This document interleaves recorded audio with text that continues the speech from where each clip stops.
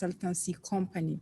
He is an internet pioneer who co-founded the first licensed internet service provider in Hong Kong and leads the Belt and Road Blockchain Consortium. So previously, Pinder also served on the Hong Kong Government Committee on Innovation, Technology and Industrialization, and he has held many other leadership positions. So I will just stop here and then give the floor to Pinder, who will tell us today about brainchain. Pinder, the floor is yours. Thank you so much, Amanata, for this kind introduction, and thank you and apologies for being a few minutes late. As mentioned, we have a very big task of us today, which is to set the scene in some sense for a very eventful week ahead. And why don't we just get stuck in? So what I'm going to do is just talk through, and if I could have the staff advance the slide to the next slide by next, that would be great. Next slide, please.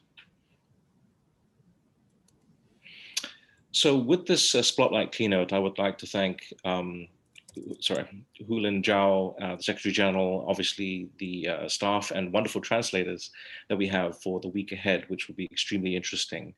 Could we have the previous slide one up before that?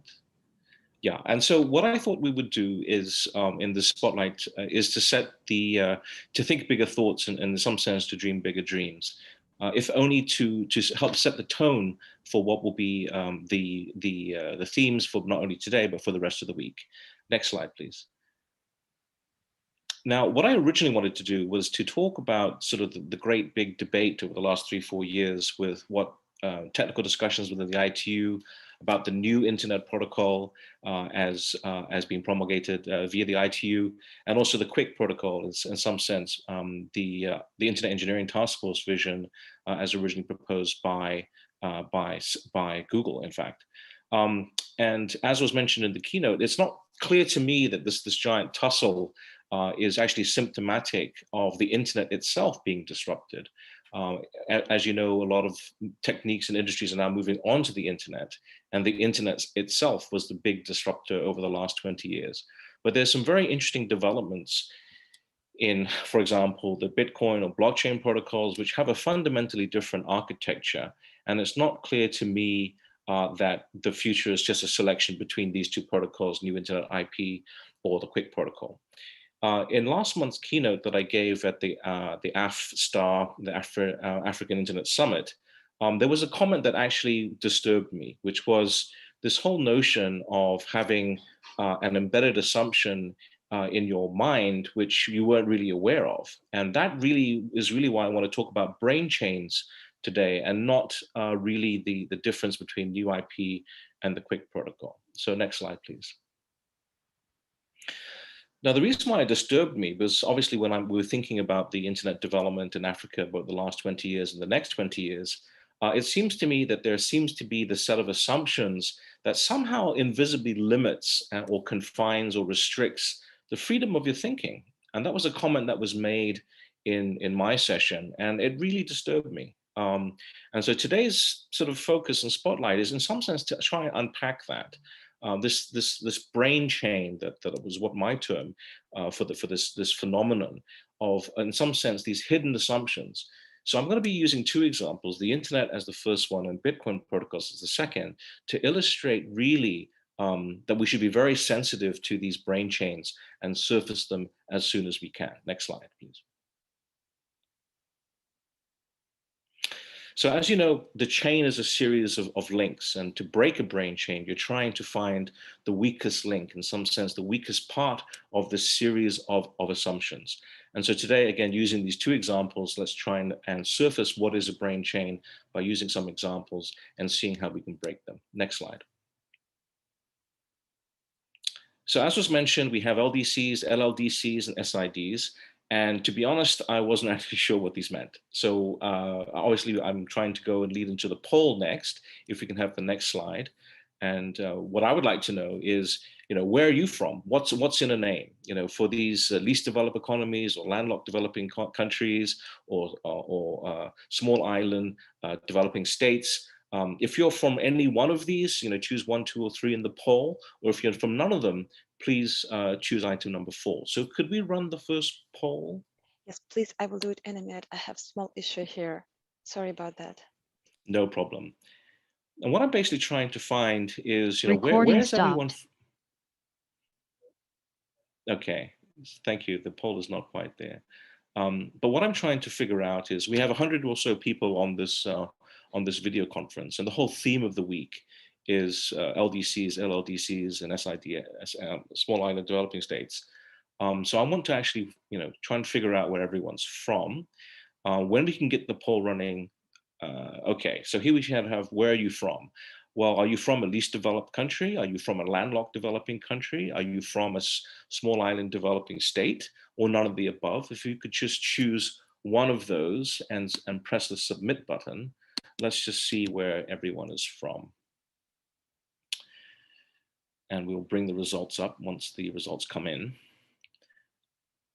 The point I'm trying to illustrate, though, is in what's in the name is, do you accept this framing? And this framing for LDCs, LLDCs, and SIDSs is going to be persistent for the rest of the week. And to me, it was in some sense the first example of a potential brain chain, primarily because, and I'll go through it in a moment, there is some assumptions with the naming of this that I'm not sure, given my experience with the African Internet Summit, that I entirely agree with both the terminology and all the framing. Next slide, please. And we can show the results from the poll whenever they're ready. We have, and the reason why 54% you have the result? voted. Okay, well, let's just wait. Just wait for a few more minutes. Okay. The reason why I don't accept this is because of some of the words that sort of trigger me. Based on last month's discussion of the internet development in Africa. These are the words like small, least, island, landlocked. I mean, they're implicit in the terms of the definitions, but I would argue that we may not necessarily need to use this geographic or size-based framing. Next slide, please.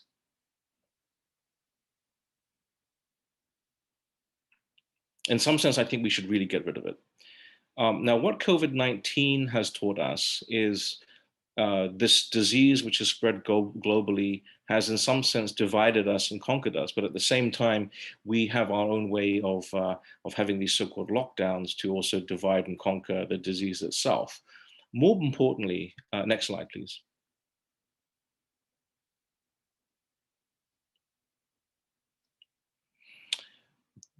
The ITU and the way that this conference has been framed is really from, obviously, the ITU nation-state viewpoint.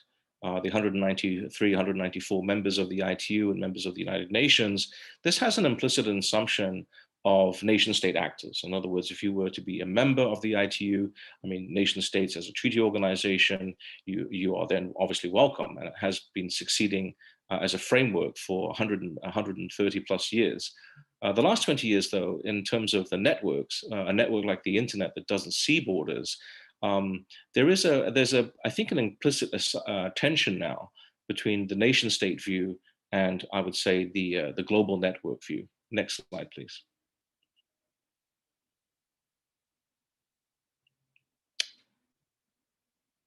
Next slide, please. So COVID-19 talked in some sense about many of us who don't have to go to a factory, we can just work from home. And in other words, the importance of the network is now paramount, especially in the COVID-19 era. And so, as I said earlier, I'd like to use two examples of trying to surface brain trains through two famous networks. The first is the rise of the stupid network, something that I was involved with in the early 1990s, which was actually the rise of the internet itself. Next slide. So here's an example of the internet as it was in 1973. It's gone from this research network with a minimum small number of nodes to now this massive global network with 80,000 different networks which all participate to form it. And the current view is, through evolution of protocols like QUIC or new IP, that this network of networks will continue to expand. Next slide.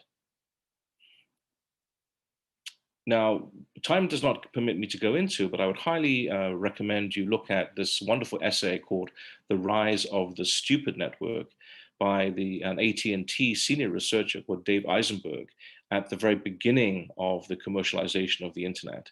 Now, this was from the perspective of the person who was deeply involved with the phone network, an international voice such as IDD, in other words, the domain of the ITU.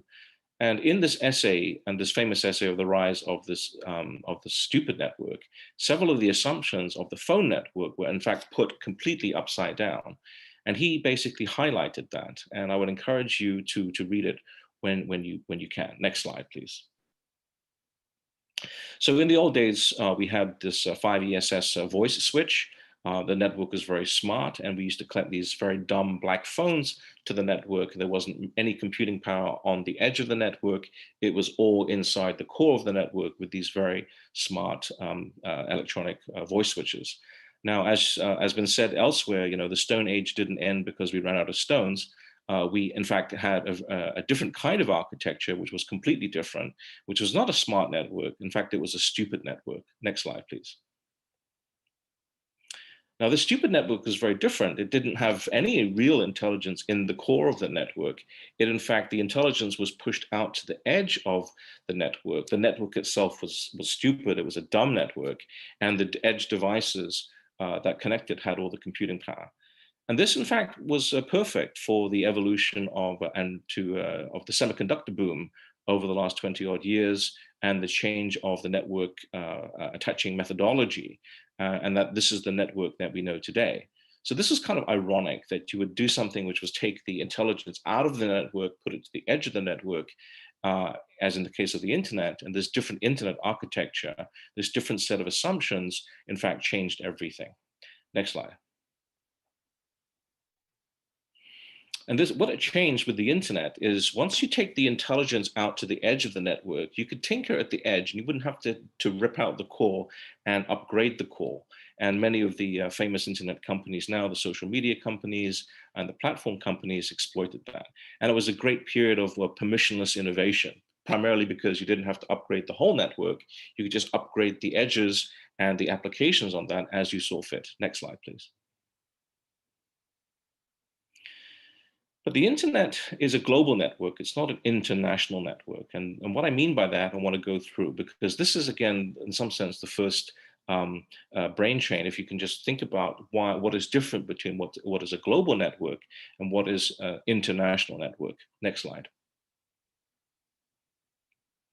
And the key thing here is to notice that we're not talking between nations, between nation state actors. Obviously the ITU is framed in those terms, and that's one of my chief concerns today, is again moving away from this international only viewpoint, but yet a network that is still global. Next slide, please.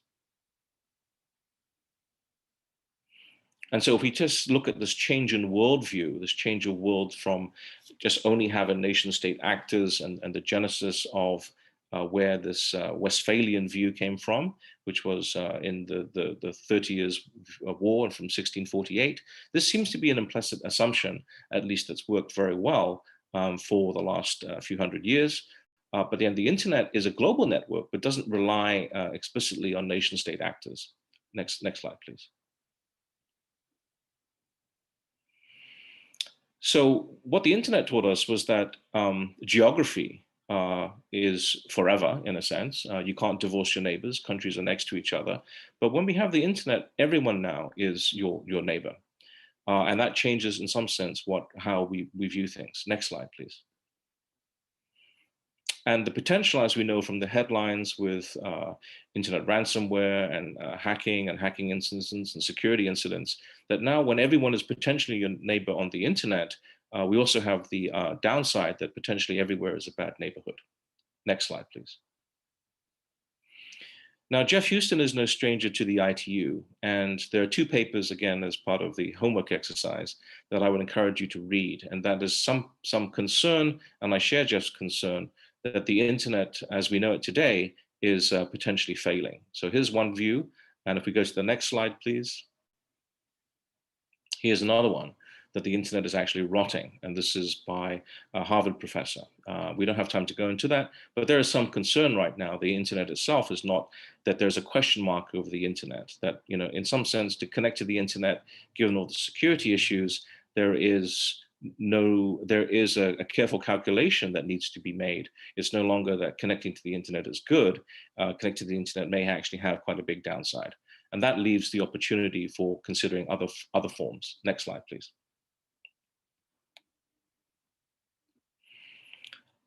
We can also see that the network itself has evolved to be a very, very surveilled network. And we have these social platforms that does all the surveillance. This was, again, not necessarily a foreseen forecast, but that is the way things have evolved. So what I want to do, I think we're running a little bit out of time, is really to get to the crux of the matter. So I want to skip forward to the slides. Actually, let's leave the slides as they are here.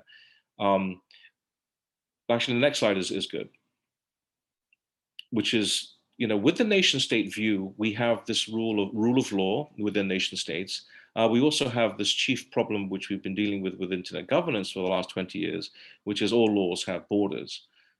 So the examples of brain chains to go through and to highlight was that the internet, there was a fundamental assumption, and that assumption was distance equals cost. And old networks, such as the International Direct Dial Network, had the accounting rate settlement assumption. And with that governed the world of the telephone network. When we have a different architecture, like the internet architecture, where distance did not equal cost, if you understood that that was the first chain that you didn't have to, that you could break, that distance did not equal cost, then you would have made them a lot of money out of the internet era. There are other examples as we wrap up in the next few minutes. The second one is, in some sense, the Bitcoin protocol. The Bitcoin protocol is it doesn't only run on this stupid network, the internet. It coordinates every 10 minutes with these blocks that are produced. So it's a very slow network. And so the irony here is when you have something that's both stupid and slow, that's not normally a recipe for success, but it does lead to some very, very interesting properties. And in the later slides, which you can go through after the call, I would go through two examples of this slow network. The slow network itself, where you have, in some sense, the assumption here is that time is money, and Bitcoin is an example of that data equals money. But more importantly, that by relaxing some of the constraints of decentralized systems, we can have massive replication, from not just replicating a few tens of nodes, but on the Bitcoin network, for example, about 100,000 nodes. So the summary here is that the small island that I see, or the landlocked island that I see, is in fact between my ears. What I mean by that is, I think there is a third way. I think there is not necessarily a binary choice between new IP or the quick protocols. I think if you accept these terms of being least developed or small island or landlocked, it doesn't really resonate with the challenges ahead, which is the opportunity to lead. And so what I would like to encourage us all is listen very carefully over the next few days about the developments in space and development of 5G, the development in decentralized identifiers, and try to surface what are the hidden assumptions, what are the brain chains, if any. Because I think the risk here is to accept the discussions as presented, and they not necessarily may be relevant to your local context. Thank you very much. Please let me show the polls. The results. We have 81% who voted. Let's see where everyone was from. Right? Right. Wonderful. So many were from, again, if you accept this definition of least developed country or developing country, then again, that is, well, actually, most people are actually from none of the above. So that's pretty good if you accept that. So what I would encourage you is to reach out over email. Please do share the slides after. They're pretty self-explanatory. But the point here is, if there are any chains of assumptions, let's surface those as soon as possible, because accepting the argument as given is probably the biggest mistake you can make. Thank you very much.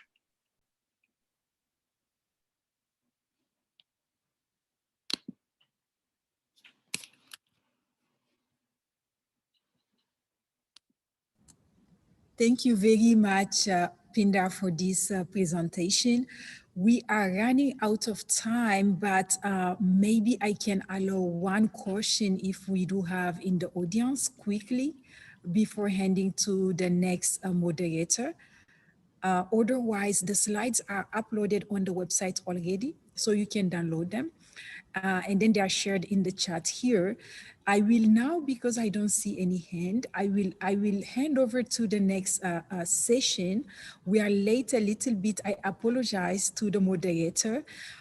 So I will hand over to Mr. Sherman Hong, who is Senior Advisor, Digital Impact Alliance, for the next session, which is entitled Scalable E-Government Solutions for Developing Countries. Thank you so much. And then after this session, we will have a session at 2 p.m., which is the opening ceremony. I welcome you all for these sessions. Thank you, Pindar, again. And then if we have any other questions in the chat, I will be sure to forward them to you. Bye. So Sherman, the floor is yours. Hello, everybody. Thank you very much. I would like to pass to the head of European office at ITU, Mr. Jarlstorp, for the opening. Thank you very much, Sherman, and good morning, ladies and gentlemen. This is a great starting of the week with this event. So good morning, good afternoon, good evening, depending on the part of the world you are connecting from. I'm pleased to welcome you at this special session on the scalable e-government solutions for developing countries that is held within the framework of this emerging technology for connectivity special event. Ladies and gentlemen, digital government services are vital for developing and a digital economy that benefits also its citizens by expanding access to critical services such as health, education, and social protection. Countries are seeking to achieve the SDGs in the next 10 years, and they are increasingly looking to national digital strategies and agendas to transform the way they do the business and improve the lives of the citizens. More importantly, however, they are looking towards the concrete solutions that may address their needs. And the example of the GovStack is one of them. So that's why welcome to this special session, which will provide more detail on this offering. This has never been more true during the times of the COVID-19, putting several constraints to the traditional offline government services. Therefore, there is a need to act, particularly in LDCs, LLDCs, and SIDS, that face challenges in terms of infrastructure and the capacity to implement such services. ITU estimates that $430 billion are needed over the next 10 years to bridge the gap and to get everyone in the world connected. And we have still over 3.7 billion people offline. A part of this much needed investment must be aimed at engaging citizens online and offer meaningful ways to connect and benefit of the government services. Ladies and gentlemen, the GovStack initiative seeks to tackle the barriers to implementation and scale up of government services within the countries. Current challenges to digital government include lack of coordination and the habit of working in silos, funding constraints, absence of scalable solutions, all posing significant constraints to digital transformation in government, increasing cost and inefficiencies, and often leading to inaction. A whole of government platform approach to developing government services through the reuse and minimal customization of quick and easy to adapt building blocks is at the heart of the success of digital government services projects. Open source models for the government platform that is built from modular and reusable components, leveraging a secure and standards-based approach are an optimal solution to solving these issues in a cost-efficient and scalable manner. This is what we consider as an emerging technology and emerging new paradigm, which many best practices across the world that can be replicated in developing countries as well, LDCs, LLDs, DCs and SIDS. Ladies and gentlemen, today you will hear more about this initiative and the concrete next steps that are on the horizon. I'm very pleased to recognize that the partnership forged by two countries in Europe, Estonia and Germany, which have joined the forces with the Digital Impact Alliance and ITU in October last year to bring this project to life. As we proceed towards the implementation over the next 2-3 years, we can expect a significant impact for beneficiary countries, and the outcomes of today's discussions will be an important step forwards towards this goal. Let me also remind that this initiative has also been originated by European countries within the framework of the working as part of the Europe for Europe approach, as well as Europe for the other regions. This is a significant contribution to our ITU regional initiative for Europe, focusing on the citizen-centric approach to build services for national administrations that seeks to facilitate the development of transformative and paperless citizen-centric services that are accessible and available to all members of society. Ladies and gentlemen, before I conclude, let me thank Estonia Ministry of Foreign Affairs, German Federal Ministry of Economic Cooperation and Development, and the Digital Impact Alliance for the work carried out so far and for continuous support to this initiative.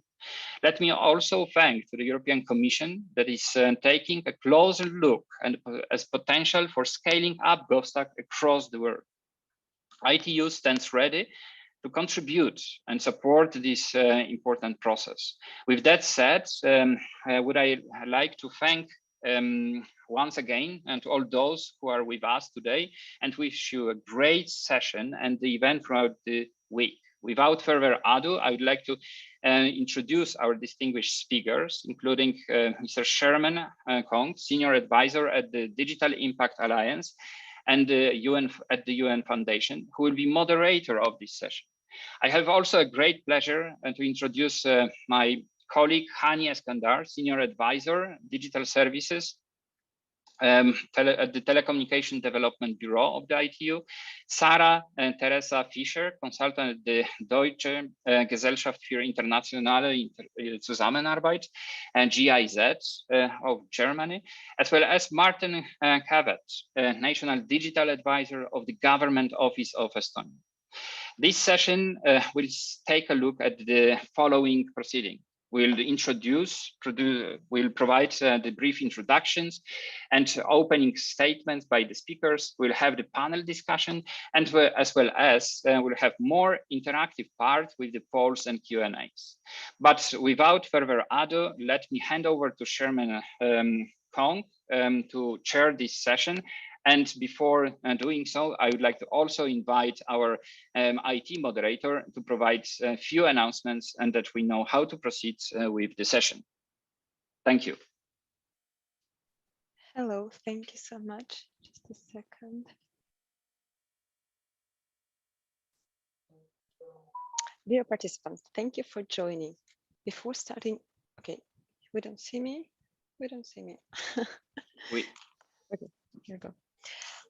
Dear participant, thank you for joining. Before starting the meeting, I would like to give you some instructions on the Zoom platform and the meeting itself.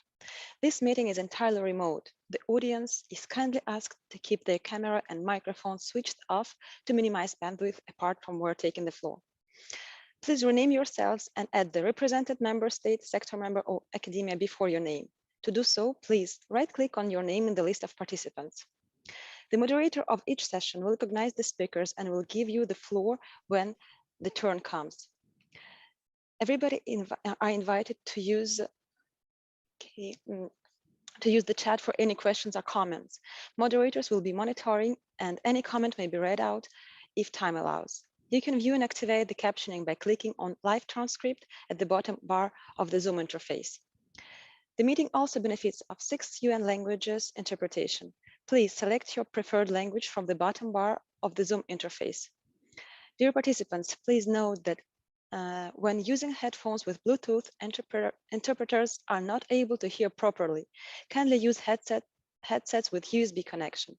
The meeting is being recorded, and the recording will be used for report writing and communication purposes. Every effort is being made to facilitate the smooth flow of this meeting. Thank you for your cooperation, and I wish you a good meeting.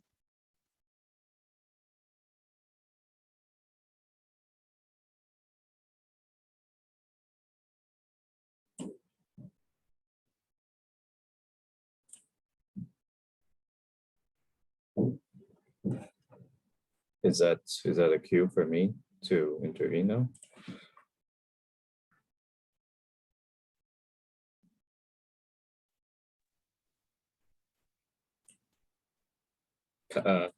Okay, hello everybody.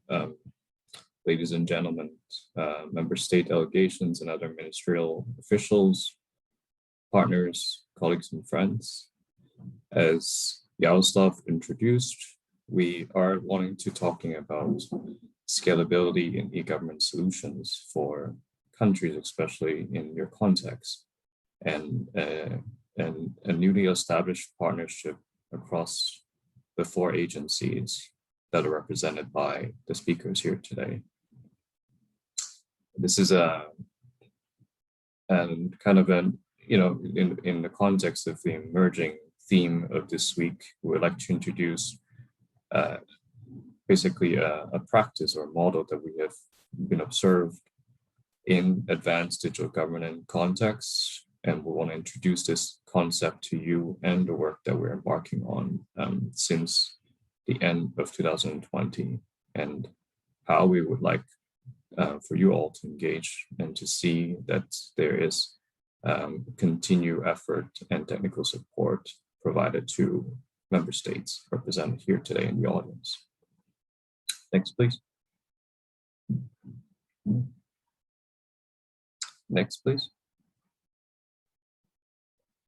So what we have been noticing in terms of countries that have been recognized for advanced digital governance is this kind of model that's been converging, and we've seen this in our review and in discussions with countries, and it's recognizing government as a singular platform for citizens.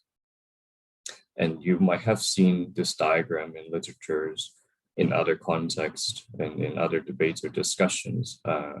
It might vary, but the notion behind it is that there is a shared digital service infrastructure in place that is facilitated and operated by government in a more cross-sectoral whole of government approach manner.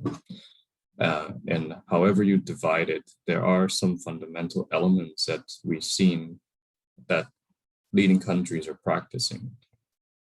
So it's around developing and maintaining and operating these foundational elements within the infrastructural context of digital government services. So in some countries, you see generic components being stood up that can facilitate services and needs across different agencies and as well as other government branches at large, such as digital ID, authentication, seen cases of unified payment interfaces or gateways, and then common applications that are built on top of it, contextualized for different agency needs. So it moves away from the traditional sense of disparate solutions that has been deployed by different agencies or as siloed or limited by lack of funding or lack of demands or needs. And it moves towards a more centralized shared approach where agencies describe and express digital needs that are common across, and to aggregate and to build together in this more centralized way. Next, please. And you've seen cases like this, and you will hear today, very fortunately, a representation from Estonia in terms of how they've done this kind of work or approach. But in a sense, there are some illustrative examples that we have seen in the context of Estonia or in other countries as well.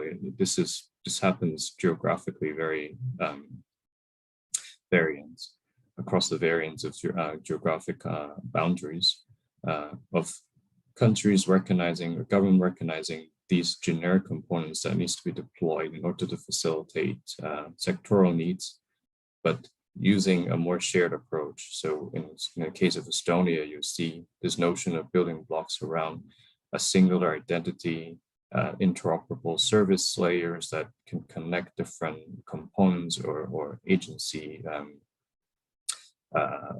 in a context or blocks, so to speak, and some other digital components that underlie the digital government service infrastructure itself. Next.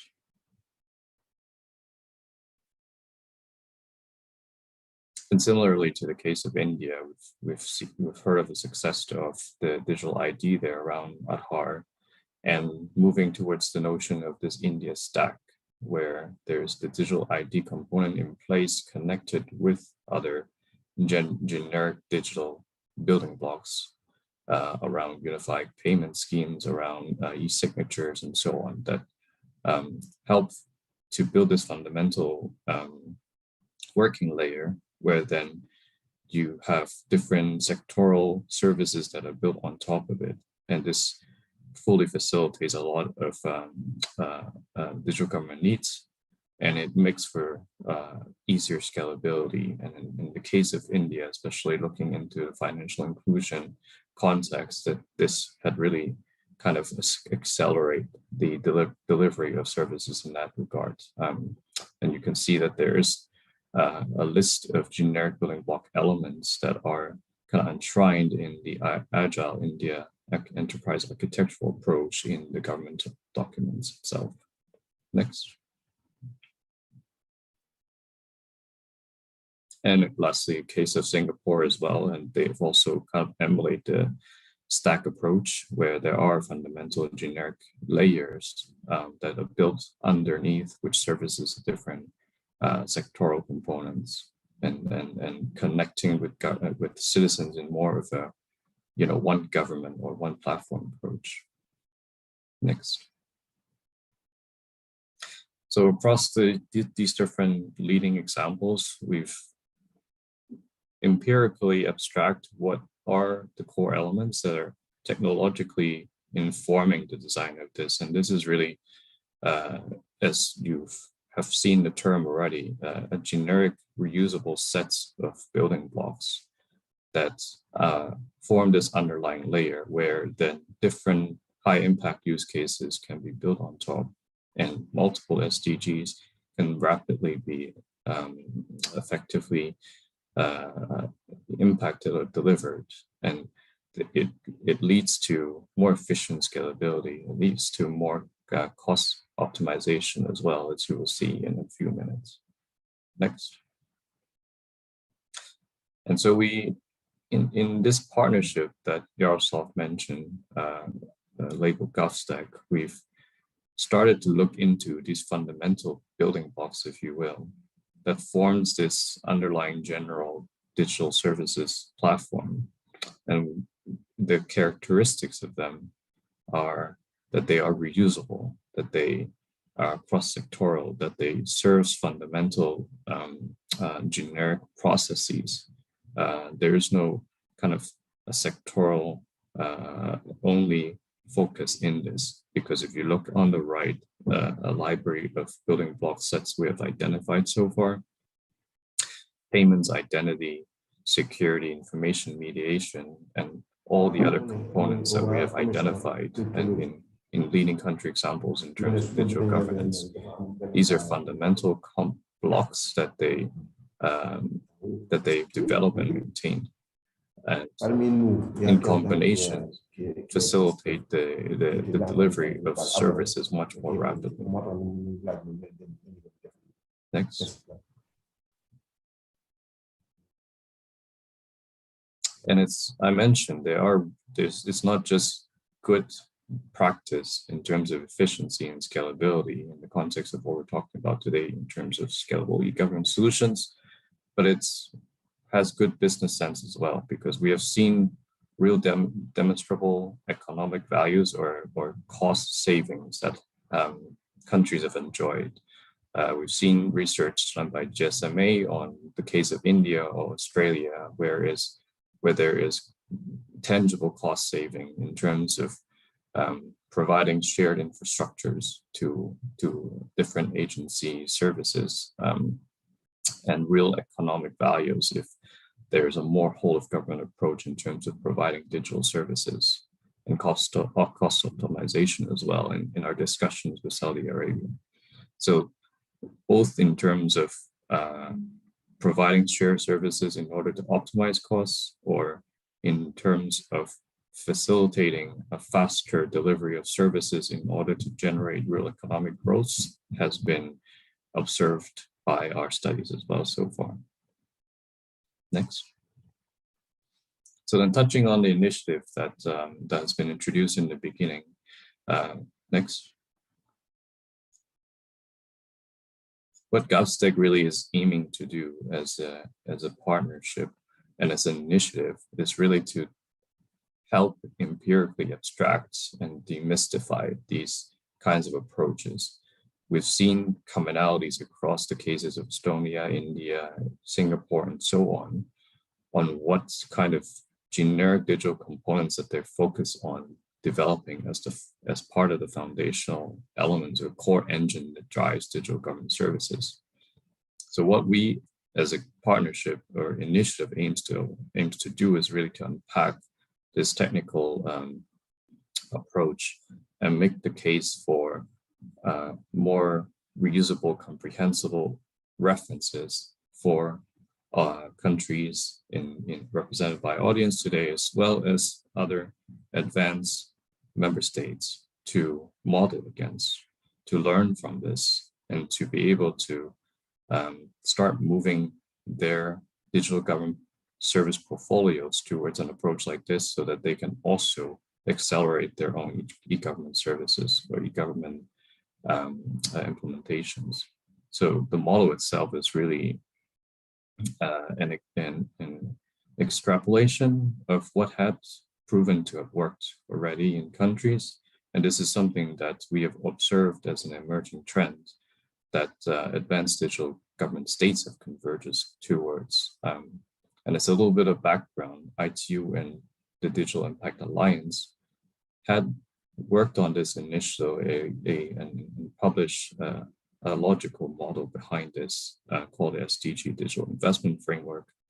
So the GovStack initiative really is an extension of informing the technical notions behind this. And you will see one of the outputs that we're aiming to achieve is really informing the technical design of these building block components that I've touched on earlier.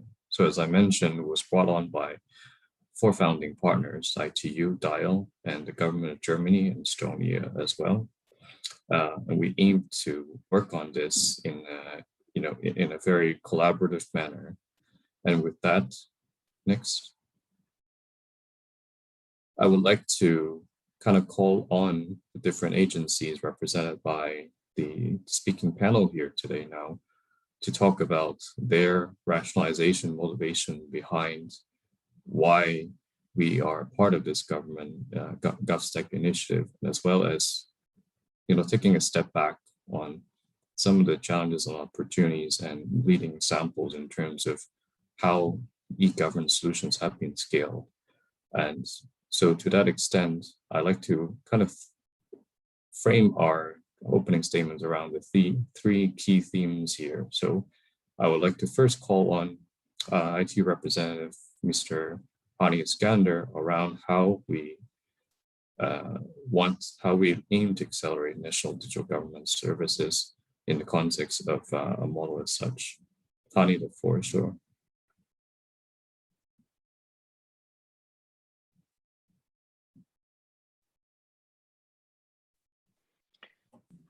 Okay, thanks very much, Sherman, and good morning, good afternoon, everyone.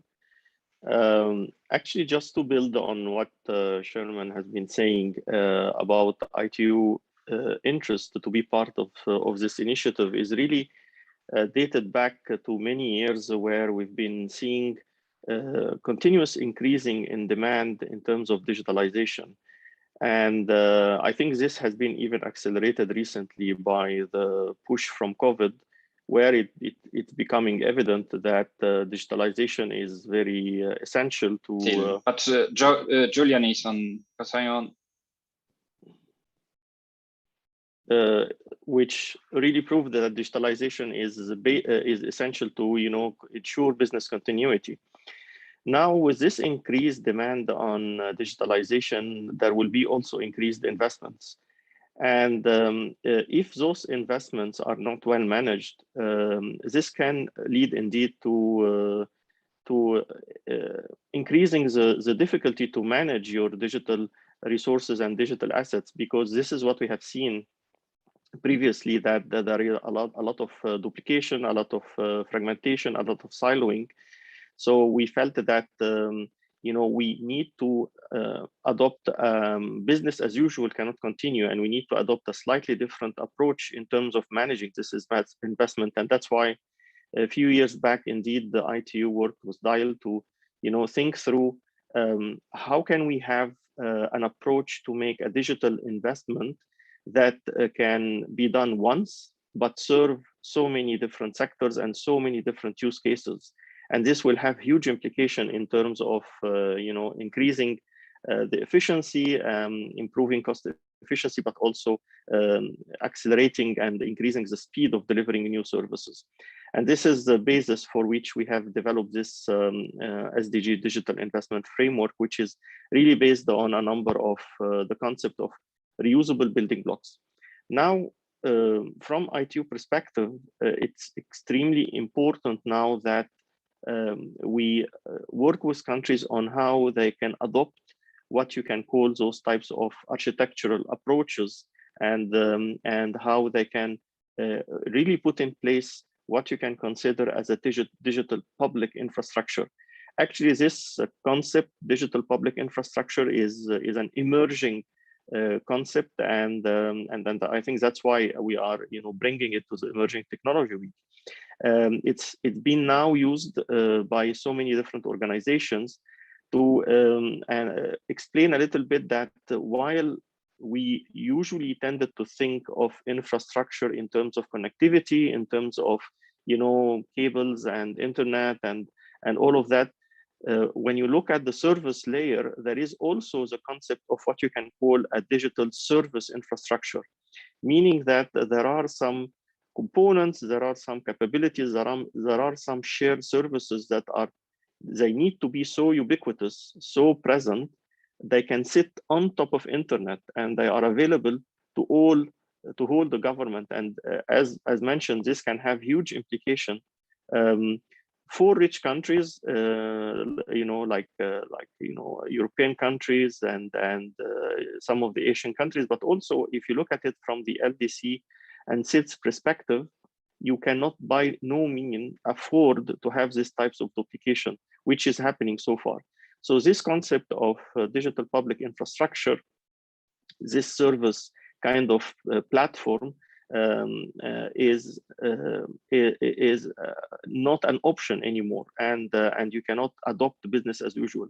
From the ITU perspective, we are really focusing now on building country capacities so that countries can on their own lead this establishment of these types of infrastructure, and really being able to make those investments and make some good decisions in terms of investments, and put in place those types of foundations that will enable reusability, but also interoperability, and they are secure by design, and they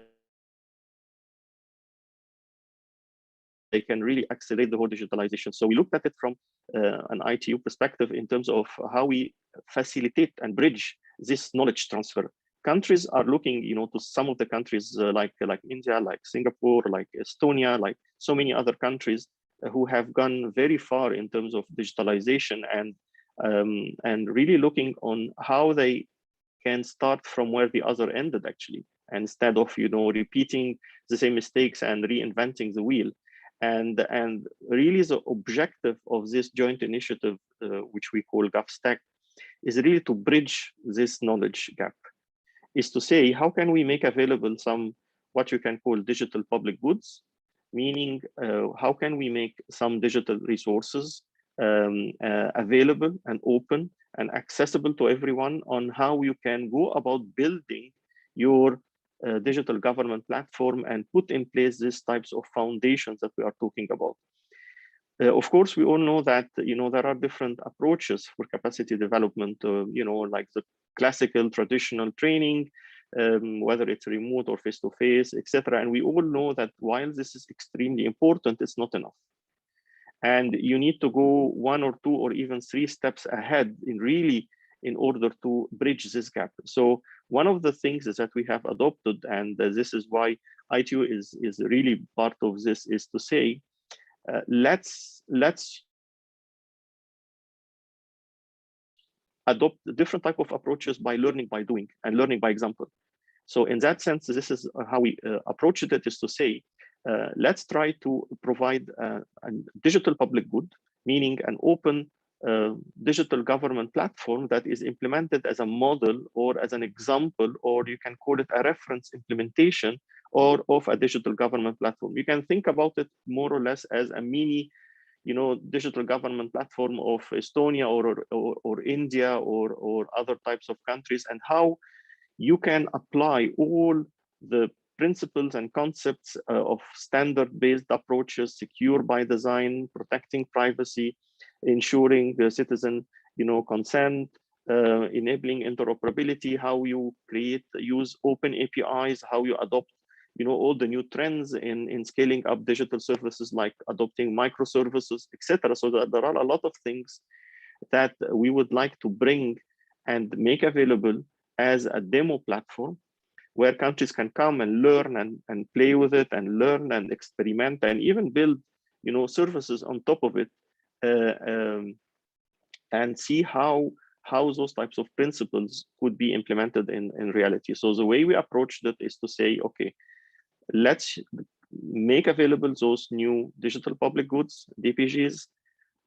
Let's really make sure that the model platform or the example platform is really built based on best practices from a number of countries, and we use this as a resource for knowledge transfer and making sure that we give more and more ownership for governments to see themselves and can implement similar types of platforms in their own countries. So the whole idea is that this type of open, accessible resources will help countries, first of all, of course, to learn, but also potentially to replicate this in a way or another in their countries. And how can this also can inform procurement processes, because we all know that procurement is something that is always a challenge in order how you can procure those types of solutions that goes beyond the one specific solution scope or beyond even one department or one agency, and you make these types of whole of government type of infrastructure available.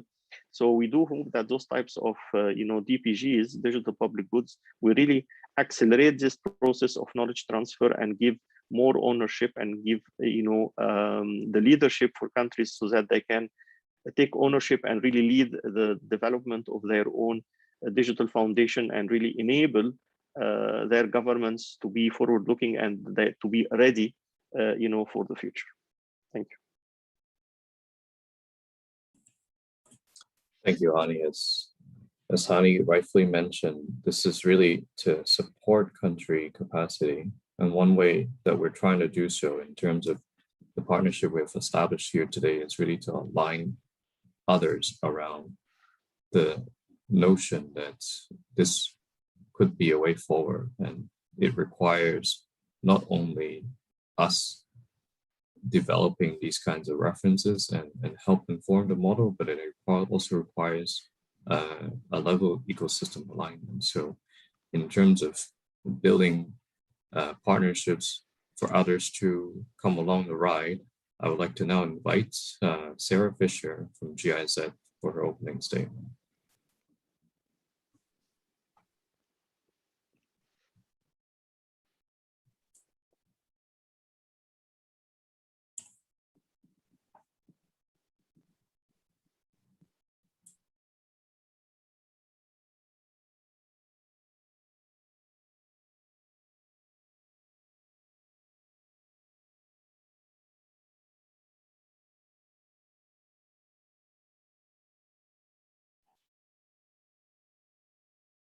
Excuse me, I didn't hear you, sorry.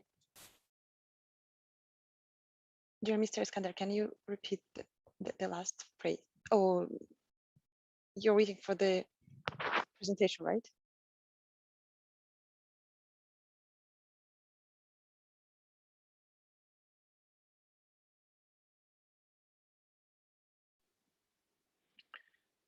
Yeah, sorry, I think we need to unmute Sarah. Okay, she's Yeah, unmuted. Perfect. Now I think I should be working all right. Sorry, I couldn't unmute myself because I think that needs to be done by the host, but I'm hopeful that everyone can hear me now. Perfect. Thank you very much, Sherman. And also let me start by saying it's a great honor to join today's panel on scalable e-government solution alongside our partners in crime here from the GovStack initiative, Sherman Hani, Martin Jaroslav. I'm happy to be here. And I can just say from GIZ side, from the German development side, digitization or the digital transformation has become a key priority over the last years, because we really see it as a useful tool and helpful tool to address global challenges, to promote sustainable development, and thus hopefully, create better access to services and solutions for all of us. And as Sherman and also Hani pointed out, I think especially the last year and COVID has shown us yet again what tremendous role digital technologies can play, not only in fighting a global pandemic in the end, but also in keeping communication flowing and keeping services accessible. And rarely, I guess, have we been made so aware of how much our fate also depends on science, on digital innovation, as we have been in the last year. And since the start of the pandemic, we also have faced an increased demand from our partner countries to support on national digital transformation, on strategies, but also on responsible use of data, for example. And I think countries across the globe have recognized the significant potential that digitization holds for to weather the disruptions that the pandemic hold and brought, but also to inform and to better build government services and infrastructures, and thereby keep access for citizens open in that sense. And what we see at the moment is that numerous citizen services and public administration processes, such as, say, contract awards, patient files, agricultural market systems, but also billing of health systems, cause an enormous volume of administrative IT work. And in order for these processes to work also more smoothly, I think we highly depend on reliant IT systems, on reliant solutions to process this kind of information also in an efficient manner. And I think this is where the GovStack collaboration and the GovStack initiative will truly power digital transformation and give governments a good chance to build and deploy digital services and applications in a more cost-efficient and accelerated and most important also integrated manner.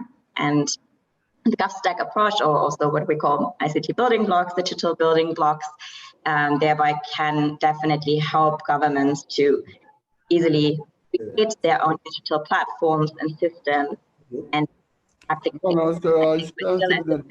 Beginning to sketch out for building blocks at the moment, such as payment or ID. Sherman also gave a bit of an overview earlier on what concrete building blocks we're engaging in, but I think there is a great progress being made at the moment, and I think this is a great initiative to contribute to not only to the smart development goals as well in the end, but also to make government actions more transparent, more participatory, and offer citizens really the administrative services that they need in their local context. Over the last years, we also witnessed that more and more donors, as Hani pointed out as well, support the development of digital infrastructure. There is a growing interest in investing in this field, but we also see that these investments are still often duplicated, they're fragmented, and thereby they're not really often scalable or sustainable in the end. And I think this is also where we see a great chance at the moment to align efforts. I think it's a great time to rethink a little bit also the funding structures behind digital public infrastructures, to align efforts and to work jointly on this very ambitious agenda for international cooperation on good digital public infrastructures, because this is also the time where we can decide and influence what kind of digital public goods we're going to build and to make them good, meaning also secure and as resilient as possible. Yeah, I think that has been mentioned as well already, but we often operate when it comes to also investment into digital public goods still in silos, so in different sectors. And especially now, it's really important to address these parts of digitalization jointly, because there are overarching mechanisms that can be used also in different sectors, and thereby also give us the chance to basically maximize the return of invest also when it comes to that. And I'm pretty sure that better coordinating investments in DPIs and DPGs really gives us an opportunity to overcome these silos. There has been major interest and a great lot of work also done by other partners in this field, for example, also Bill and Melinda Gates Foundation, who are also gathering around the similar effort. There is a group of donors also at the moment establishing or discussing the idea of establishing a global fund to support partner governments, talking also about Gates, NORAD, KfW. So there is a lot going on at the moment. There are a lot of discussions, and I think we're at a crucial point at the moment to align donors' perspectives a little bit more around digital public goods as well. And I think not only COVID showed us now that yeah, it's important for us to collaborate on this manner. It's important for us to cooperate on developing good digital government solutions that help us in the end also build solutions that are inclusive, that are secure, that also protect privacy, and in the end also support human rights when it comes to that. And yeah, we are very happy to be part of the GovStack initiative, I can say, from the German side. I think it's great to further develop this global community that we already started. And I also warmly invite everyone to join us on this journey. I think we're always welcoming technical expertise in our working groups. And yeah, we really want to make this also a global approach. So yeah, I'm glad to be here today, and thank you so far. Back to Sherman, I guess.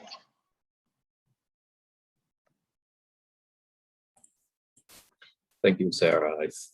I think what other donors are realizing as well is we are really providing a generic model where collaboration and alignment can happen. So in the context of what Sarah mentioned, the GovStack model itself, or what we're trying to extrapolate from successful leading country examples, is that it's not really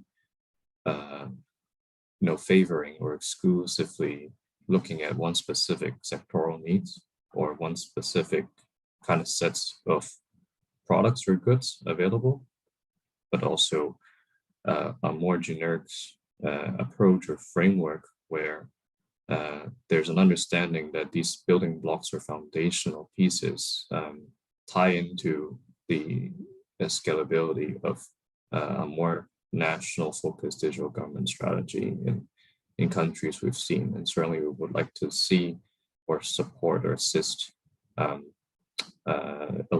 LLDCs and SIDS in this regard as well. So going back to Hani's perspective a little bit in terms of accelerating country capacity and knowledge transfer, one very good way to do this is to connect to countries and other ministries and government examples that have done this. So we're very pleased to have the representation from Estonia, Mr. Martin Kajev, to speak about this from an Estonian experience perspective of how their journey was. So, Martin, the floor is yours on your opening statement. So I hope you can hear me. I've had some bit of a technical difficulties, but basically, yes. For Estonia, we realized something like 4 years ago that our own current governance architecture is not adaptable enough. So one of those reasons of taking a whole of government and the building block approach is about building adaptiveness within government. So the reason for this is that the problem that we are trying to solve with the building blocks and with the whole of government approach is actually not a technological problem. Digital government and digital transition is always more about the change in mindset and culture, starting from the public sector. So in the Estonian story of starting to build a digital society in 2000, in the end of 90s, basically, one of the core lessons learned is that in order to change the mindset and culture within a society and within a public sector context in specific, it's smart to change the tools people use on an everyday basis. And one of those issues, I think, not only in Estonia, but in many other governments as well, is the reason of building monolithic architecture, building this huge monster of pieces of infrastructure that are really hard to change and adapt. And as we also got stuck in legacy in certain parts, in certain services, then we realized that it's wiser and smarter to do this domain-driven microservice approach, which basically allows enough adaptability. But again, having the lesson learned from Estonia, knowing that the tools we use change the way we think, then our goal in piloting and testing these microservices is actually much longer than just technological. It's more about the organizational culture around it and how can we build adaptive organizational governance architecture in one government. But one of those tricks that we also see is that in Estonia, we actually kind of feel that we have already solved the easy questions when we regards to digital transformation, meaning that yes, we have a strong working digital identity, we have a secure data exchange layer, we have data integrity all across the ecosystems. So the problems and challenges that we face are basically much harder to solve than some of these very basic components. But in order to solve these much harder problems, then we also have realized that, well, we are still a very, very small country, and the future of government services are cross-border. So basically, it's very important to try to do these things in a collaborative way across the borders, because this GovStack or the microservices approach only starts to work when there is enough community of developers around it, enough of the different public sector governments, entities, authorities that actually utilize and use this toolbox. Then basically from Estonia's perspective, GovStack is essential to build our own digital government in an advanced way as well. But in order to do that, we need to do it collaboratively, because otherwise we couldn't reach the critical mass of those participating countries, the developers, and so on. But this kind of ambition only works at scale. So that's why we are like really, really happy to work together with Germany, Dial, and ITU on these building blocks, because it's not only about the low resource and middle resource settings, but it's also about the digitally advanced countries, because I'm pretty sure that many of the different governments that are considered to be somewhat advanced in digital tools, then many of them are actually thinking about the same lines. We may talk about Singapore or Australia or New Zealand or many other governments, or Finland, that are deploying their whole of government approach based on microservices. But we also need to acknowledge that this is a road that takes a long time, and it's more about building trust within a community, so that all of these different kind of microservices and the collaborations around the different domains, may it be healthcare or social welfare or unconventional cash transfer or any of the other things, could be implemented and deployed. And then, of course, one other key aspect why Estonia is very, very invested in this effort is that fundamentally the next 10 to 15 years about building government services is much more about the cross-border effects. So, for example, in Estonia, we have managed, well, we haven't stood in a line of a DMV or to register a car or something like that. We can do all of those things online for already 10 years. But if we could do those things for other countries as well, like in other countries, then this would significantly boost the economy and make our lives better. So the future is on cross-border interoperability. Is still the key here. And in order to achieve those things, we need to build trust between different stakeholders, and GovStack is definitely a very, very good example of putting these different bits and pieces together and finding a common language and APIs that all of these different applications could potentially talk to each other and build trust step by step, starting from the small, easy use cases, and then collaboratively evolve into much bigger and difficult ones. So I hope my message was heard, meaning that there were no big technical difficulties, but back to you, Sherman, basically.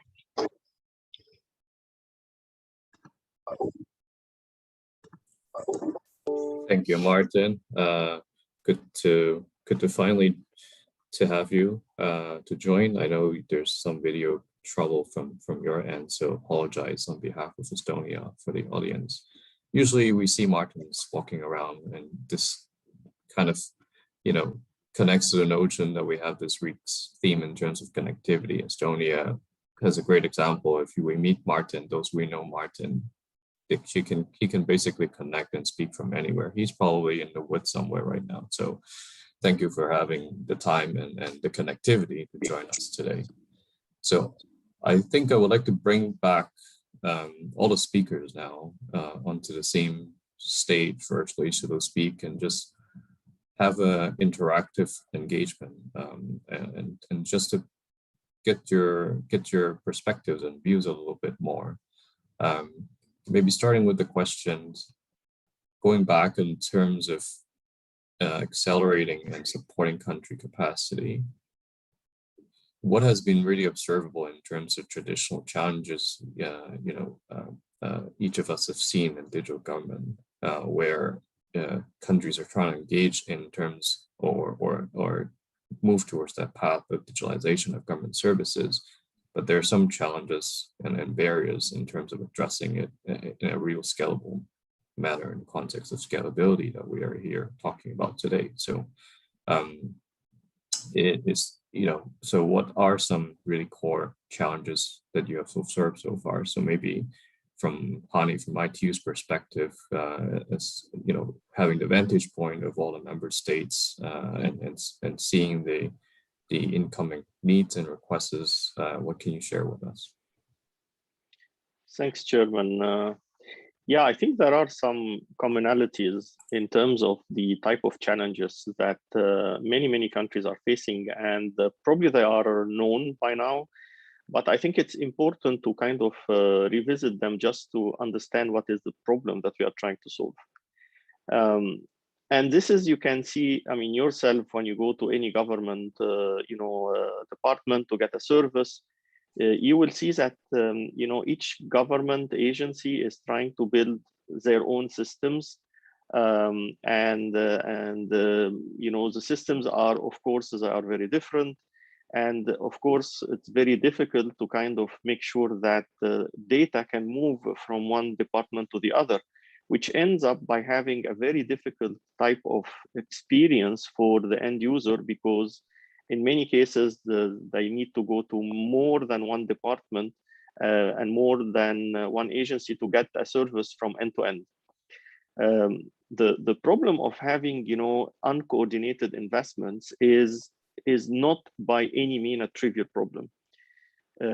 From one side, it has implication indeed on having a kind of a, let's say, not optimum user experience, but also it has huge implication in terms of the ability to scale and the ability to mainstream digitalization in all different services.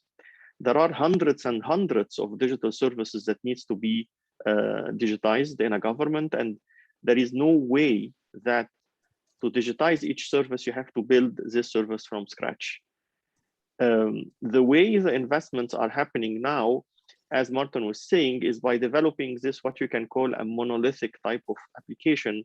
By monolithic, we mean that it's like a big chunk of code. It's like a big system where everything is bundled in the system, and there is no way to reuse small parts or small capabilities or even to access the data that is kind of captured within this application. So that's why, I mean, you have then each agency has to duplicate its own investment, and then there is of course no consistency. So each agency have a slightly different approach of doing things, and then it wastes a lot of time. Just to give you examples, very simple example, just think of a very simple thing like consent management. Consent management is something that is emerging, again, in line with the emerging week kind of theme, because of all the raised concern about privacy and data protection, etc. Currently, there are so many different ways of understanding what's consent and how you manage the consent, how you get the citizen to kind of control his own data and being able to give his approval for using his own data. He needs to know who has access to his data, and he can even revoke this access if he or she wants. So consent management is a very, very, very critical small piece that is now needed to be integrated in all government services. Unless you deal with this small piece as a shared service, what will happen that each department will reinvent the wheel and they will try to rethink consent from scratch, particularly that it's an emerging area. There is no like one clear cut what's consent and how you manage it. And then you would have huge waste of time, huge duplication, lack of consistency, not a mainstreamed experience for the citizen, where they have to give their consent in a different manners, in different services, and maybe services will not have consent at all. But if you have this small piece as a shared service, as part of your service infrastructure, accessible through APIs, it makes life easy for any new service to reuse this. If you take this and multiply it by 20 or 40 different services, you can imagine that each building block can have huge implication in terms of the impact. So this is part of the challenge, that the way we are approaching the investment, we are approaching it not by breaking down, this big thing that we are trying to build into small pieces, and we are trying to create, the small pieces that will really enable paperless, cashless, presence-less, and consent-based type of services. Identity is another thing, because if you don't have a way to identify people, then you will not have the opportunity to give the people the services that are entitled to. And you cannot deal with this issue of identity several times. Same for registration. Registration, huge.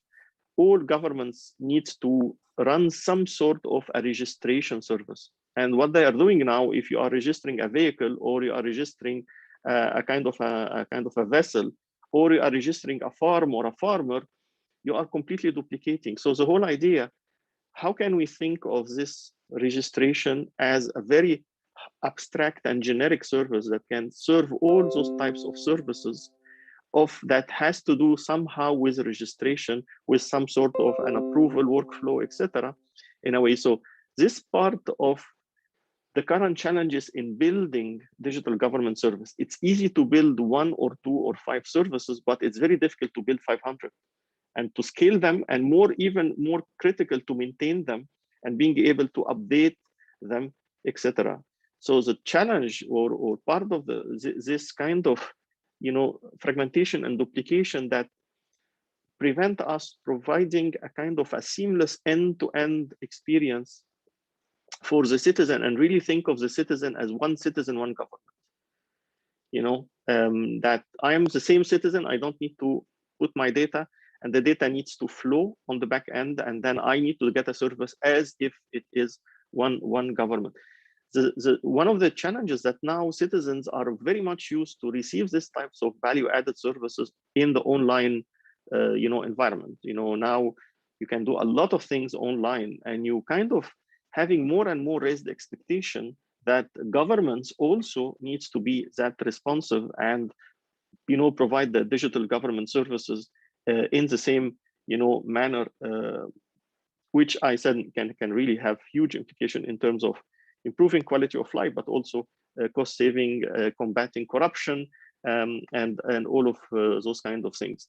So it's it's this kind of uncoordinated type of investments that makes it very difficult for governments also to mainstream digital into the whole economy, because of that the difficulty to manage, and also the level of investment that we'll need without having those types of approaches. So this is very it becomes even for government who have already digitized a number of services, they still have huge number of services that still needs to be digitized. And then even the services that are digitized today, they are not necessarily digitized end to end. What you can see in many countries, that in some cases you just have like an online form that you can download and you can fill it manually. It's not this is not like a full digitalization of services, or that you have to do part of the service online and then the rest of the service physically, where you have to go again yourself. So it's not really getting the full impact or the full value proposition that digitalization can bring. And now I think that the governments have done their strategies. In many cases, we see that there are digital transformation strategies, there are digital government strategies already formulated and developed. But one of the challenges is to say, how can I implement these types of strategies in a way that is cost efficient and that it doesn't create a mess later on? And how can I also, govern my, digital government investments and digital government services? So this is part of, the challenges that currently are facing. I think the challenge is not anymore about raising awareness or understanding the importance or critical need for those type of things. I think it's more in implementing and putting in place those types of services and scale them up, because what happens so far is of having this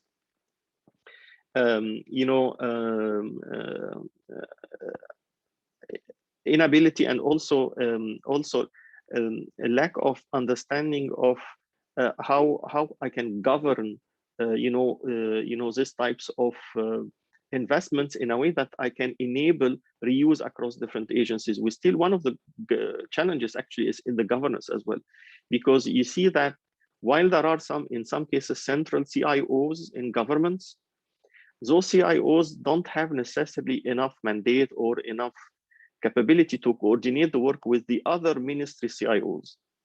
So there is still some improvements or some challenges that needs to be tackled within the governance of digital governments in the government space. CIO, of course, is a chief information officer. In some even countries, there is no chief architect, for example. This position even doesn't exist.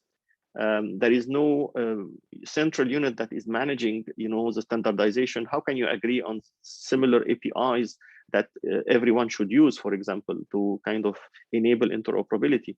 If you don't have those types of, mechanisms in country, then you will never be able to put in place, those types of architectural and those types of, infrastructure, etc. So I think it's also about having the right, coordinating agencies who have the right mandate, but also have the right skills and capacity to be able to, enable this whole of government approach, which is, of course, is not very easy to do, but as we try to explain, to scale up, you cannot avoid of having, it's not a luxury, it's not an optional anymore. You need to really think, how can you rationalize your investment and create these types of shared service infrastructure. Thank you very much, Hani. It's a great overview in terms of some common challenges that countries faces. Maybe in enlightening the audience here, we have Estonia representing, advanced digital governance, so they might have moved forwards in terms of resolving some of these challenges. So Martin, if you have any intervention or can shed some light on how maybe a particular challenge you faced in Estonia in an early stage of transforming digital government, and how the country itself moved past a particular barrier or issue. So thank you, Sherman. I think the early days of building a digital society in Estonia were very much different from those countries that might start the journey now, because this was the end of 90s, beginning of 2000s. And for example, in Estonia, making the digital identity happen, making secure data exchange actually work. Actually, these were not mainstream questions at that time. But one of those examples that I would like to bring out is, for example, 2-3 years ago, we started actually testing this microservice-based architecture. And one of the services we did at one of the first ones was in Estonia. When you become a father or a mother, you can have 1.5 years full salary maternity or paternity leave. And in order for usually newborn mothers of newborn kids to get it, before that, this particular service basically needed filling out different forms in different pages. But now, with this microservice architecture, because, well, anyway, the government already knows that you've just given birth. And basically, you log into one site for once, just confirm to whose bank account the money should go. And basically, it's a one-time thing, and you get this whole 1.5 years of maternity leave really easily. But the key here is that this process is not fully automatized. All of the routines not yet have been automatized. But what the microservice architecture actually provides us is that we can automate all the different routines and different processes also in a later phase. So, for example, if one of those processes currently seems too complicated, leave it analog, do other things before. So we can have this gradual growth because the architecture by itself allows it. another good example from Estonia that is just went live, I think 3-4 months ago, is that we are building a digital 3D twin of our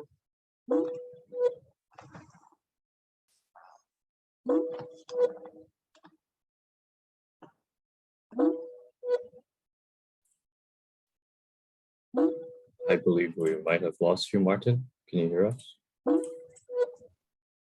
Apparently has a Teams call or something. Let me reconnect him.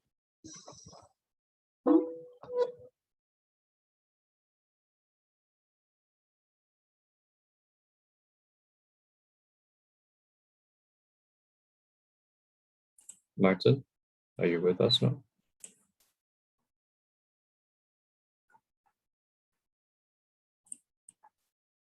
So we'll come back to maybe the Estonian insider experience in a moment once he's reconnected, but maybe moving on,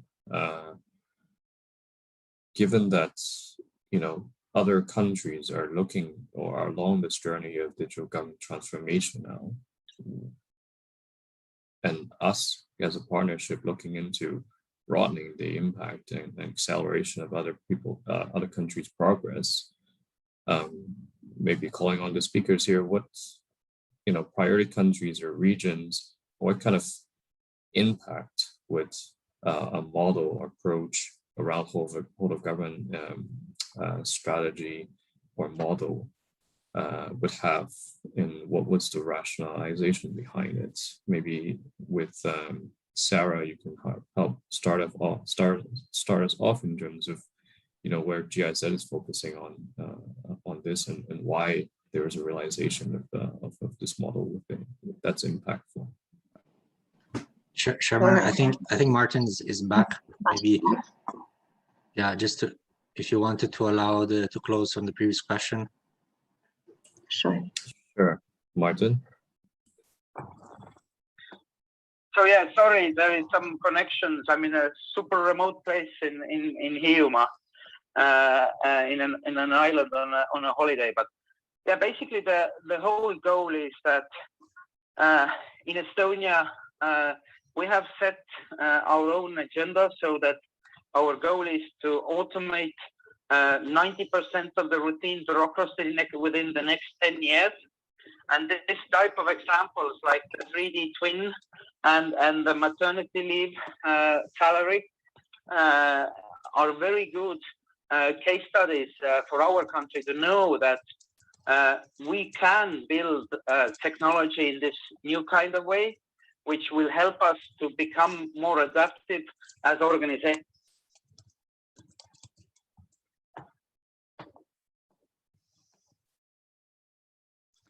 I think we lost Martin again.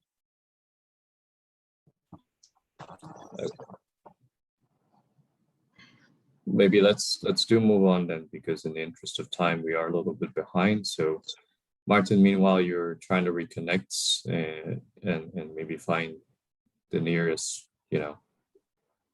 connectivity tower, so on, in the middle of an island.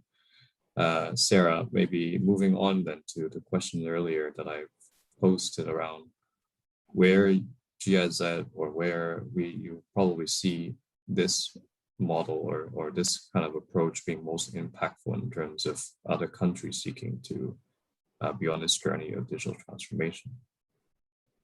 Yeah, maybe before we start looking into countries or regions that we want to implement, I think it's also important to emphasize again that I think the charm also lies a little bit in the sense that we are trying to create with the GovStack a global solution, right, and a global approach, and basically provide a bit an approach that can be used, I guess, in Berlin as much as in Kigali. And I think that is also, from a German perspective, very interesting because, let's be honest, Germany is also not at the forefront per se when it comes to the digitalization of government services.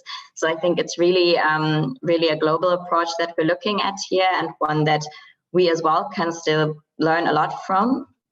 And I think when we look a little bit on where can we look on the GovStack initiative and digital building blocks or ICT building blocks to be implemented, it's of course also very important to ensure that we leave no one behind, that the digital infrastructure that we're talking about here needs to be equitably accessible for all in the end. And I think the situation that we're currently facing is that access to digital solutions is still often limited through copyright regimes and proprietary systems. And I think when we look at the development of these building blocks at the moment, it's also crucial, of course, to ensure that the solutions provided do also work in low resource settings in the end. And I think that's the important point, that open source solutions and scalable solutions can then play a major role in making government services more accessible in the end. And I think one of the biggest chances, of course, that these digital public goods hold is that they allow countries to, cost efficiently build their digital public infrastructure, what has been said already, to avoid that large sums are spent in development and testing solutions, but actually that can make use of blueprints, of best practices to develop your own digital government applications that are also localized to the local needs in the end. And when it comes to implementation, and I think that was also what you, Sherman, were hinting at a little bit more on, like, what regions are we going to be active in right away? Because I think this is also from a German Development Agency perspective, the point where we can really contribute is when it comes to capacity building, to technical assistance, and to basically, closing also a little bit knowledge and capacity gaps in that sense. We are at the moment looking at 3 core partners that we're going to work with. First, through our cooperation with the Smart Africa, which is for us also a very important strategic partnerships that helps us to link to local partners, but also, to promote the harmonization of standards for the most important ICT building blocks and advance applicability in the end. Second, we are also working closely with the BMZ digital centers. For example, also in Rwanda and Kenya, the digital centers there hold a close contact to the local ICT ministries and the local digital ecosystems as well, and thereby provide us with a great framework for capacity building and technical assistance in the countries when it comes to e-government solutions and the development of them, and of course, the capacity building mechanisms surrounding them. And last but not least, under the Horn of Africa initiative, we brought together over 100 key representatives from the governments of Djibouti, Eritrea, Ethiopia, Kenya, Somalia, and Sudan as partner countries, and really try to develop their regional approach to, again, ensure that it can be benefited from best practices, and we can ensure a maximized return of investment there as well. And I think what will be especially helpful for us when it comes to also more the implementation part of this initiative is the sandbox environment, the reference platform that is to be built, which creates a great framework for governments to try out a little bit, to make it a little bit more haptic, what we're dealing with here, to basically build their own use cases, because in the end, it's of course really about making it work for the very specific context and not blueprints that can be used identically in all settings in the end. And maybe just a little side note there, we are currently in the process of building this platform, or on the procurement process as well. And we're having a request for interest out there, an RFI out there, where we're looking also a little bit for what the market looks like, to get an idea what system integrators might be able and willing to build that platform. I'm gonna happily share this link also later on, but there we're also looking for interested parties, of course. And I think maybe one last note when it comes to the whole implementing part, I guess we're well aware that in a lot of cases, digital government solutions or services are already in place, and that we're not starting here from a green playing field.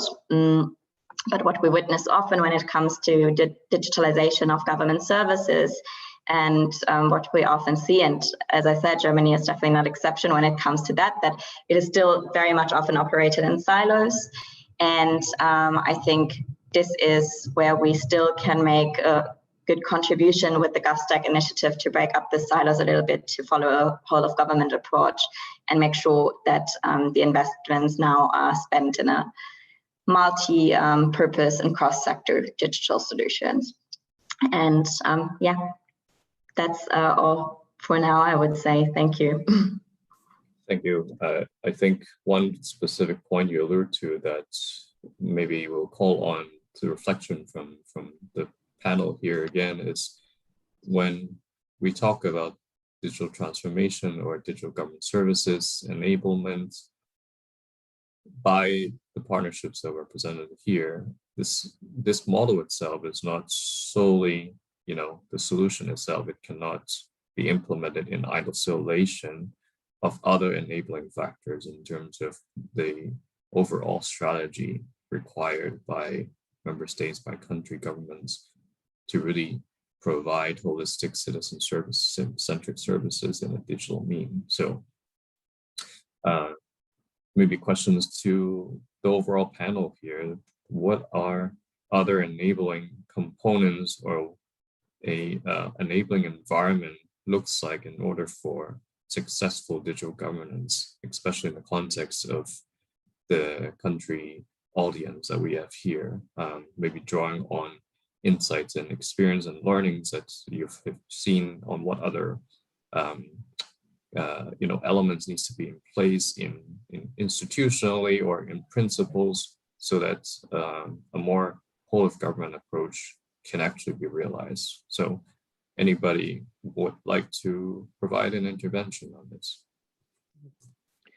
Maybe let me kick off just to, I think we have already mentioned few of them because indeed, I mean, we all know that it's not only about technology, it's about so many other things. It's about the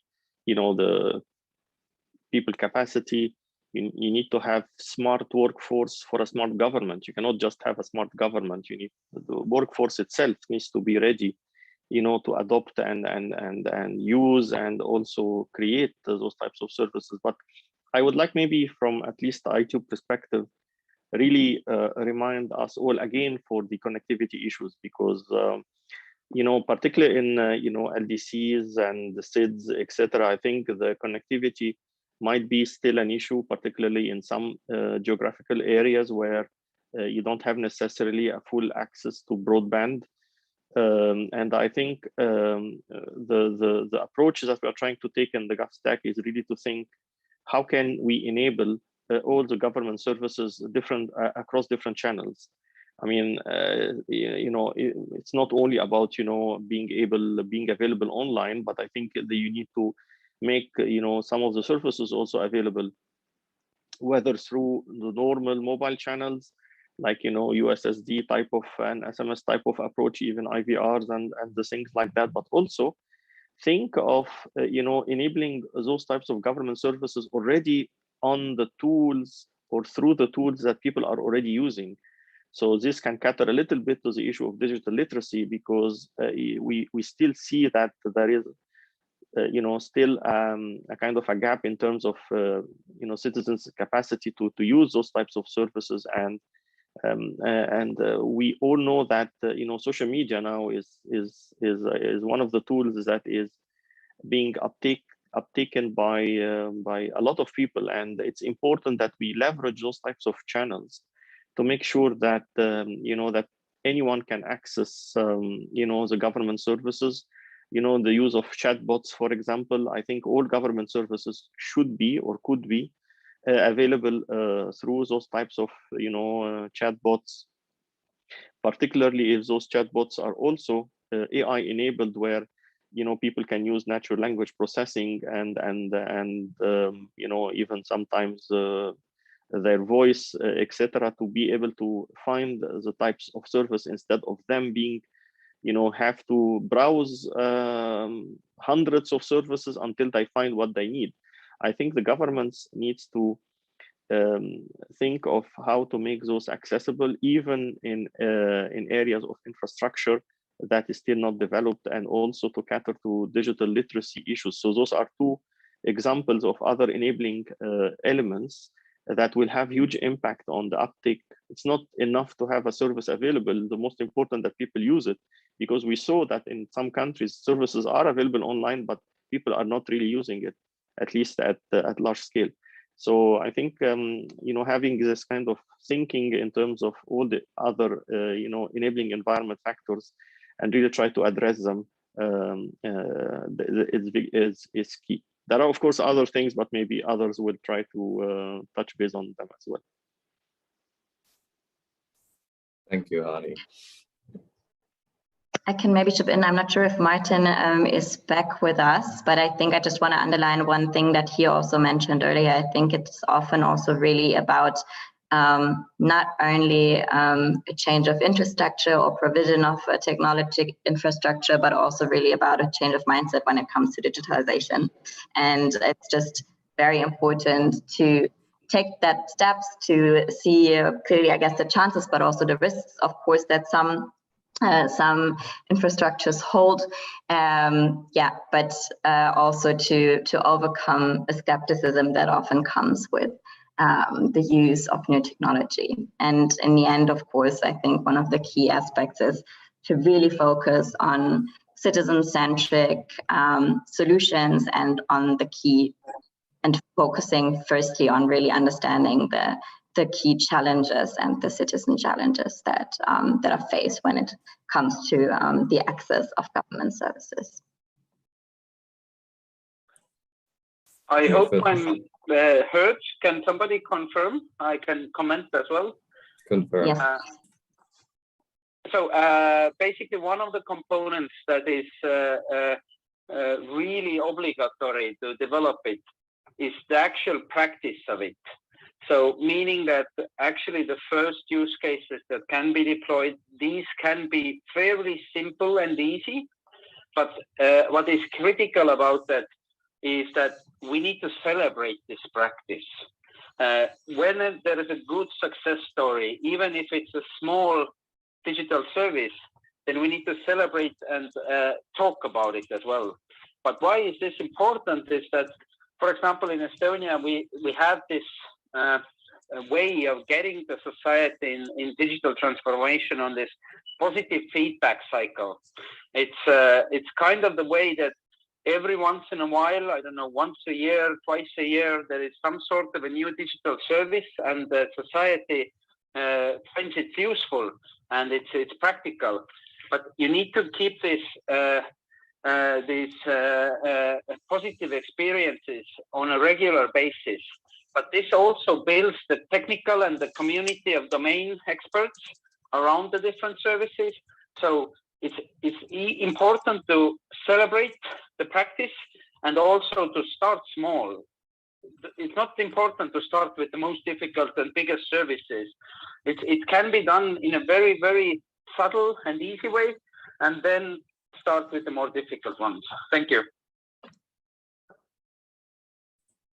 Great reflection, Martin. And certainly, as I mentioned, Estonia is a great example of seeing how digital governments actually really advance. I think some other, complementary components or elements in an enabling environment is the setup of good holistic policies and regulations in place, and of course the underlying infrastructure as well. And learning from a unique model or other digital governance settings where there is vibrant connections between private and public sectors to make these services fully available and digitalized is also something we were observing, and we're looking to see how we can broaden that learning and experience into countries that are looking into establishing a similar structure or model as such. I think in the interest of time, we will probably move on to wrapping up, but also opening up the floor to the audience here if there are any questions to our panel here. So maybe over to ITU as a technical monitoring agency to help us funnel through questions.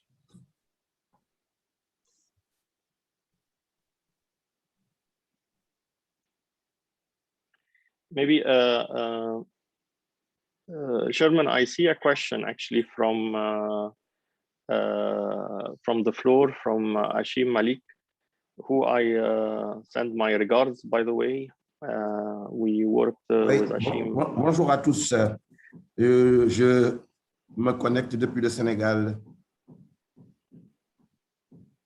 Oui, bonjour Ashim, allez-y.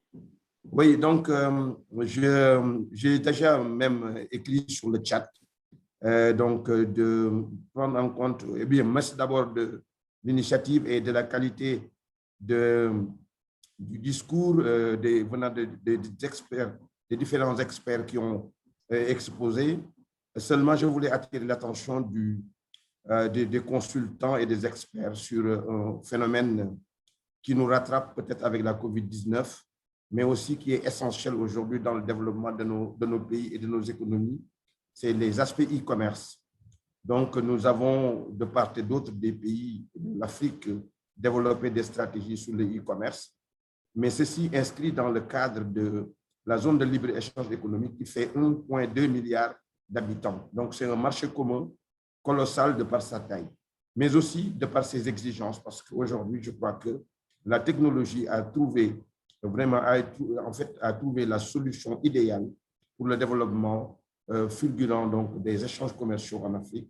Ce qui fait qu'aujourd'hui, nous devons prendre en compte et sérieusement en compte cet aspect donc, de développement du e-commerce et ensuite, par ricochet, prendre en compte les modes de paiement, l'interopérabilité, l'inclusion financière numérique, qui sont des aspects de développement très essentiels sur lesquels l'UT doit avoir un accent particulier aujourd'hui sur, je veux dire, ce problème d'acuité. Ça, je salue en passant Hani qui fait un travail extraordinaire avec nous, qu'il a fait avec la santé. Aujourd'hui, je suis heureux de le revoir donc, sur d'autres problématiques qui sont liées au développement de l'Afrique. Merci beaucoup. Merci Hachim. Peut-être je peux fournir quelques éléments de réponse et je salue d'ailleurs Hachim. Je crois qu'on a travaillé ensemble au Sénégal pour beaucoup d'autres problématiques et peut-être cette initiative en fait répond en quelque sorte à quelques défis qu'on a rencontrés lors des premiers projets qu'on a essayé de faire ensemble. Certainement, on est tous d'accord en fait sur le fait que le commerce électronique devient de plus en plus important, surtout avec la fermeture des marchés en fait lors du Covid et la nécessité en fait de passer immédiatement pour le commerce électronique. Et d'ailleurs, dans le contexte du projet GovStack, en fait, on prend en compte en fait ce qu'on appelle les building blocks. Il y a effectivement un module sur les plateformes e-commerce et comment ça s'intègre en fait avec les autres modules en ce qui concerne par exemple les paiements électroniques et l'identité numérique aussi. Et aussi tout l'aspect sécurité, etc. Et bien sûr, le commerce électronique est lié à beaucoup plus d'autres éléments aussi. Il ne suffit pas d'avoir une plateforme pour vraiment mettre en place le commerce électronique. Il faut aussi avoir toute la chaîne d'approvisionnement, tous les transports. Il y a beaucoup des éléments en fait qui sont nécessaires. Aussi, il faut y réfléchir par rapport aux aspects réglementaires qui sont liés en fait au commerce, surtout si le commerce aussi concerne entre pays en fait. Donc, ces aspects-là seront entre guillemets étudiés, mais aussi inclus dans le travail qu'on est en train de faire pour aider les gouvernements en fait d'établir ce genre de plateforme, ce genre de solutions qui seront disponibles qui doivent être disponibles en fait pour tous les secteurs concernés qui ont besoin d'avoir ce genre de plateforme et de solutions. Et je crois que on travaille aussi en close collaboration, en collaboration étroite avec les agences des Nations Unies, en fait, qui gèrent, qui sont spécialisées dans le commerce, comme le UNCTAD ou le ITC, International Trade Center, qui font aussi partie de ce groupe élargi de partenaires avec qui nous travaillons. Donc, effectivement, j'espère que ça va répondre à vos préoccupations. Et encore une fois, je vous envoie mes meilleures salutations et c'est très bien de vous voir encore une fois.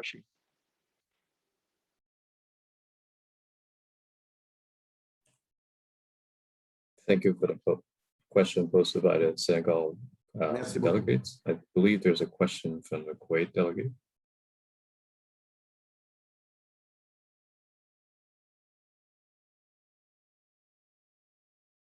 Ms.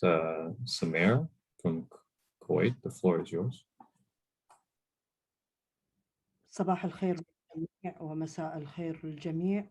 أود أن أشكركم في البداية على هذا الحدث المهم جدا بالنسبة لنا جميعا كدول أعضاء بالاتحاد وخارج الاتحاد أيضا. نحن نعلم أن التقنيات الحديثة والتحول الرقمي من أهم المواضيع التي مطروحة على ساحة الاتصالات في الوقت الحالي، لكن لدي سؤال بسيط جدا. أنا لاحظت أن الموقع لا يشمل على الترجمة العربية. هذا سؤالي كان وقد وضحت في الشات. لماذا لا توجد ترجمة للعربية لهذا الحدث؟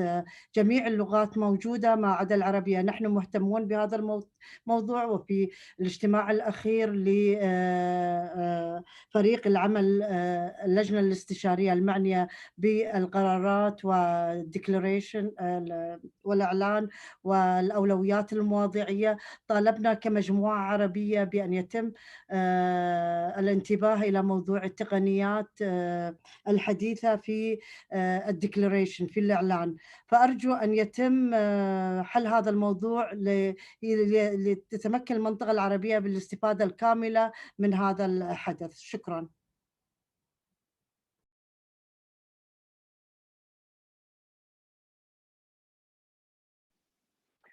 شكرا لمندوبة الكويت. أعتقد أن حضرتك تقصدين الترجمة الخاصة بالموقع الخاص بالإيفنت أو بالحدث نفسه اللي هو الإميرجينج تكنولوجي. وفي هذه الحالة أود إرجاء الموضوع إلى القائمين على تنظيم هذا الحدث ومراعاة أخذ في الاعتبار الطلب الموجه من مندوبة الكويت. شكرا.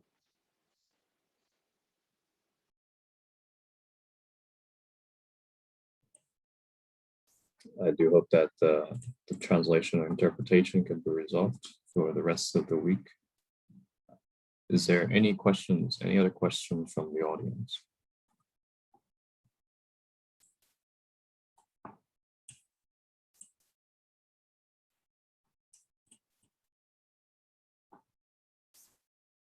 I believe there's a full comment from Senegal.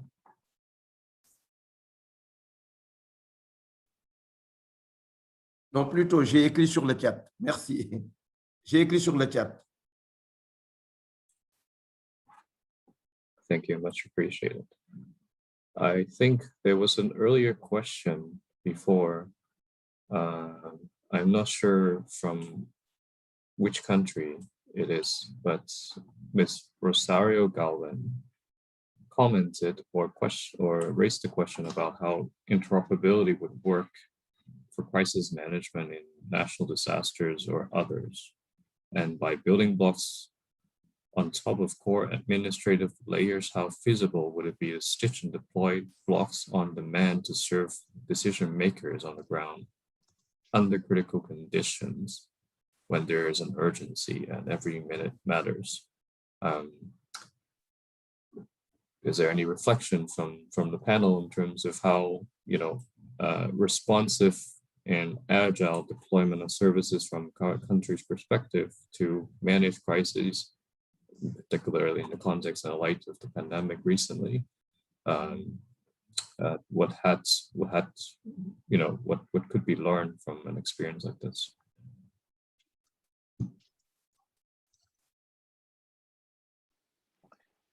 maybe I can provide some elements there, but also others can chime in.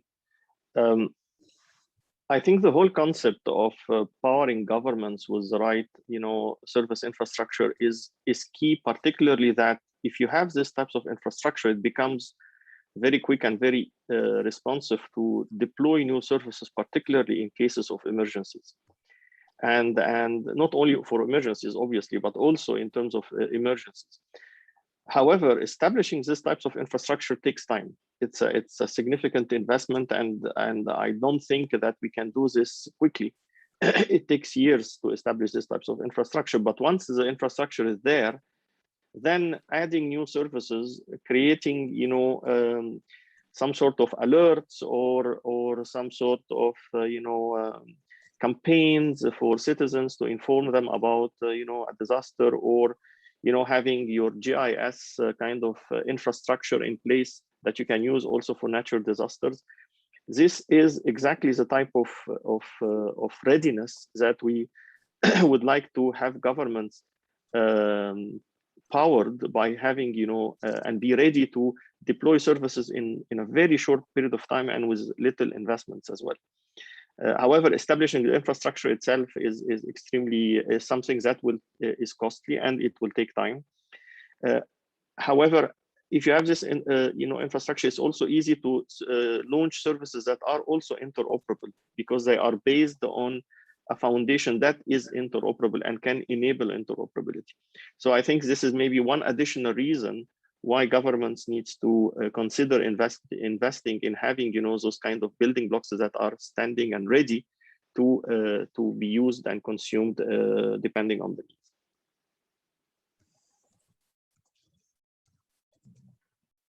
Yeah, maybe to just on what Hani just said, I think as well, it's not that the building blocks provide a super agile measure to directly adjust government services, but I think situations as the global pandemic also over the last year show quite intensely in what sectors and areas good government services and accessible government services can help in providing education, and as well as in making social welfare payments, maybe, etc., etc. So I think it also just to portray again that also for crisis preparedness, it is essential to have good digital government services in place. And if this is happening, it makes things easier in moments of crisis as well.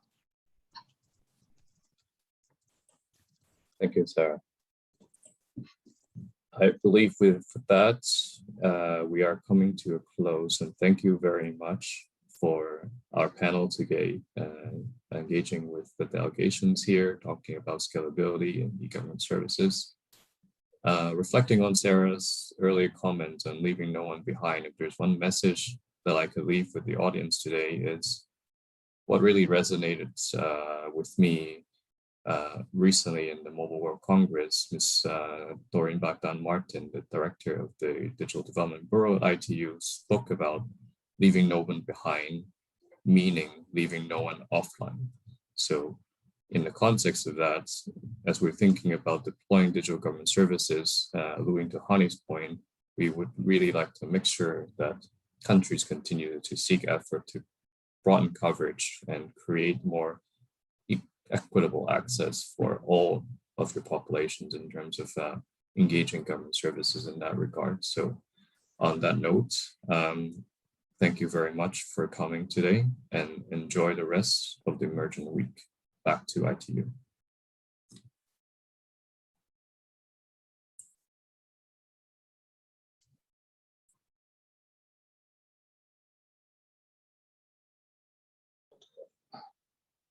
So thank you very much for this great session. Also, thank you very much to all our panelists for running this session, as well as to the captioners and all interpreters.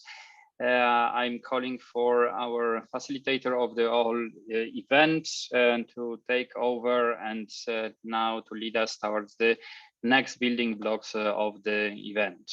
So I don't know if Aminata is ready with us. This is open call.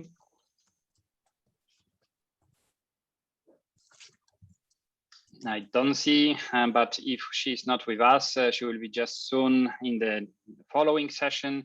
So ladies and gentlemen, and all colleagues, on behalf of all organizers of this session and the GovStack, we would like to thank you very much for being with us. And we see at the next session and the opening ceremony of the event.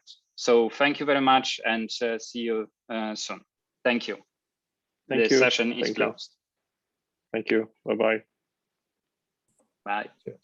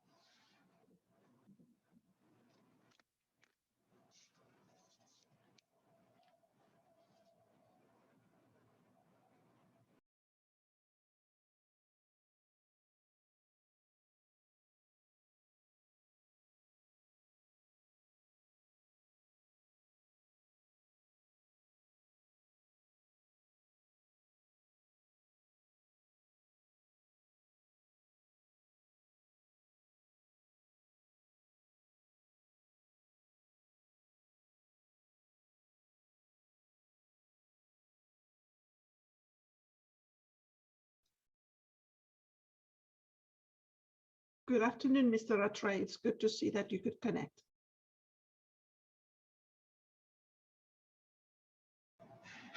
Hi, how are you? Can you hear me okay? Yes, I can hear you fine. My name is Maite. I work in ITU. Hi, Maite, how are you? Okay. You gave us a bit of a fright this morning. We I thought we did? couldn't get you. You couldn't, how were you trying to reach me? No, it was my colleague Aminata who said you're having problems registering because of the email address. So it's good that you're on and everything works. No, I did have a, yeah, I was having a little problem. I'm glad I came on half an hour earlier just to try and set this thing up. Exactly. It took me a Sound few is very minutes, good, actually. Huh? Sound is very good at your end. Oh, great, smashing. So you're based at the ITU? Yes, in Geneva. Sure, sure. So happy to join you. We're happy to have you as well. This is my first event since my new appointment, so Exactly. I will definitely remember this one. I'm sure you will. Yeah. I don't know if any other participants would like to test sound and video.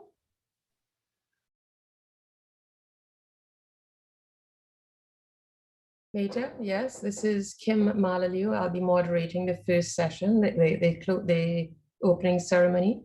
Can you confirm that my audio and video are adequate? Absolutely. Good morning to you. Yes, Morning. sound is good and so is the video. Excellent. Excellent. I will be starting promptly on the hour. Excellent. And We'll I would have the ask, captioner soon. And the interpreter should also be coming on in the next few minutes.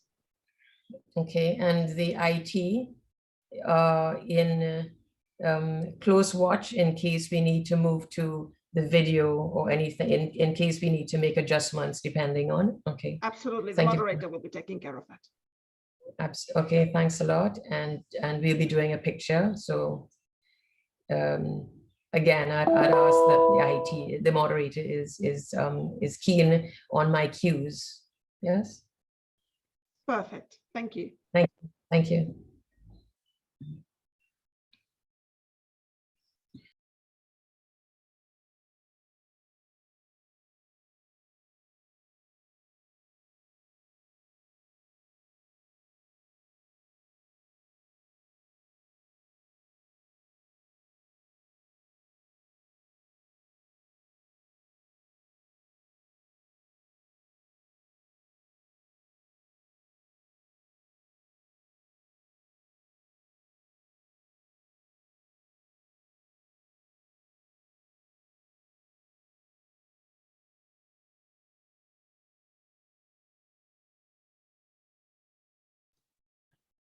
Yes, good morning, Ecuador.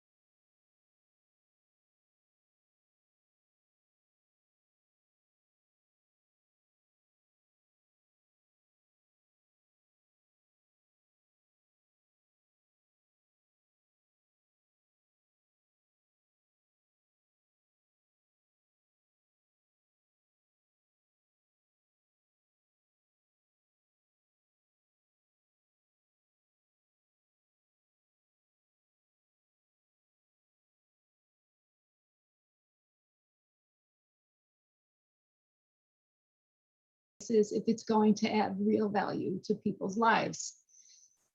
In this final decade of action, digital technologies represent the catalyst I think that we urgently need to accelerate progress towards those 17 SDGs. And of course, many of the emerging technologies that I've just mentioned could have their most compelling applications in the developing world. From AI supporting voice interfaces in dozens of languages, IoT sensors, digital work and learning platforms, I think are opening up these new horizons for rural and remote dwellers. And with an eye on the objectives laid out for the 5th UN Conference on Least Developed Countries, and I'm pleased to have the new Undersecretary General joining us. And of course, tomorrow, the UN system kicks off the high-level political forum under the theme of sustainable, resilient pandemic recovery for economic, social, and environmental development. Our next 2 weeks are going to give us a platform for exchange so that we can learn from each other and be inspired by success stories. I think the key to our success will lie in, as I mentioned before, keeping our focus firmly on people. And I think that for LDCs, LLDCs, and SIDS, that means involving grassroots entrepreneurs and communities in the work, collaborating with them on new solutions, harnessing the energy and the enthusiasm of local youth, promoting South-South collaboration, and of course, empowering people and communities with the means to innovate for themselves. So in closing, I do want to thank my fellow directors, Mario Manovich and Chaisab Lee. It's unusual that you get 3 of us in an opening ceremony. They're leading the radio communications and the standard bureaus respectively. But I think this kind of discussion, in order for it to be meaningful on emerging tech, we need to also keep account of the spectrum implications as well as the standards process. So I'm grateful that they're here. And Kim, I'm really looking forward to the discussions and to taking the outputs of this event forward to our World Telecommunications Development Conference so that we can inspire world leaders to put universal, affordable, and above all, transformational connectivity on the top of every national agenda. Back over to you. Thank you. And so are we, Director, from the LDCs, LLDCs, and SIDS. So now I want to receive welcome remarks from Mario Manuetz, Director of the Radio Communication Bureau. Mr. Manuetz? Yes, thank you. Thank you very much, Kim. So, Excellencies, distinguished guests, participants, friends, good morning, good afternoon, and good evening to you all. It is a real pleasure for me to address you today, and I would like to thank Doreen for her kind invitation. This shows that the 3 bureaus are working together towards what we believe is a common goal, which is helping developing countries, least developing countries, small islands, and everybody that has to have access to technology. So I could not echo more what Doreen has just said regarding technology. I strongly believe that technology is for all people in all countries. It can provide tremendous opportunities for social and economic development, especially during these COVID times. In the ITU radio communication sector, we are working to enable the development of emerging radio-based technologies. We do that through international regulations and standards. The international framework for managing the use of spectrum and satellite orbits now accommodates developments and innovations that have great potential to provide affordable coverage for people who live in rural and remote areas. To give some examples, the last World Radio Communication Conference has identified additional bands that may be used for high altitude platforms. And the next conference will consider the use of these high altitude platform stations as IMT base stations for rural and remote areas. Moreover, the conference defined a regulatory framework for large constellation of low and medium orbit satellite towards further improving the coverage and reducing costs in isolated areas. The international framework is in place, but there is no one size fits all solution, as you all know. National regulators and policymakers have a key role in deciding, firstly, which technologies and services best fit their needs, Secondly, what is the best timing to adopt them? And thirdly, the technology cost. First, regarding technology, some are suitable for countries with a high population density, while others are more adequate for less dense rural areas. The choice of small island developing states, for example, would take into account their unique characteristic of remoteness and their sparse population spread across their territory. The second aspect is timing. When a new technology is launched, there is often a hype and great expectation of what the service can deliver and all its benefits. At this point in time, it is difficult to evaluate whether the hype is justified or not. So new adopters are often willing to pay higher prices to be at the forefront of technological evolution. There are, however, advantages to adopting a technology only at its maturity stage.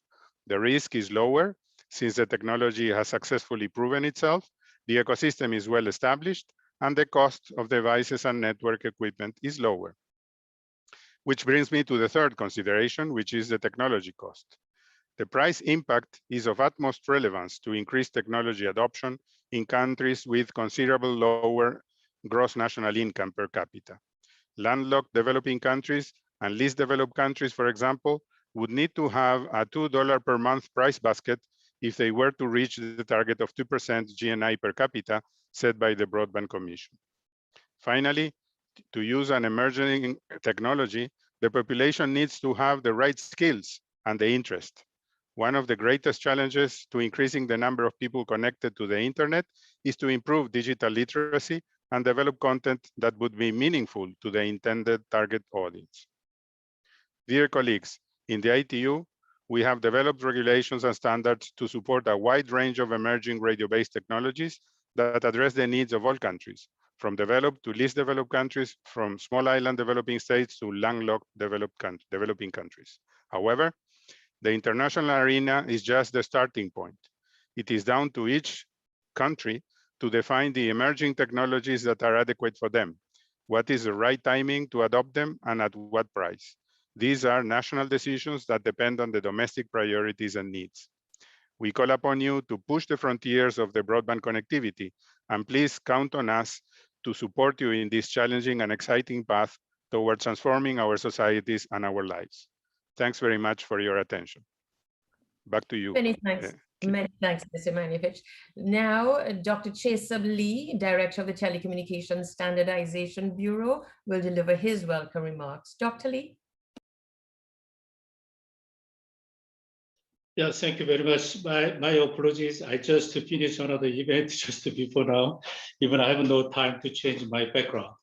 So, Excellencies, colleagues, and friends, it is my great pleasure to welcome you to this Emerging Technology Week, and that I wish you and your families are all in good health and good spirit.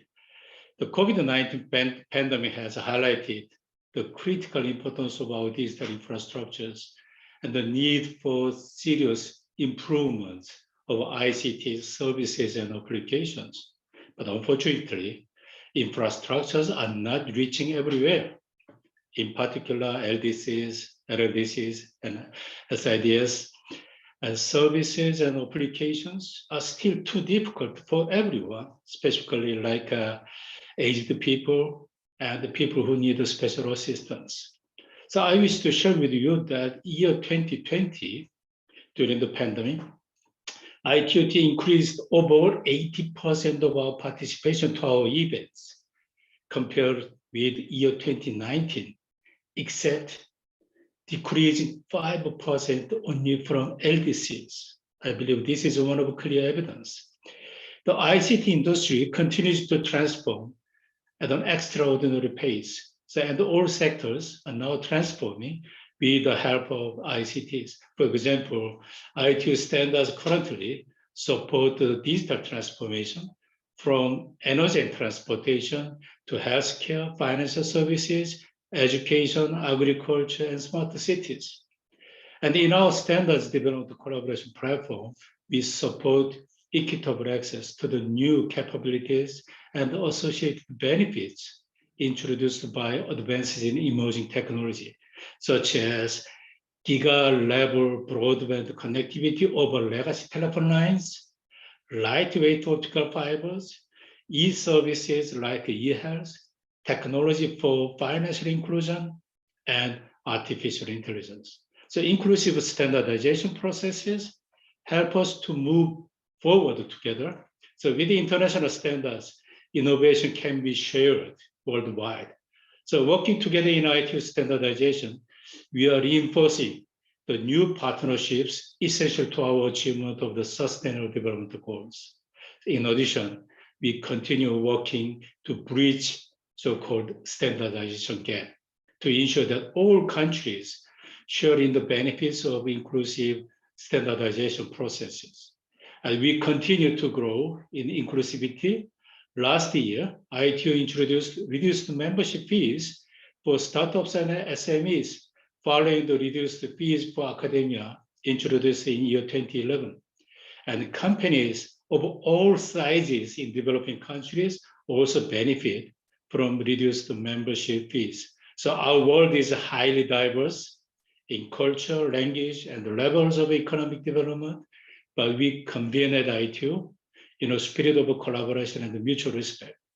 Together, we can build consensus on how we want emerging technology to factor into our future. So I look forward to our continued work together to ensure that our many interconnections help us to care for each other better and build a better future for all. Thank you very much. Floor back to you. Thank you kindly, Dr. Lee. Now we are thrilled to welcome the first of our guest speakers, Mr. Courtney Rattray, UN Under-Secretary General and High Representative for the Least Developed Countries, Landlocked Developing Countries, and Small Island Developing States.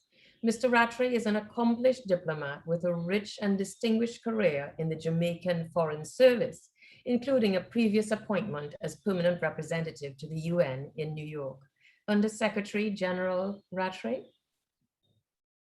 Thank you, Madam Moderator. Can you hear me okay? I see a collective nodding of heads. Perfectly. Yes.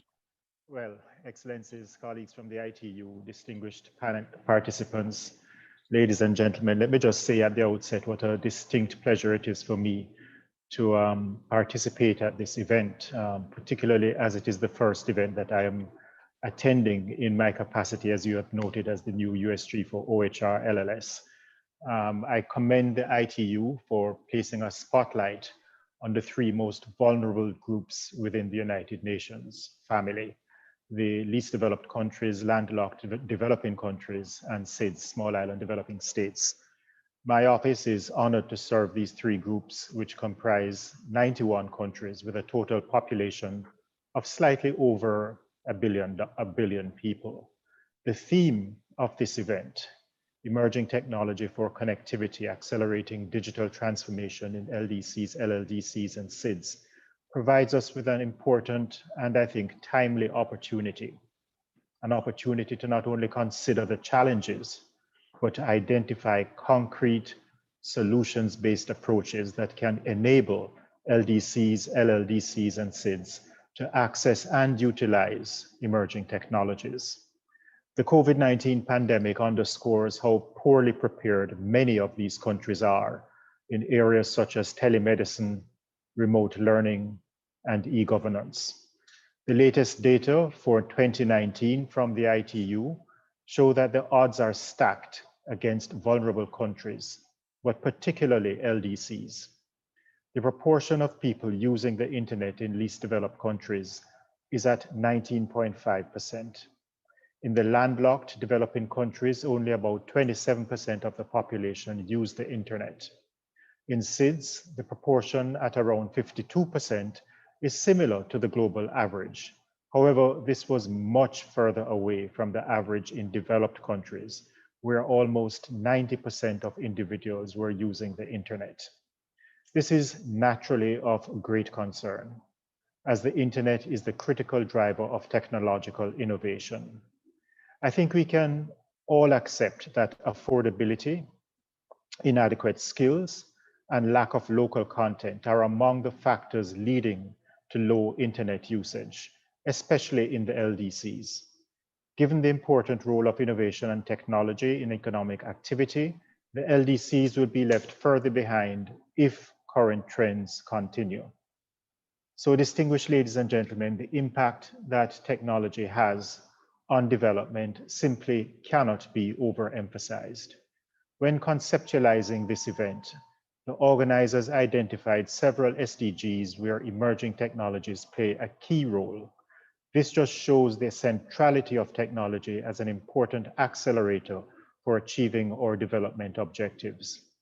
New advances in technology include the availability of high-speed broadband, and we heard Mrs. Bogdan-Martin mention that this is being boosted by 5G in many advanced economies.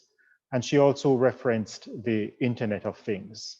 Together with big data, this is spurring productivity growth and increasing innovation and competitiveness.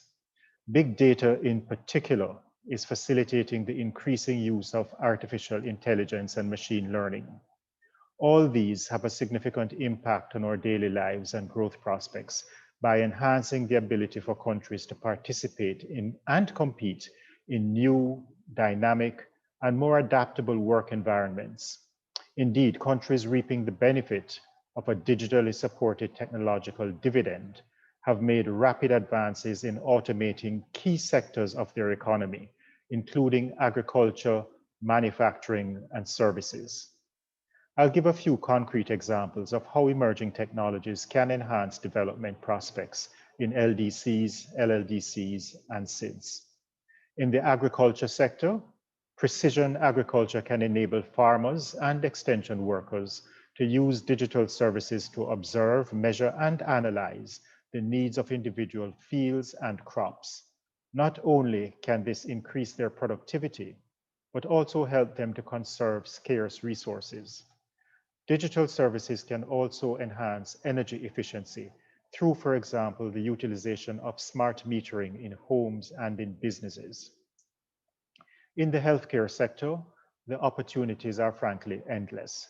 For example, having an electronic utility that can obtain real-time information to digitally measure and control the physical environment, such as temperature and sound, would be useful in the era of COVID-19, where nurses and doctors are operating in substandard facilities and national health systems in most vulnerable countries are under immense strain. I am hopeful that emerging technologies will not only generate higher productivity within LDCs, LLDCs, and SIDS, but spur the creation of new and efficient services, particularly those with higher value addition. This could stimulate new jobs demanded by the evolving labor market, for example, in customer service, data engineering, cybersecurity, and behavioral health services. Depending on its scale, the growth potential in such areas could avert a net loss of jobs associated with technological disruption. There are, however, several concerns that I would highlight if you'd allow me. As I mentioned earlier, few people use the internet in LDCs, where only 2 in every 10 people are online. As was highlighted in the latest State of LDCs report prepared by our office, while it is possible for LDCs to leapfrog to frontier technologies, there is need to deal with severe constraints, including the ability to enable broadband internet connectivity and universal access to electricity. Additionally, attainment of a minimum level of education is required to ensure meaningful use of the internet. A 2018 report by ITU and our office found that secondary school enrollment has by far the highest explanatory power for internet. Gross enrollment for secondary education in LDCs still stands at less than 50%. A general concern regarding emerging technologies is its impact on employment, especially for low-skilled workers. Increased scarcity in job opportunities could result in heightened levels of inequality. This would embody a gendered dimension, as the expectation is that women will be affected more than men. There are also fears, legitimate fears, that the slow pace of adopting these technologies will erode the competitiveness of these countries, LDCs, LLDCs, and SIDS, given that digitalization is a key determinant of productivity, making it even more difficult for them to attract much needed investment. A 2018 report by UNDESA warned that the new wave of automation will extend to many non-routine tasks, putting persons with low and medium skills more at risk than those that possess higher skills. Indeed, middle-skilled jobs have been particularly affected by automation and AI, with wide-ranging distributional effects. Some other concerns relate to the spread of emerging technologies to include everything we use on a daily basis, the so-called Internet of Things, where there are valid and understandable issues related to privacy and security. There is also a major challenge related to the perceived need to embed a certain level of what I would say is social equity within AI-based technologies, especially as it relates to the algorithm bias in the healthcare system. As we all know, technology evolves very fast, and so our policy responses have to be both nimble and versatile. As we deliberate this week, the overarching question for us is how can we ensure that vulnerable countries are not left even further behind? So I will close by mentioning a few possible approaches. In order for LDCs to catch up, they will need to embrace the ongoing socio-economic transformation processes driven by technology, while ensuring that the net effect on the labor market and productivity is positive. Now, this is easier said than done. Given that emerging technologies may negatively impact lower skilled workers, it will be important to ensure that a greater proportion of people in vulnerable countries attain at least a secondary level education, the quality of which should be of a high standard. This would increase the numbers of higher skilled workers, especially those engaged in abstract thinking or with a creative and problem-solving ability. Extending digital technologies to remote areas which can connect rural-urban supply chains, for example, can be cost-effective and can redress pockets of informality and poverty in rural areas.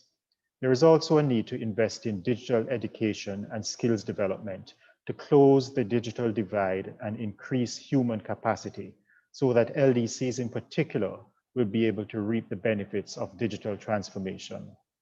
However, given their fiscal constraints, vulnerable economies need help. Unlike advanced economies, they cannot mount strong fiscal responses on their own. As a result, demand for financial assistance from donors and other entities such as development finance institutions is sorely needed. And to this end, increasing ODA towards skills development will be key. So I am encouraged by the recently designed International Finance Facility for Education, which has the objective of providing new and additional education finance, including in digital solutions.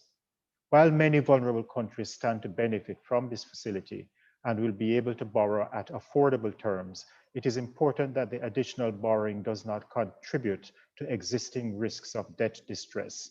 Therefore, the borrowing terms should be fully consistent with each country's debt sustainability framework. In addition, public and private stakeholders need to work together to build a more equitable and inclusive digital economy. Governments can do their part, obviously, including through tax exemptions applied to operators who engage in specific projects. One example could be the lowering of spectrum licensing fees. This could be done in exchange for a commitment to deploy and provide service in less profitable areas. So I am looking forward to your innovative ideas about advancing emerging technologies in LDCs, LLDCs, and SIDS. In addition, the implementation of the next program of action for LDCs coincides with the SDG Decade of Action. It is not an overstatement to say that this is the most critical time for our generation. It is time to realize our collective ambitions of building back better from COVID-19 and obviously leaving no one behind. Various stakeholders, including member states, the private sector, international organizations, civil society, and academia, will play a prominent role in the lead up to and during the LDC5 conference. I would therefore like to see the concrete outcomes that emerge from this event feed into the outcome of next January's Doha conference on LDCs. I thank you so much. Special thanks, USG Rattray, for kicking off your new appointment with us. It is now my pleasure to introduce Mr. Joshua Setipa, Managing Director of the Technology Bank for Least Developed Countries. With an illustrious portfolio of leadership roles, he is a past Minister of Government and CEO, and has, among other things, held executive attachments with the WTO and the World Bank. Mr. Setipa? Thank you very much. Let me also recognize the presence of colleagues, excellencies, distinguished delegates. Let me also take this advantage to congratulate Ambassador Rattray and also welcome him to the UN family in his new capacity, and we look forward to working with him as a new USG for HRLS. I should also thank Doreen, and through Doreen, the ITU, for inviting the Technology Bank to be part of this important event, which is a demonstration of our strategic partnership with ITU as we continue to explore ways that we can support the LDCs in particular. Chair, as you know, this event is taking place in a new era of multiple complexities and crises, of which technology has demonstrated a possible path to achieving the Sustainable Development Goals, ensuring that no one is left behind. This topic is critical for the LDCs that were already left behind prior to the COVID-19 pandemic. Before getting to the core of the topic on emerging technologies, it is important to also recall that almost half of the world's population, including more than 4 in 5 people in the least developed countries, do not have meaningful access to the internet. In addition, the impact of the pandemic has exacerbated inequalities caused by the digital divide, connectivity, and adequate infrastructure. Through multilaterals, it is critical to make meaningful efforts towards providing universal and affordable access to the internet in all LDCs and landlocked developing countries and SIDS, including through the provision of financial resources, capacity development for both human resources and institutions, and also to facilitate and encourage private sector to facilitate the requisite technology transfer. As noted in the ITU facts and figures in 2020, about a quarter of the population in the LDCs and LLDCs and about 15% of the SIDS population still do not have access to mobile broadband networks, coming short of the SDG target 9C to significantly increase access to information and communications technology and to strive to provide universal and affordable access to the internet in the LDCs by the year 2020. The Technology Bank collaborates closely with the UN and other UN partner and other non-UN partners to continue to make efforts to help bridge this digital divide and to expand access, supporting initiatives and institutions such as the Connect 2030 Agenda for the Global Telecommunications, Information and Communication Technology Broadband Commission, which seeks to enable LDCs to achieve Sustainable Development Goals. The Technology Bank has also partnered with the Alliance for Affordable Internet towards the reduction of cost of internet access, while also noting that reliable connectivity and digital cooperation are necessary building blocks for strengthening science, technology, and innovation, and also play a key role in bridging the digital divide and making technologies more accessible and inclusive. Moderator, as you also know, among the most significantly impacted groups are children in the LDCs, in the LLDCs and SIDS, where most of them have not been able to continue their education since March 2020. And as we are witnessing at the moment in some parts of the world, the threat of the third wave will extend this disruption to their education even further. Another key disruption is that to the tourism sector in these countries. And according to a recent UNCTAD report, the multiplier effect of the loss in GDP from tourism ranges from being 1-fold to 3-fold, or even 4-fold, depending on the backward linkages in the tourism sector. And as you know, the tourism sector is one of the highest employers, particularly in the skilled labor sector. So the impact of this disruption to local economies has been more severe. Meaningful access to emerging and existing technologies is very critical for the LDCs, as has been said by previous speakers. To be able to build back better and to attain resilient recovery that not only places them at a pre-pandemic level that enables them to participate, but also to develop and strengthen their productive capacities. It is also a reality that the majority of LDCs, even before the COVID pandemic, were already did not have much to build back better to. So this has exacerbated that situation.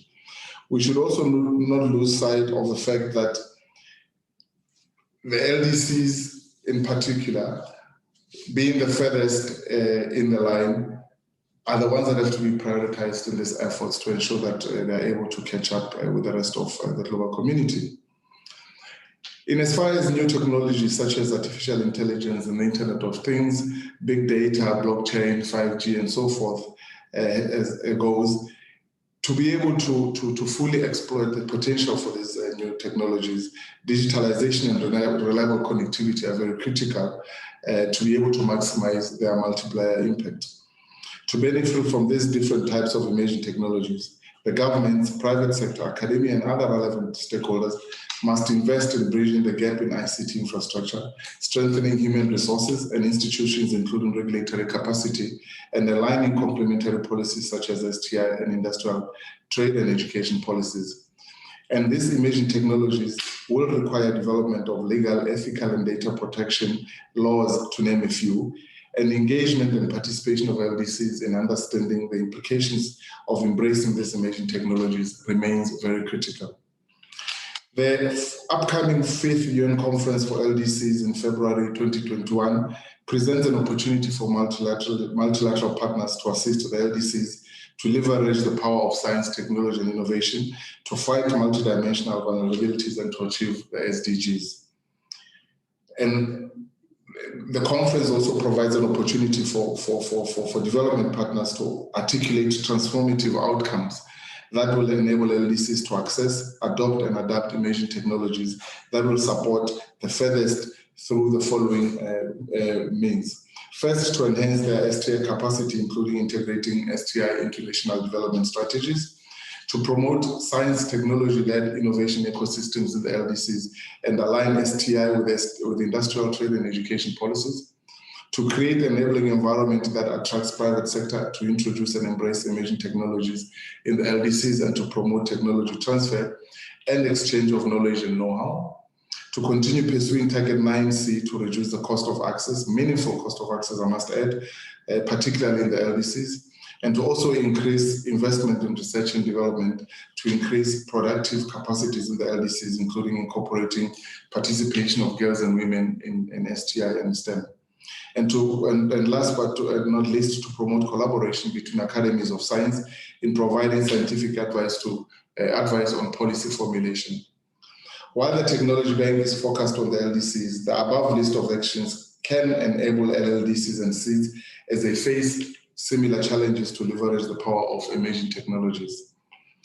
In closing, I also wish to embrace and applaud some of the initiatives that ITU is already involved in, such as Connect to Recover, which seeks to reinforce the digital infrastructure and ecosystems, the Last Mile Connectivity Initiative to connect the unconnected to the broadband, and the Joint Geiger to connect every school to the internet in partnership with UNICEF.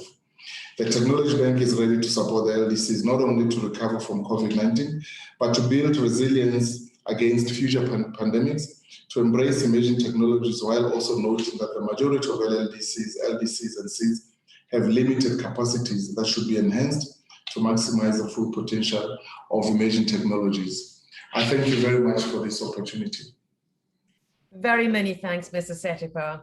We are honored today to have with us Her Excellency, Ms. Viana Maino, Minister of Telecommunications and the Information Society in Ecuador. Minister Maino has a doctorate of jurisprudence and through a staggering portfolio of contributions has made tremendous impact on public services and the modernization and transparency of public administration. Your Excellency. Thank you very much. Good morning to all of us who are sharing this so relevant event today. It is an honor for me to share some reflections and experiences of my country, Ecuador, with you in a government that has just started 30 days ago. If you allow me, I will continue in Spanish. Asistimos a un mundo donde los cambios tecnológicos son cada vez más vertiginosos y el rezago de una nación la condena inevitablemente al atraso económico, social y educativo. En la actualidad, casi todas las actividades humanas se potencian con el uso de la tecnología y por ello impera la necesidad de democratizar el acceso a estos recursos digitales a paso acelerado. Así, no solo estaremos cumpliendo con el deber de servir a nuestros ciudadanos, sino que cumpliremos con ese gran compromiso que los estados que formamos las Naciones Unidas adoptamos en 2015. Los Objetivos de Desarrollo Sostenible, con el propósito de exterminar la pobreza, proteger al planeta y garantizar que todas las personas gocen de paz y prosperidad para 2030. Tengan la certeza que garantizando un acceso justo y equitativo a la tecnología, cumpliremos con la promesa de no dejar a nadie atrás e incluir en el progreso a aquellos históricamente desatendidos. Al igual que muchos países de América Latina, Ecuador mantiene un rezago en materia de acceso a la conectividad y apropiación de su población a las TICs.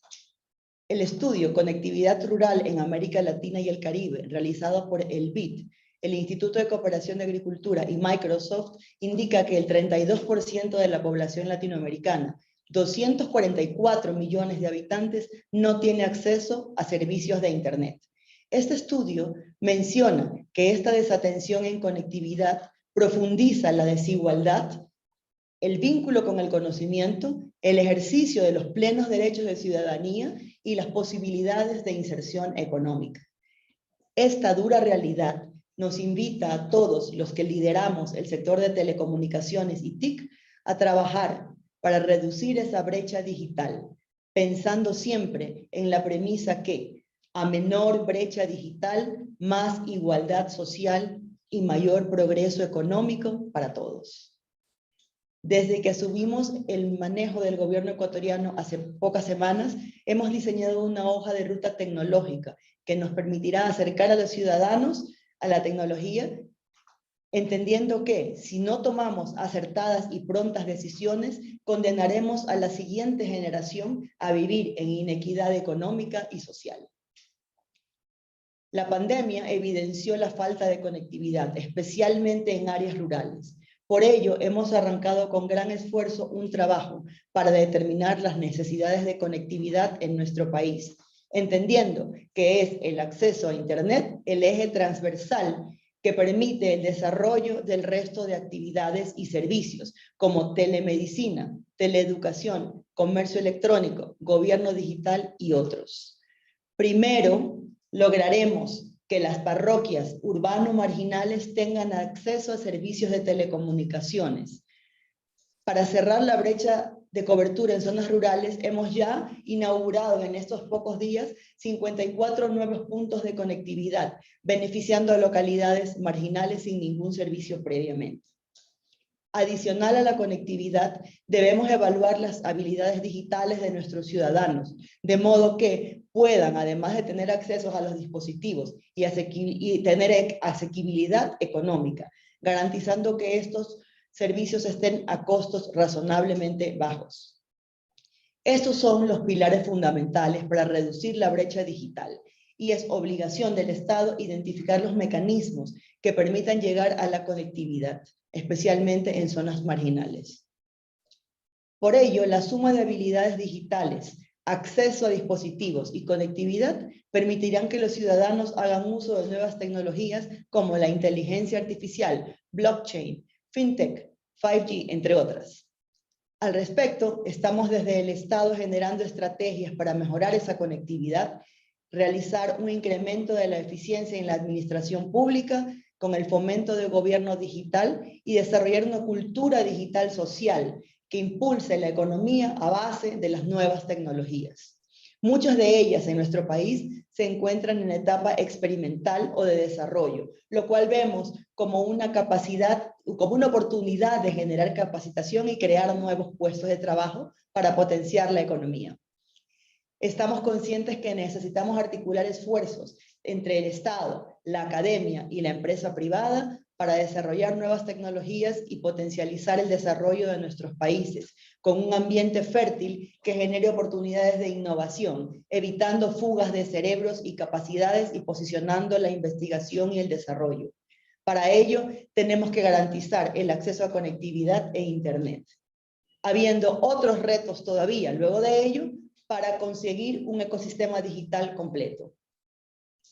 El Ecuador debe superar el desafío de fomentar la cultura y las habilidades digitales que permitan la apropiación del uso de la infraestructura y las soluciones digitales para mejorar la calidad de vida y la eficiencia de los servicios públicos por parte del gobierno. Para ello, la digitalización de los estados y los gobiernos es fundamental. Otro reto es el normativo. Nuestro país ha privilegiado por años la recaudación tributaria en lugar del despliegue de conectividad y desarrollo económico. En este sentido, estoy de acuerdo con mi colega, que consideraba como una opción reducir el cobro del uso del espectro a cambio de mayores inversiones en conectividad rural y en áreas desatendidas. Para ello, vamos a continuar trabajando en políticas públicas nacionales y regionales que permitan adoptar las TICs y fortalecer las empresas de este giro para que tengan capacidad de desarrollar nuevos servicios digitales, mejorar sus retornos de inversión y llevar a nuestros países hacia una economía digital. Para ello también necesitamos desarrollar infraestructura de las TICs, lo cual en nuestro país al menos es complicado por ciertas condiciones geográficas y por los elevados costos de inversión, con pocos estímulos tributarios para los operadores que desean invertir, lo cual próximamente estaremos corrigiendo y motivando desde la regulación y desde el gobierno.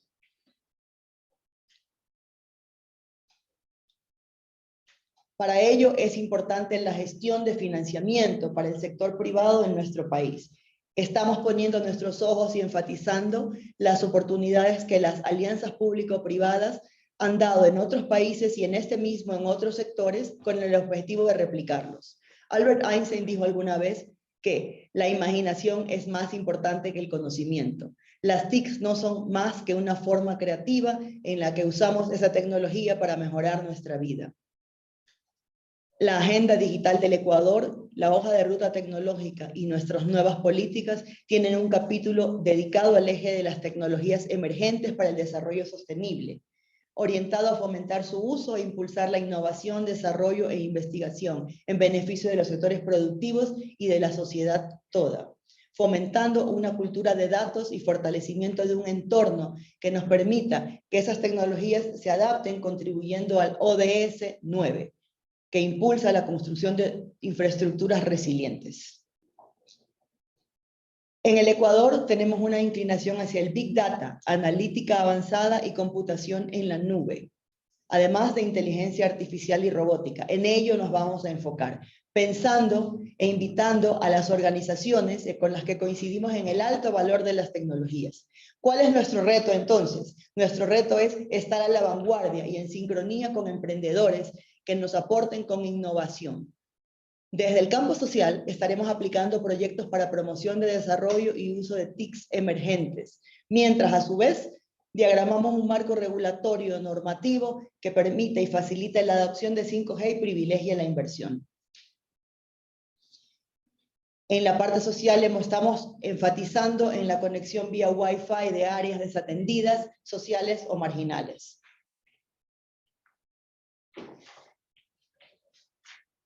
Tenemos también proyectos piloto en nuevas tecnologías para llegar con Internet a áreas de poco acceso geográfico, como tecnología TV White Space, vía transmisión en Internet a sitios alejados, ocupando bandas de frecuencias UHF. En esto estamos realizando ya pilotos que están en funcionamiento y han dado excelentes resultados. Adicionalmente, me congratulo mencionar que nuestro país tiene uno de los índices más altos en la región en materia de trámites en línea. En Ecuador se está trabajando para la digitalización de documentos, como la cédula de identidad y licencia de conducir, para que el próximo futuro los ciudadanos puedan hacer uso de dispositivos móviles, accediendo a dichos documentos desde su celular. También estamos dedicando esfuerzos para que la mayor cantidad de trámites se realicen en línea hasta el año 2025, en el cual el gobierno terminaría. Con ello, contribuiremos al objetivo 16 de los ODS, promoción de sociedades justas, pacíficas e inclusivas. El gobierno del presidente Guillermo Lasso ha acuñado una frase que bien puede servir para realizar la descripción del trabajo, no solo en el Ecuador, sino en todo el mundo. Juntos lo logramos. Juntos, instituciones públicas, privadas, ONGs y ciudadanos en general, lograremos integrar y conectar al mundo a través de las TICs. Las TICs como elemento y herramienta de conexión del mundo, de los gobiernos, de los ciudadanos y del sector privado. Es ese nuestro objetivo desde el lado de la administración del gobierno. Gracias por escucharnos y atendernos. Thank you kindly, Madam Minister. We now have the honor of hearing from Ambassador Dr. Perks Ligoya, Permanent Representative of the Republic of Malawi to the UN in New York, having previously been Permanent Representative to UNEP and UN Habitat. He holds a doctorate in economic policy management and has an impressive record of portfolios in the public and private sectors, as well as in diplomacy. Your Excellency. Thank you very much, Kim. Your Excellency, Minister Viana Maino, Minister of Telecommunications and Information Society in Ecuador, congratulations for your new government. USG Courtney Ratley, High Representative for the least developed countries, landlocked developed countries and small island developing countries, ITU representatives, Excellencies, panelists, ladies and gentlemen. First, let me start by congratulating USG Courtney for assuming this important role of High Representative for the least developed countries, landlocked developing countries, and small island developing states. You have taken over the role at such a critical time. Given your remarkable experience, I'm very confident that you'll be a great advocate of the issues concerning the three groups of countries. And as a friend, I wish you a very successful tenure of office. I also commend ITU for organizing such an important event. Thank you for dedicating an entire week towards discussing how to accelerate digital transformation in the LDCs, LLDCs, and SIDS. This event comes at a time when the LDCs are still grappling with the issue of the digital divide. The event also comes at an opportune time as concrete and implementable solutions raised here will feed into the outcome of the 5th UN Conference on LDCs. The conference, as you may know, will be held in Doha in January.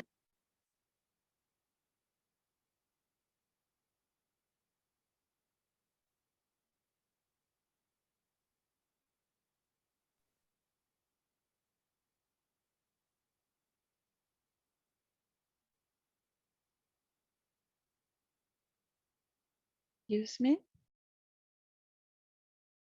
Do you hear well? No, I'm not hearing any. Exactly. No. I think there is an issue. Possibly muted by accident. This is Ambassador Ligoya? no. He's not muted, but something going wrong. We don't hear him anymore. Let me check. Ambassador Ligoya, if you can hear me, can you nod? If you can, yeah, we can't hear you. We can't hear you at the moment. So we can't hear you at all. I wonder if you'd allow us to go to the final speaker while we try to sort out your audio. Would that be okay, Ambassador? I'm so sorry. I'm so sorry. If the IT would, if the moderators would queue up the next speaker, which is a video a video message from Maria Francesca Spatoliciano.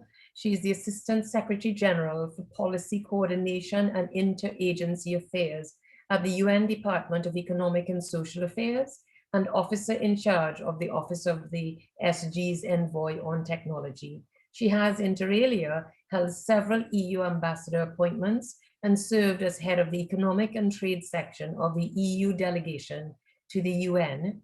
And until we can get back audio from Ambassador Ligoya, we will switch to the video message from the Assistant SG.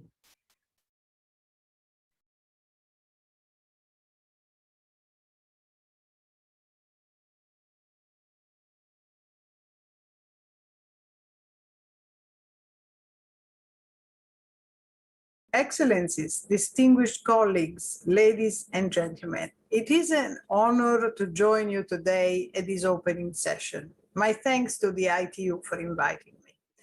COVID has shown us how now more than ever, our ability to connect, communicate, and engage online is fundamental to our everyday lives. Yet, as we are all painfully aware, this connectivity and access is not enjoyed by everyone all around the world. With 3.7 billion people, mostly women and in the developing world, still offline. This fundamental gap between the digital haves and have-nots means that people do not have the most basic access to the online world opportunities. This is why the United Nations Secretary General's roadmap for digital cooperation, his vision for a more open, free, and secure digital future for all, sets out concrete actions to ensure that every person has safe and affordable access to the internet by 2030. This is urgently needed, particularly for developing countries, and even more so in least developed countries, where more than 80% of people are not connected. These connectivity gaps also exacerbate already existing social and economic inequalities, as those people and communities already marginalized and vulnerable are also more likely not to be online. This is even more stark in developing countries, whereas in high-income countries, 87% of school-aged children and adolescents are connected. In low-income countries, this figure is just 6%. All of this means that we have fallen seriously short of SDG target 9C, which aims to, and I quote, significantly increase access to information and communications technology, and strive to provide universal and affordable access to the internet in least developed countries by 2020. Ensuring universal, affordable, and meaningful connectivity for all must be an urgent priority for the international community. We must also take a human-centered approach to connectivity, considering how to leave no one behind in addressing the digital divide. The Office of the Tech Envoy is proud to work with the ITU and many of you present today on this as part of the implementation of the Secretary General's roadmap. What is also critical, and I'm glad that ITU has organized this event, is the question of how to leverage emerging technologies to achieve connectivity. The global conversation regarding internet access has tended to focus predominantly on mobile connectivity being at the forefront of deployed solutions. But we should also take into account alternative technologies, such as LEO satellites, TV white space, wireless, Wi-Fi, and fiber. To some extent, our analysis and viewpoints regarding the cost and affordability of connectivity has been based on technology of the past, and we need to consider emerging technologies that could drive the future. While mobile and broadband will remain important, We should also look into infrastructure investments that move beyond simply building mobile towers and consider fiber cables, satellite, and wireless deployments. In this perspective, in a few days, my office will be organizing, together with ITU and the UN Office on Outer Space Affairs, a discussion on space-based technologies for connectivity to explore their potential. We must also continue to focus on the LDCs, LLDCs, and the SIDS, and their particular needs, because there is no one-size-fits-all solution to this complex issue of connectivity. Ahead of next year's 5th LDC Summit in Doha, our office is working with partners, including the UN Office of the High Representative for the least developed countries, landlocked developing countries, and small island developing states, as well as the Technology Bank for LDCs, to see how we can better harness the power of digital technologies for the LDCs. Finally, even as we strive to connect the unconnected, we must bear in mind that connectivity and online access by itself is not a solution to everything. Connectivity must also be accompanied by measures to ensure the safety and security of those brought online through education and necessary digital skills and literacy, so that all can be fully empowered and engaged. This entails, for instance, addressing possible online harms and risks and users' vulnerability to online exploitation and abuse, including countering misinformation. The time to act is now. Connectivity remains the pressing issue to ensure that all can benefit from the Secretary General's vision of a more open, free, and secure digital future, as embodied in the roadmap. The Office of the Tech Envoy remains committed to working with all of you to make this a reality. Thank you. We are very grateful for the ASG's remarks, and you would notice that we are just on the 9 o'clock hour in my time zone. We have the kind permission of the next session, if you would allow us to go over time, just in order to hear Ambassador Legoya's brief remarks, and then we will close with a picture, and then we will hand over to the next session. If you will be so kind, participants, to allow us to go into the next session for which we have permission. Ambassador Legoya.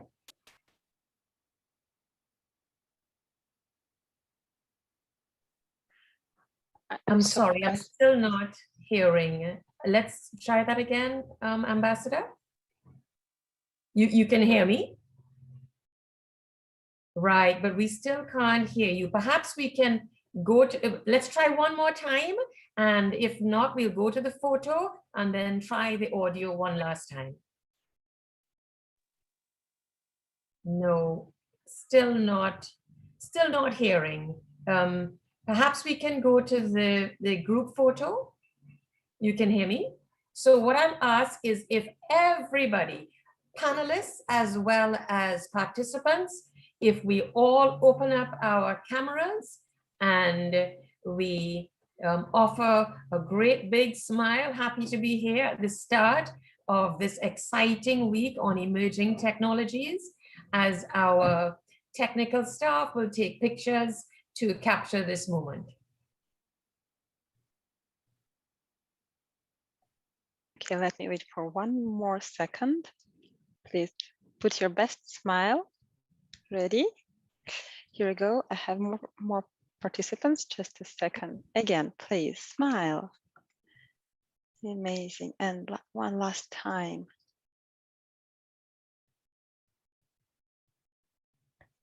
Amazing. This is done. Thank you so much.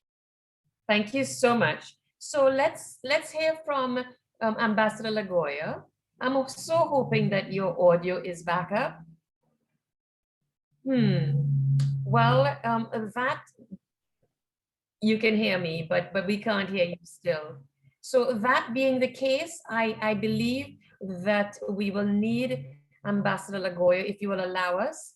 I believe that we would need to move on, and perhaps if there is time in the next session, perhaps you can add your words once your audio is back up, because they were expecting us to go over time a little bit. So let me take the opportunity to offer gracious thanks to all of our speakers. We deeply appreciate your time and the wisdom shared. You have primed us to derive maximum profit from this week of immersion in emerging technology for connectivity 2021. Thanks also to all of our 222 participants for joining us. Please refer to the event website where you will find the full bios of all of our speakers. So now we are pleased to hand over to His Excellency, Professor Mohamedou Ka, Permanent Representative of the Republic of Gambia to the United Nations Office and other international organizations in Geneva, for the next session, which we will launch immediately on trends in emerging technology for connectivity. Thank you to all.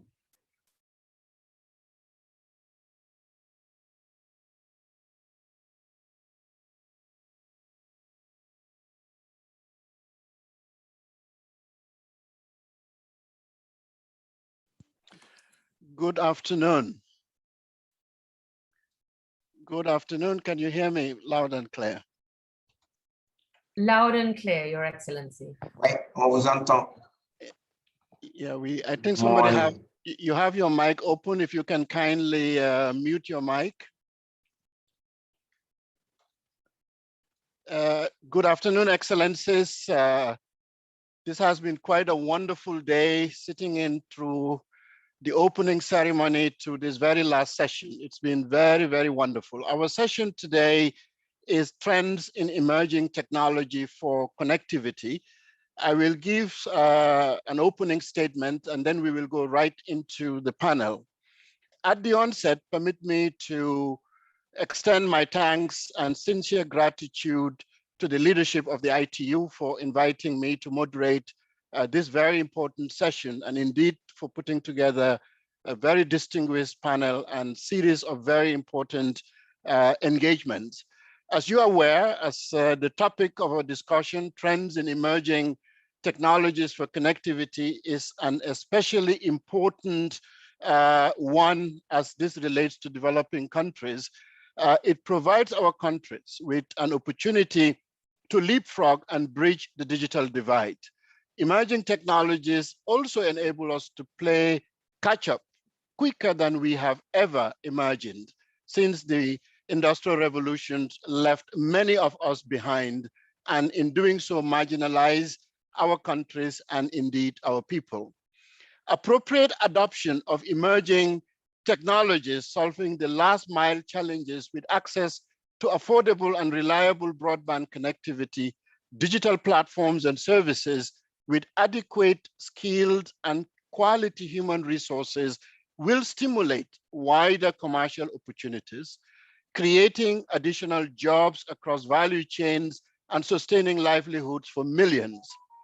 The centrality of adequate investments, capacity and competency building are key requirements for LDCs to adopt and benefit from the evolving trends of emerging technologies and connectivity. Some of these technologies have been discussed in earlier presentations today. Implementing and deploying these emerging technologies to resolve connectivity challenges requires smart policy requirements to build smart infrastructure driven by these emerging technologies. Further, it is key that these evolving emerging technologies unleash affordable connectivity and digital services and tools for rural communities, harness and unleash the creativity and resilience of women and youths to facilitate building the productive capacity, scalability, and the ecosystem to facilitate growth and development. SDGs attainment, resilience, sustainability, and wealth creation across LDCs. As developing countries, governments, civil society organizations, private sector startups continue to embrace and adopt these evolving trends of emerging technologies such as AI, machine learning, deep learning, robotics, big data, IoTs, blockchains, Bitcoins, and digital currencies. This is a very, very exciting topic. And to conclude, I would say substantive adoption of the trends of emerging technologies for connectivity, valuable data governance, and digital inclusion, and building the digital platform service ecosystems will most likely only evolve in LDCs if they are able to access hubs with affordable broadband connectivity and with alternative and renewable energy to power them, and also have youthful populations, empowered women with high quality and rigorous innovative education systems and institutions with constant and continuous supply of motivated quality graduates with high technical, social competencies, plus entrepreneurial drive, passion, and enthusiasm to create wealth and provide solutions to these SDGs using these emerging technologies. Emerging technologies and evolving technologies will not yield the intended values for LDCs if we don't substantively scale and build the required requirements of competencies and capabilities around these tools, and to reinvigorate and disrupt how we do STEM education. It is critical for us to be able to harness these wonderful technologies that are coming to us at speeds. On that note, I thank you very much and welcome all of you to this session in which, through our distinguished panelists, we intend to introduce various ways and interventions that showcase selected initiatives on using emerging technologies for connectivity. Panelists will discuss solutions and share their experiences as to the use of emerging technology to connect the unconnected. And in doing so, our panelists will highlight how the UN Sustainable Development Goals, SDG 4, quality education, SDG 9, industry, innovation, and infrastructure, SDG 11, sustainable cities and communities, and SDG 17, partnerships for the goals should be implemented, especially in LDCs, SIDs, and LLDCs. So distinguished participants, I now call upon Madam Dr. Aminata to take the floor and set the stage so that we can hear from our panelists. Dr. Aminata, you have the floor. Thank you very much. Thank you very much, Your Excellency, Ambassador Ka. Can we have the presentation, please? Thank you. So I will be having this talk today, which will be a broad overview of emerging technology for connectivity. I wouldn't go in depth on anything, but I will try to go on the different technologies and also some of the key constraints of emerging technology. Next slide, please. So we have heard it in the previous discussion that about half of the world population is still offline. And in this offline population, most of them are concentrated in the least developing countries. Only 19% of the people in LDCs are online. And if we look on the landlocked developing countries, it's about 27%. And when we go regionally, Africa and Asia Pacific are the least connected regions, where in Africa it's less than 30% and in Asia Pacific around 45%. So we can see here that really when we focus on LDC and LLDCs, which is the focus of the meeting this week, we have very few people online. It means there are many challenges to connect these people, but it also means that there are many opportunities. And the objective of this week is to see what are the opportunities, how can we best choose the solutions and best connect these people. So if we go in the next slide, please. we have discussed in a previous work in ITU, the Last Mile Connectivity Solutions Guide, many steps to connect the unconnected. The first one will be to identify the people who are unconnected.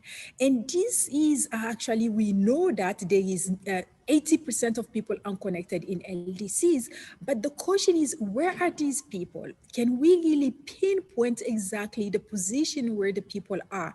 And this is important in order to define what are the best solutions to connect the people. So the first step will be to identify the people.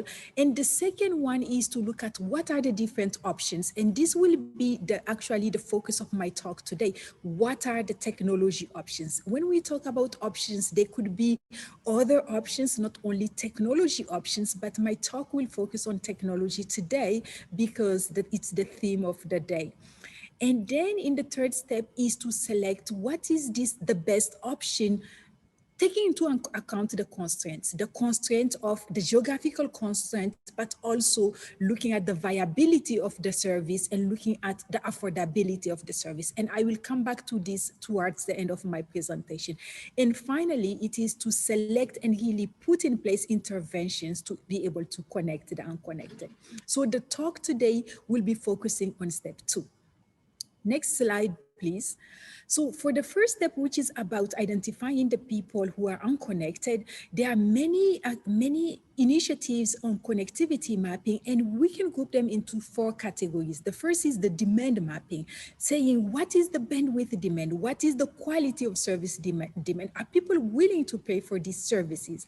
And the infrastructure mapping is a type of mapping when we look at what are the existing infrastructure. And the ITU Broadband map, which you will hear about tomorrow, is one of these type of infrastructure mapping. And then you can have other mapping like the utilities mapping. Thank you. So you can have utilities mapping. For example, it's important to know whether or not in the places we intend to extend the connectivity, there is electricity. Are there roads existing so that we see how to build the fiber if it is the fiber? So this is a type of mapping which is important. The third one is investment. Are there already investment in place, or do we need to look at investment? And the service mapping is to look at the type of services, the type of data cap, the type of prices which can be offered. This will be a focus on a presentation tomorrow afternoon at 2 p.m. So that wouldn't be my focus, but I thought it was really important to focus on data and mapping because it's really the first step of identifying what we need to do. And I invite you for the tomorrow meeting at 2 p.m. to go in depth into mapping and data. In the next slide, I will start talking a little bit more about the different next slide, please. I will start talking about the different connectivity options. So this slide is showing some of the wireless technology options. So when we look at them, the first one is the Wi-Fi. Wi-Fi is an old technology for sure, but it has been improving, and then we have more and more innovation going on. The latest Wi-Fi 6 or 802.11ax is now offering a large bandwidth.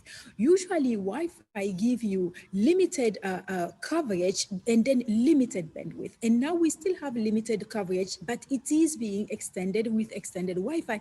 And now we can see that Wi-Fi can offer you really competitive data rate, and it is an option which is being considered and being implemented in case studies in rural connectivity, and in some places where you lack connectivity, it has this benefit of being cheap enough. And then one other option for connectivity, which is most likely the most popular technology option, is the wireless cellular, where we have the 2G, 3G, 4G, and then we're talking about 5G. In this category, 5G is the emerging one.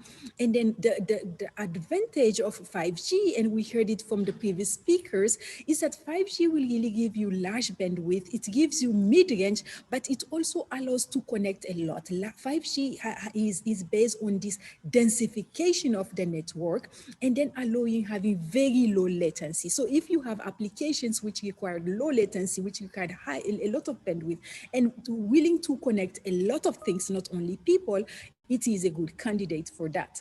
And then we have the fixed wireless option. The fixed wireless usually will build upon existing network. It's a type of microwave technology point-to-point technology, providing the connectivity to the places, to the homes, to the organizations. It's not a mobile technology, but a wireless microwave type of technology. It has the advantage of giving you higher bandwidth than mobile, but it is a fixed type of technology. So that will be the drawback, but it is an option which is interesting in places where you already have infrastructure, and then you can use on top of the existing infrastructure to offer the fixed wireless. And then the traditional satellites, which have this advantage of being available everywhere, they have really a huge coverage. And then we will talk about satellite technology on Wednesday and see what are the new innovations happening in the satellite industry. Next slide, please. In the next slide, I will be talking about the wireline technology for connectivity, mostly focusing on the fiber for LDCs. Fiber has really been a very solid candidate for connectivity. Fiber gives this huge bandwidth, huge also coverage. It can be costly as initial investment, but it is a long-term investment. After that, the operating cost can be smaller. So fiber is a solid candidate, but indeed sometimes the initial cost of investment has to be considered. And I wouldn't focus on coax and copper. That will be mostly in places where you already have legacy infrastructure. There are innovation happening in these very old technologies, but in places like LDCs where we don't have too much legacy infrastructure, these are not something too much to look at, but they are innovation, and they should be considered if they exist already, to look at what are the innovations. Next slide, please.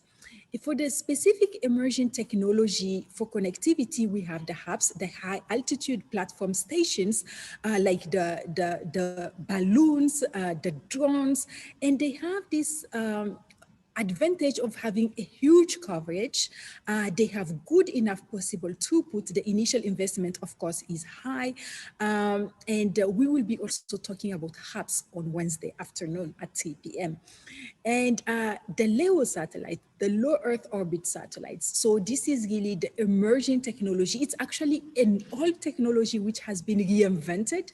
So it is an emerging technology now in the satellites, and it has the advantage of giving lower latency than the traditional satellite, and it has a huge coverage. We also have a presentation in LEO on Wednesday, so I wouldn't focus much on that. Millimeter wave and TV white space are these technologies not really to allow you to optimize the spectrum. So the idea of millimeter wave is to use the frequencies which are higher than 30 gigahertz. So usually we're using lower band of frequency. Now as we know, spectrum is a resource which is limited. The idea of millimeter wave is to use the very high frequencies which are available.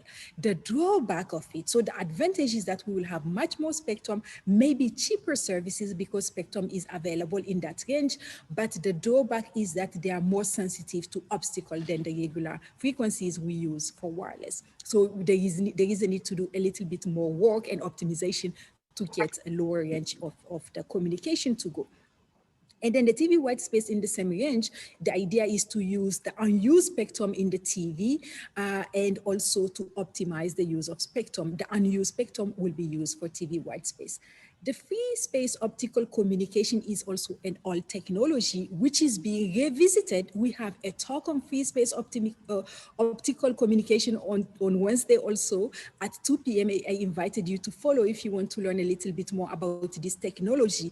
And the idea is that fiber is great, optical communication is great, but when we talk about fiber, we have to dig and then put the fiber. The free space optical communication is using free space, so it's a wireless optical communication method. So the advantage will be that you have less cost to build the fiber. Obviously, you will have very lower range than you have for the fiber. You will have more obstacle and lower throughput sometimes, but it is a good alternative to consider in some cases. The low range or LoRa, the advantage is that you can use that, usually designed for Internet of Things initially. It can be used to connect a lot of things at the same time, but it offers very low bandwidth. And we have seen now some use cases where they are considering using low range even to connect people, but in cases where you need low bandwidth for the connectivity. The power line communication, it's an old technology, but the idea of the power line communication is to use existing electricity grid in order to offer connectivity.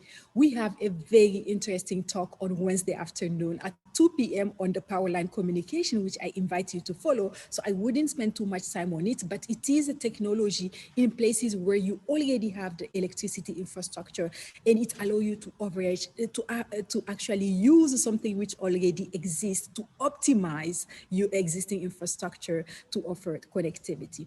In the next slide, please, and I think I'm going out of time. I wouldn't stay in this slide, but the idea of this slide is when we look at all these technologies, all of them, we can say one is better than other. Rather, what is the technology which most suit the needs we have in that place we need to connect? And when we do that, we need to look at which one will be most sustainable in the place we need. All of them, I think, are equal. It's which one best fits the need we have at this time. And I will stop here. In next slide, please. I thank you very much for your attention. And I would like to acknowledge that some of the slides of these presentations are coming from the ITU Last Mile Internet Connectivity Solutions Guide. And then in this slide, you can see the link to download the report. Thank you very much, Ambassador. I give you back the floor.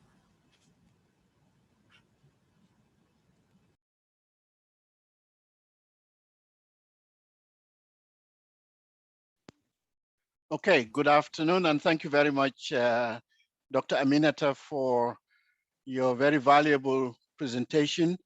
Now I will give the floor to Mr. Teddy Woodhouse, a research manager of A4AI, will take the floor. Please, Mr. Teddy. Thank you, Your Excellency. Can you hear me? Yes, we can hear you. Perfect. Thank you, Excellencies, friends, colleagues. It's a pleasure to join you today. So yes, to introduce myself, I'm Teddy Woodhouse. I'm a research manager at the Alliance for Affordable Internet. And I think there are slides with my presentation. I don't know if I'm supposed to put them up or if someone will put them up for me. IT, can you please share the screen? Yes. Perfect, just coming in now. Excellent. So yes, so I'm with the Alliance for Affordable Internet, or A4AI. And so what I wanted to focus on a lot today is thinking about the foundations of emerging digital economy. And in many ways, what this comes from is, as we're focusing on emerging technologies, there are other things that have to emerge with those technologies, in tandem with those technologies, as we can think of as forms of hardware or forms of equipment. There's also emerging practices in policy and regulation that are quite important to support the development of those technologies and their adoption in different parts of the world where contexts justify their utilization. And so the thing I want to focus on here is, as we're thinking about all of these practices and all of these new technologies, a crucial thing is to think about how inclusive they are and how effective they are in bringing as many people online and including as many people as possible in these digital economies that we're looking to grow as we come out of the global pandemic and the recovery from it. So in the next slide summarizes my talk quite quickly. I'll introduce my organization, the Alliance for Affordable Internet, just in case you haven't heard of us before, summarize a bit about affordability and access today as we see it, go into a bit of detail about the impact of policy decisions as they're influencing these questions that we're talking about today, and then talk a bit about some policy recommendations and kind of steps ahead as we see them of what are quite important trends to think about. So next slide to introduce ourselves. We at the Alliance for Affordable Internet are the world's broadest technology sector alliance. So we bring together public sector, private sector, and civil society across the globe to work on driving down the price of broadband for everyone. And we focus on transforming policy and regulatory frameworks through that action. And in the next slide, there's just a quick summary of some of our member organizations and our focus around a set of good practices, which are all kind of thought to be connected to the driving down of the cost of internet access in many parts of the world. And as an organization, we focus in particular in low and middle income countries, and thinking about the unique dynamics that play in the technology markets in those areas. So if we can skip forward 2 slides from here. This is just a quick summary of some of the research that we do as an organization and what we try to contribute and kind of the value add of why we ask for a bit of your attention today is every year we publish the affordability report, which assesses the policy and regulatory environments throughout several parts of the world. The latest edition had around 70 countries, looking at how they're set up to support those emerging technologies as they come in and as they create the space and market pressures for the cost of internet to reduce. So in the preceding presentation, many of those technologies, for example, TV white spaces, we do assessments on how well and how inclusive are the licensing frameworks or the spectrum policies in place effective at adopting and harnessing and leveraging those technologies to reduce the price of broadband for people in the market. And there's a number of other things that we cover, including quality of service metrics, and also the cost of devices in many parts of the world. In the next slide, this is quite the quick summary of the thing that we focus on and what we pay attention to. At the Alliance for Affordable Internet, we create an index called the ADI, which is short for the Affordability Drivers Index. And what it is it's an amalgamation of a number of different policy factors in each country that's ranked numerically from a scale of 0 to 10 on how effective is a policy at arranging spectrum, at universal service, at setting a broadband strategy. There's a number of factors, how all those scores combining together, reflecting kind of the effectiveness of broadband policy at the time. And so that's the orange line you see there. Quite fortuitously, one of the good things is policies gradually are getting better over time. And the green line in comparison is average of 4. Yes, Dear Mr. Woodhouse, can I ask you to slow down a bit for interpreters? It's kind of difficult then to translate at the same moment. Thank you so much. Yes, of course, yes. So I'll slow down. So that is the orange line, which focuses on the Affordability Drivers Index, which is that assessment of the quality of different policy environments. And the green line in comparison at the same time, which is quite fortuitous for us, we see the decreasing affordability, or increasing affordability or decreasing prices of internet in many parts of the world as these policy environments are improving. So we're quite heartened by this relationships that we're seeing emerge over time. That is, as policies are getting better to include these emerging technologies, the price of broadband for many people across the globe is reducing at the same time. So in the next slide, what I wanted to quickly summarize is we do regional snapshots throughout many parts of the world. And most recently, we did a regional snapshot for least developed countries and countries in that classification to understand the comparison of different countries and the ways that they are thinking about the policies that are relating to these emerging technologies. This is a quick link to that report. You can also find other supporting materials related to the affordability report in the most latest edition at that link. But what I want to focus on is in the next slide. So if we think about the summary situation amongst LDCs in this classification, again, it's 17% of the population is online. 41% of population is covered by a 4G network, which is crucial for what we see to be meaningful connectivity, which is the point at which connectivity is no longer just kind of the first experiences of someone coming online and kind of basic activities, but then being able to use the internet more meaningfully in work, life, play, and other parts of life as well. And also quite crucially, and unfortunately, the size of the gender gap in this part of the world is quite stark, and the balance between men and women participating in online life is quite extreme and something that we look to close and should be considered an urgent policy priority in the coming years. So in the next slide, covers the 10 highest scoring countries amongst LDCs. And so this is just a quick summary of the placement of all of these countries to get a sense of what are some of the countries that have the world-leading policy and regulatory practices that are relating to these emerging technologies that we're talking about over the course of this week. And some of the strongest countries that we've identified are Senegal, Benin, Cambodia, and Uganda. Each of them have individual strengths to the way that they are considering many of these policy issues. And there's also many of these other countries as well have strengths in their own right relating to many of these policy issues as well. In the next slide, this just to quickly confirm, why does this matter? So what you see along the bottom axis is the index score of all of these countries. And so the further along the right it is, the higher the quality of the policy environment as we see it in these individual countries.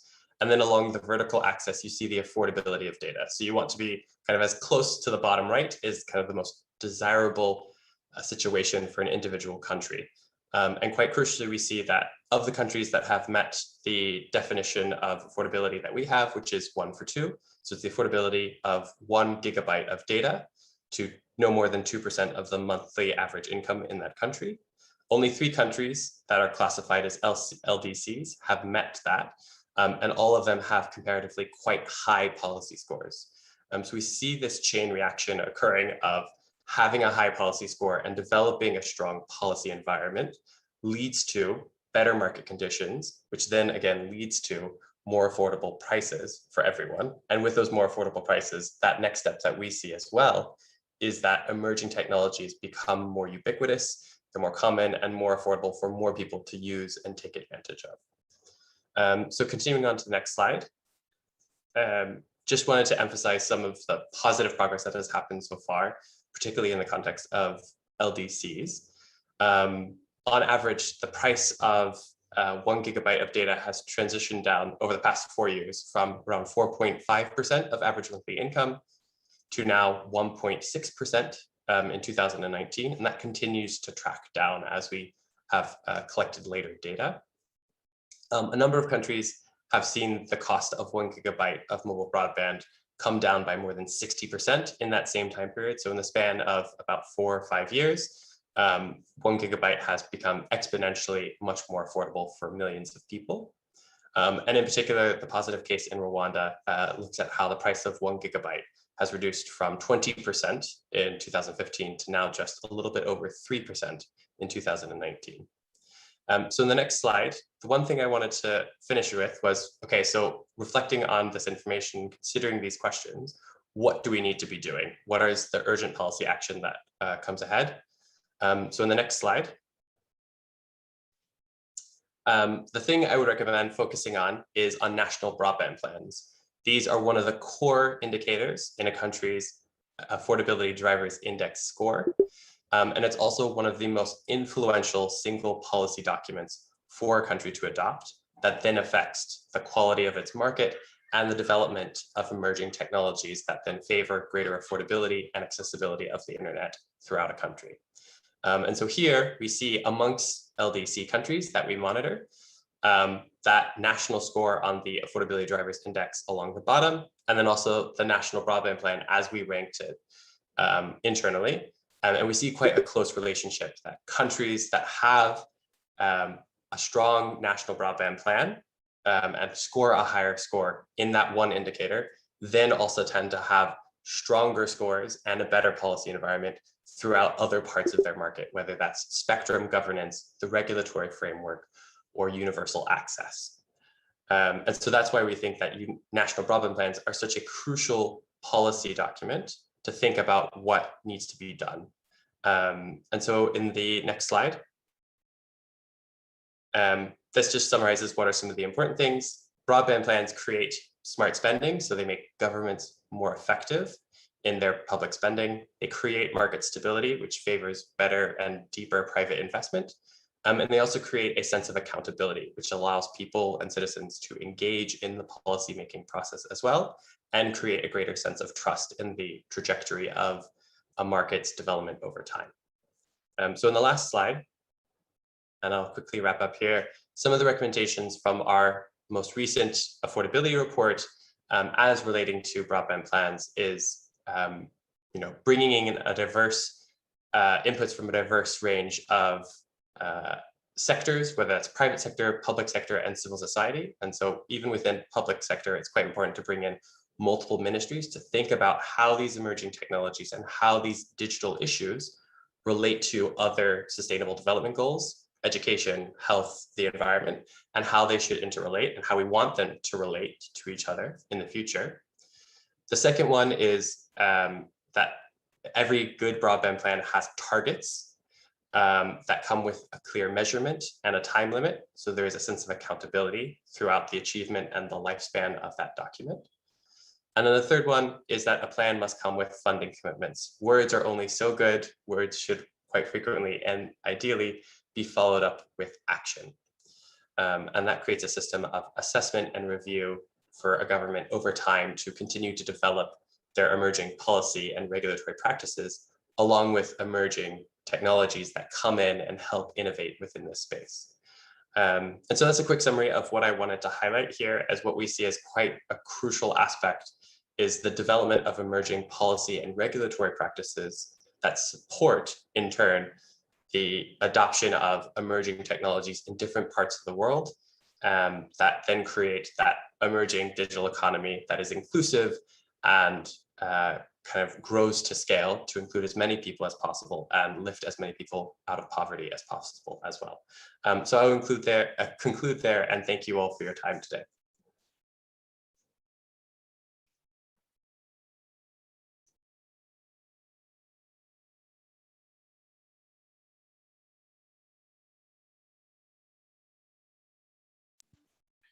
Thank you very much for that presentation.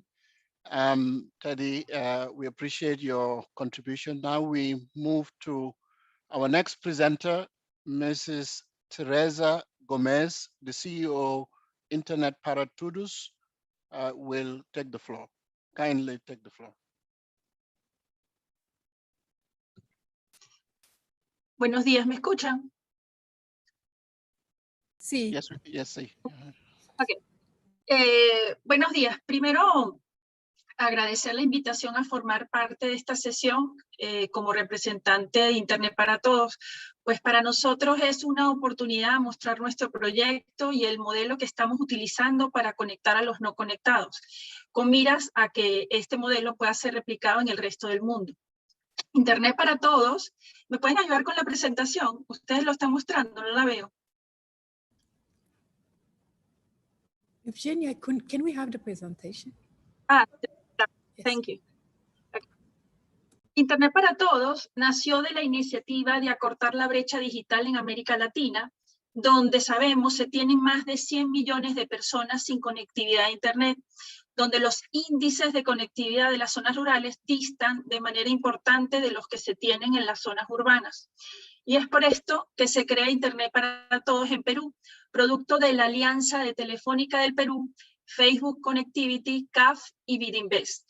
Una operadora de infraestructura móvil con foco rural y con un modelo innovador y sostenible, con el objetivo de conectar a más de 6 millones de personas en las zonas rurales del país, a fin de brindarles las mismas oportunidades y promover así su desarrollo social y económico y por ende el desarrollo del mismo país Perú. La siguiente, next.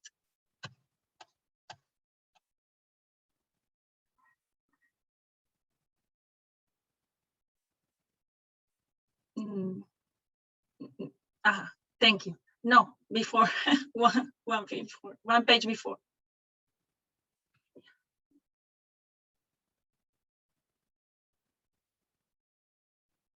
Yes. Ok. IPT inicia sus operaciones en el 2019, seleccionando a Perú como país piloto, un país con importantes desafíos, así como grandes oportunidades para ejecutar el proyecto.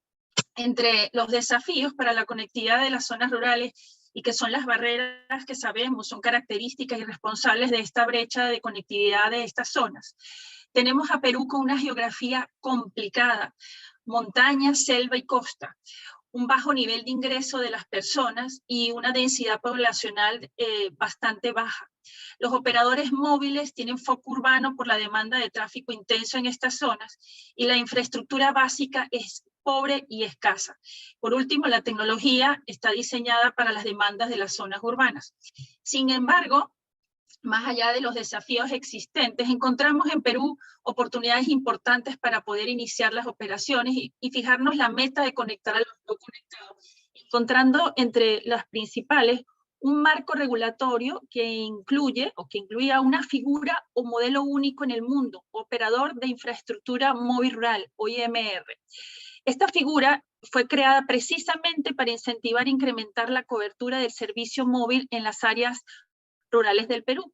El OIMR puede brindar su infraestructura de acceso móvil y redes de transporte a las operadoras móviles del país, para que así éstas puedan extender el servicio en las zonas rurales del país.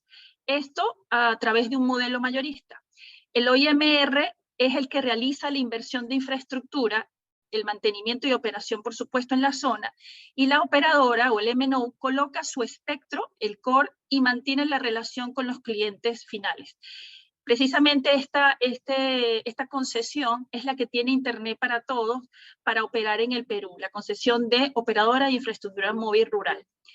Otra de las oportunidades que tenía el Perú es la existencia de los proyectos de fibra óptica en desarrollo a nivel regional en el Perú. Son proyectos de fibra que se extienden de norte a sur y de este a oeste, y son proyectos de inversión del Estado y que pueden ser usados por los privados o por cualquier operadora que quiera operar en las zonas rurales.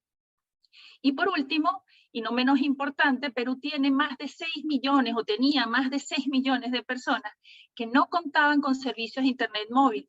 3.2 millones de personas solo tenían el servicio de voz 2G y otras 2.8 millones de personas, se entiende, no tenían ningún tipo de servicio, ni voz ni datos. La siguiente, por favor. Next. Gracias. Internet para Todos es un ejemplo de alianzas para el desarrollo de objetivos, el objetivo número 17, cuando Telefónica reconoce la necesidad de desarrollar estrategias de colaboración y buscar aliados para conectar de manera sostenible a los no conectados. Aliados, por supuesto, que tuvieran el mismo objetivo de acortar la brecha digital. Y así, rompiendo paradigmas y actuando de manera disruptiva, se logra concretar la alianza entre Telefónica, Facebook, CAF y Bidinvest. Telefónica coloca como patrimonio una red de más de 3.000 sites 2G en las zonas rurales y a nivel nacional en el Perú, así como su experiencia tecnológica, al igual que Facebook, que junto con los otros socios colocan también capital para las inversiones necesarias del proyecto. Nuestro modelo tecnológico y de negocio se basa en la innovación y la sostenibilidad, y utilizamos el concepto de Network as a Service, donde actuamos como un host neutral, donde nuestra infraestructura la ofrecemos de manera compartida y damos igual acceso a las operadoras móviles del país. Así le permitimos que éstas puedan extender su servicio a un bajo costo y mantengan la relación con sus clientes. Aquí, precisamente, la eficiencia de nuestro modelo. Nuestra operación y mantenimiento se basa en sistemas abiertos, OpenNMS, en la virtualización y la automatización, así como también estamos utilizando modelos predictivos para la reducción de fallas y disminución de los costos operativos. Así que también creemos que esto aumenta la disponibilidad del servicio, sobre todo en estas zonas rurales, donde el traslado para atender una falla puede requerir incluso días. PT apostamos por nuevas tecnologías, innovación, ecosistemas abiertos, porque creemos que es la única vía para la reducción de inversiones y costos, además de soluciones ajustadas a las condiciones y demanda rural.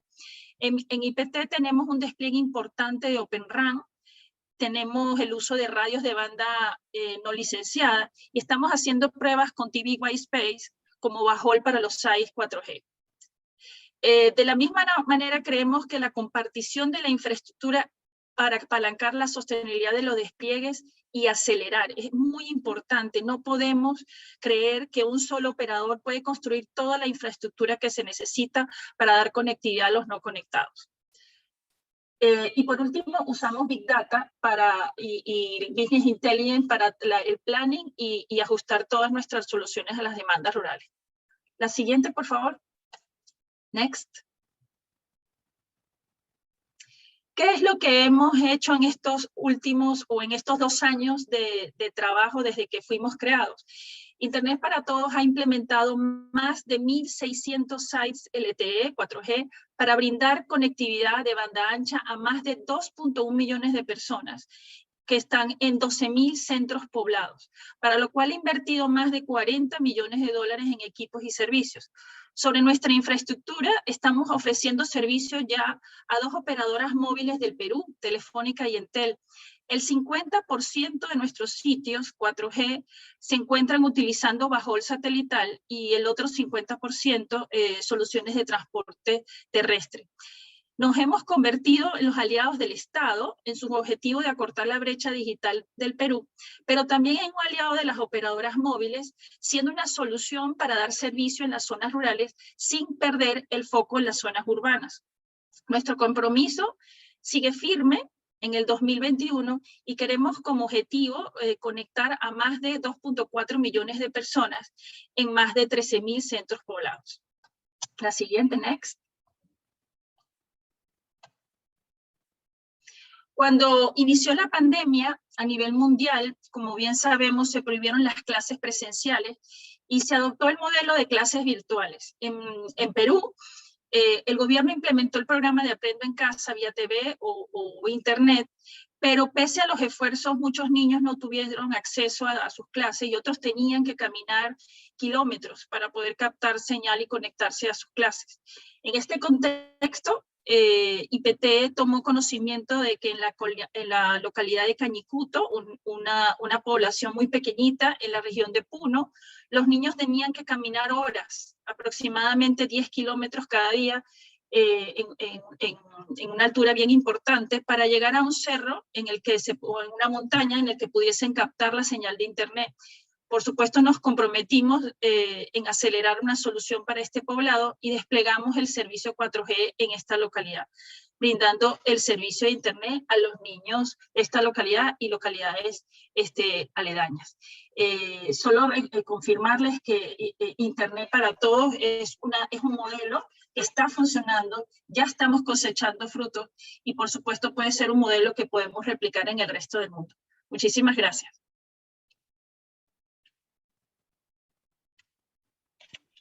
Thank you.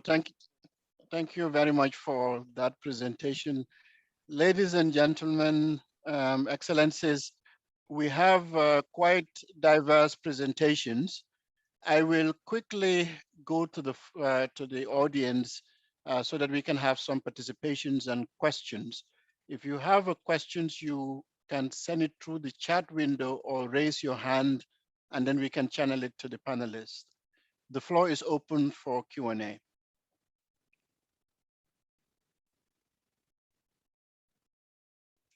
You may raise your hand if you have a question. We have Ghana, Mr. Abdullahi and Tigba, you have the floor. Please proceed. Thank you.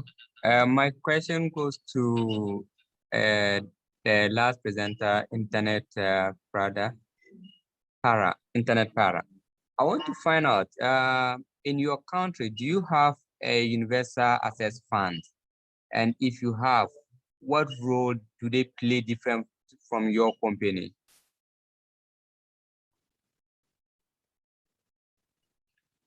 This is my question, Claire. Yes, the interpreters are working on it.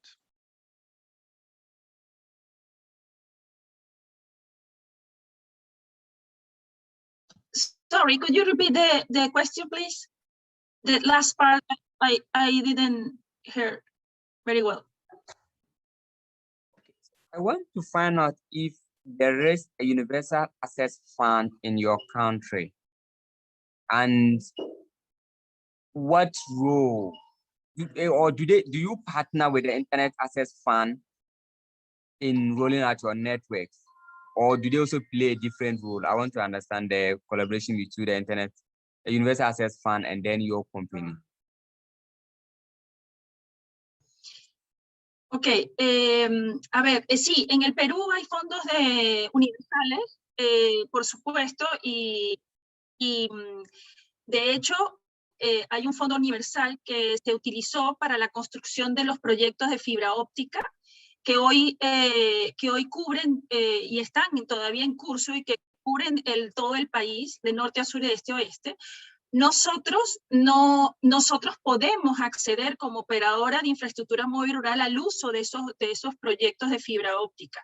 Es decir, no recibimos como tal ningún aporte del Estado a la compañía Internet para Todos, pero Internet para Todos puede como operadora utilizar esos proyectos de fibra que fueron realizados, por supuesto, con el Fondo Universal, ¿no?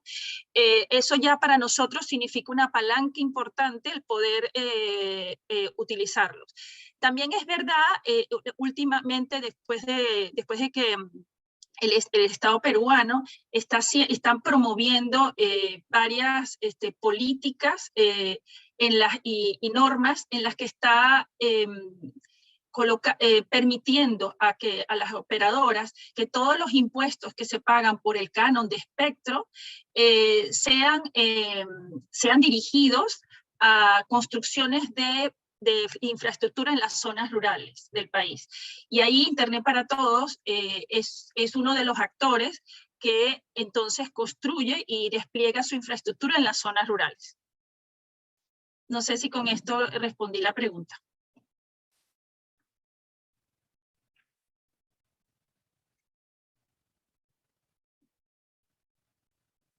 Yes, please. Thank you.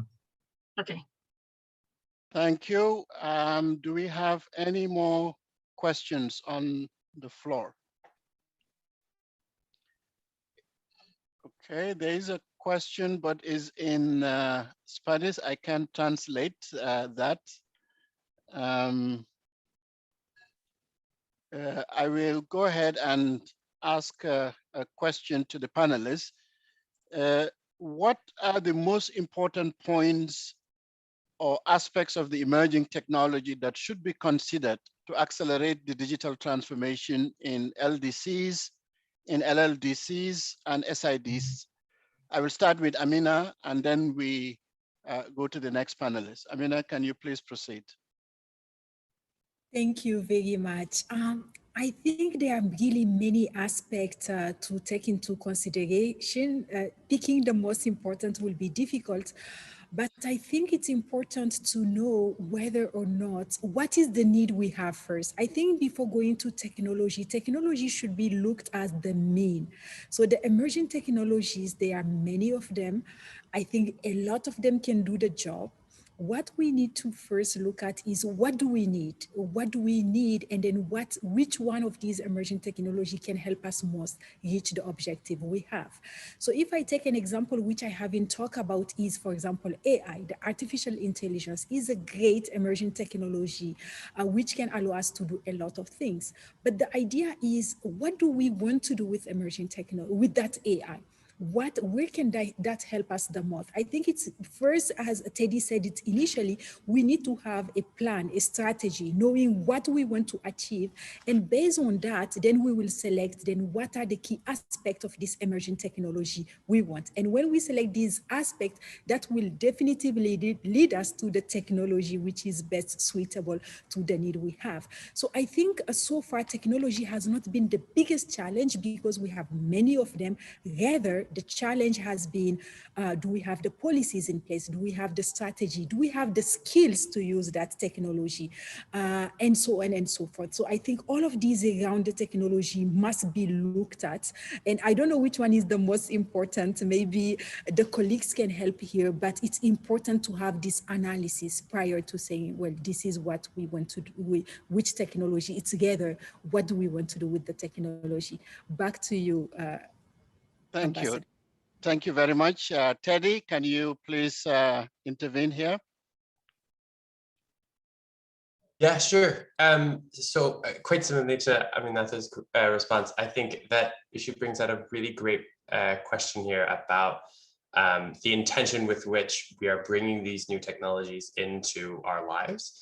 And so from my perspective, I think one of the biggest challenges, biggest problems that we need to confront is we can see that in many ways, the internet, as even kind of the recent history of it, has been both reflection of many of the positive things of humanity, but also, unfortunately, many of the negative things of humanity as well, in ways that the digital divide is replicating divides and disparities that exist throughout many other parts of the world.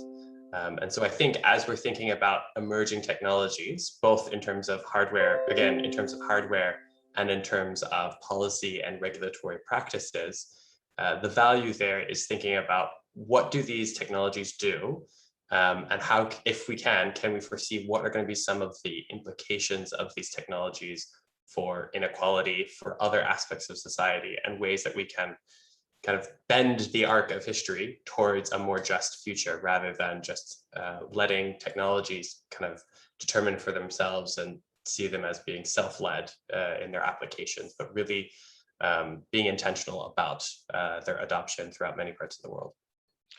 Teddy, there was a follow-up question on chat that asked that you stated during your presentation that your company did research in Uganda. Did you cover all the country?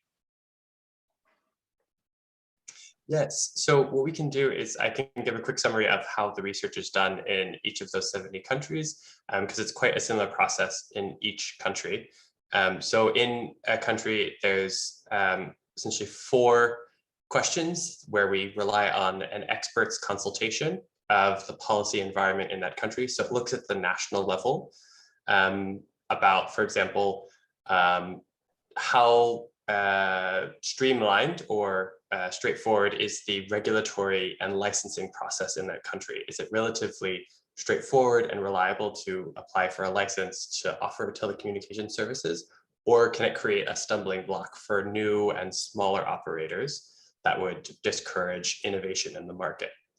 So that's one example and how we do it. And then there's also a number of secondary indicators, again, at the national level that are added in. So for example, market competition or the number of smartphones in a country and other aspects that help us evaluate kind of the environment in that country in terms of policy and market realities, but it's kept at a national level. Thank you very much, Ms. Teresa, quickly.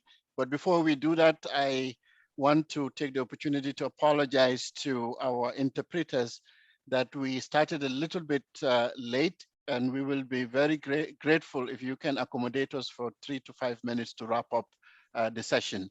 I hope that is okay with you. Thank you, much appreciated.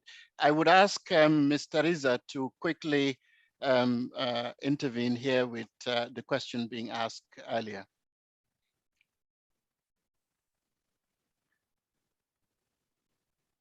Disculpe, no escuché. ¿Me la pueden repetir, por favor? There was a question asked. Maybe one of the panelists can help repeat the question. So I think the question was about what are the most important aspects to consider for emerging technologies. Thank you. Yes.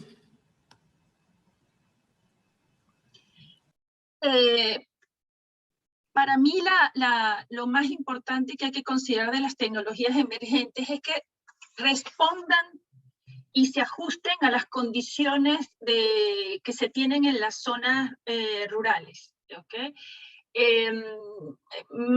Muchas veces escucho hablar de calidad y se le da más prioridad a la calidad que a la conectividad. Y en las zonas rurales lo que tenemos que buscar son las tecnologías que se adapten a las necesidades. Como decía Aminata, hay sitios que tenemos que ver que no tienen ni siquiera energía, que son los servicios más básicos que necesitamos para llevar tecnología. Y esto es lo que tenemos que hacer. Otro de los puntos es la fibra óptica es la respuesta a anchos de banda que necesitamos para ofrecer un buen servicio, pero también la fibra óptica tiene costos muy elevados para las zonas rurales, y no solo costos elevados, sino los tiempos que se requieren para desplegarla, ¿no? Sobre todo pensando en geografías complicadas, como les comentaba que tiene el Perú. Entonces aquí tenemos que pensar en soluciones satelitales u otro tipo de soluciones, apps, donde podamos de alguna manera conectar las zonas rurales del país, pero a un bajo costo. Ahí es donde está el otro reto que tienen las tecnologías emergentes. Tenemos que hacer que sean de bajo costo, sino para las zonas rurales donde hay donde hay bajos ingresos y la densidad de población es muy baja, pues no tendríamos la manera de hacer sostenible estos despliegues, ¿no? Otro de los puntos que creo de las tecnologías emergentes es que deben buscar ser lo más abierto y flexible posible. Necesitamos la integración y la interoperabilidad. Debemos tener en cuenta que las plataformas tienen que ser manejadas por software. Ah, disculpe. Thank you very much. That's very valuable. We're coming to the tail end of this very insightful session. The last question, and if you can just be very quick, one is, what will be your vision on emerging technologies for connectivity in the next 20 years and why? If you can be very brief, and to append to that a takeaway, a keyword, one sentence that fits this session topic. If you can match both of them as your final comment. I will go with Aminata. Thank you very much, Ambassador Ka. It's a very difficult question, but I will say maybe the vision of emerging technology for me is that it's actually really helped people to do, to advance in the vision they have. So in the countries must have their own vision, and the emerging technology will be a very useful tool which make them achieve this objective very, very efficiently. That will be my vision. And my takeaway will be that the emerging technology will be used in a really, how can I say it, design way, so that it's not a copy and paste from a country to the LDCs, but design for LDCs, for the need of LDCs. And so that really this development will be, and digital transformation will be achieved quickly. Back to you. Thank you very much, Ted. Can you quickly add a voice? Sure.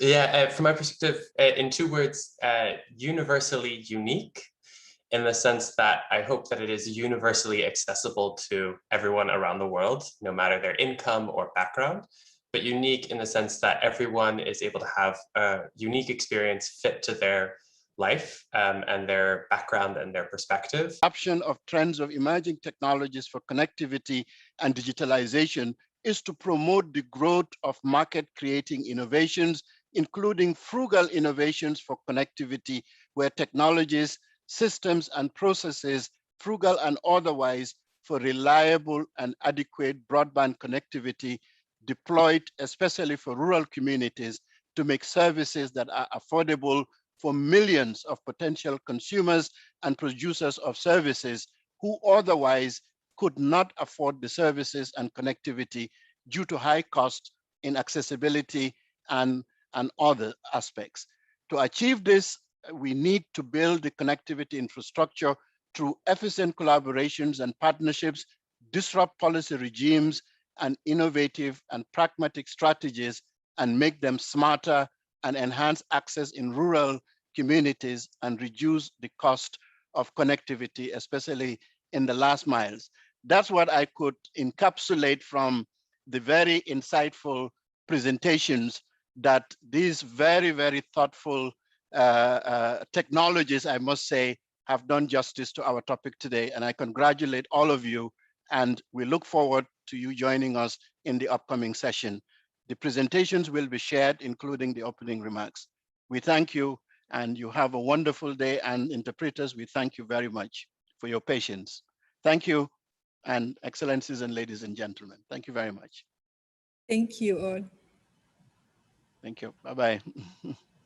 Bye. Thank you. Bye-bye for everyone.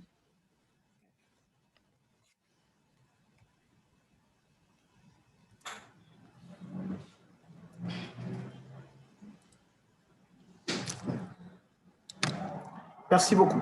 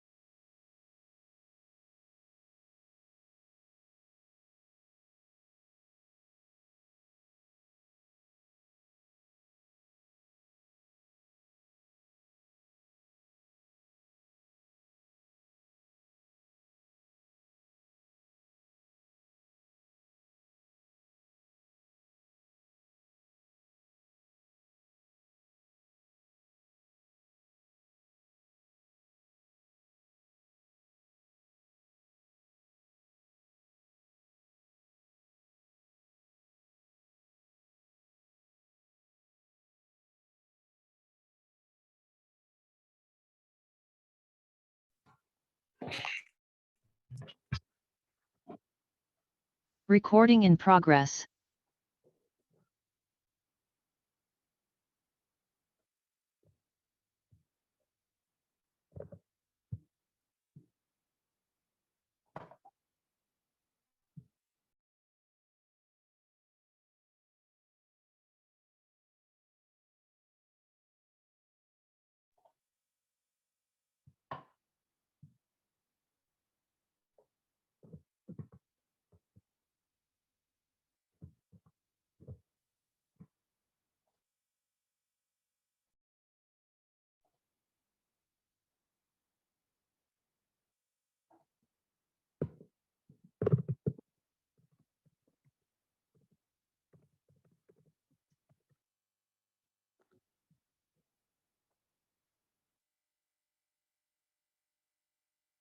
Dear Pablo, I think you are muted. Okay. Can you hear me? That's okay. Can you hear me? Not. Yes, we I can can hear loud and clear. Oh, good. Okay.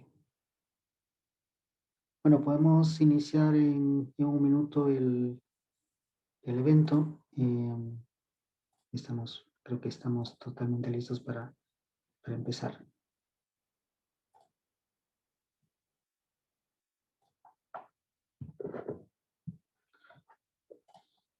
Bueno, podemos empezar ya con el evento. Creo que me escuchan bastante claro. Distinguidos invitados y representantes de las diferentes instituciones de la región que hoy están presentes.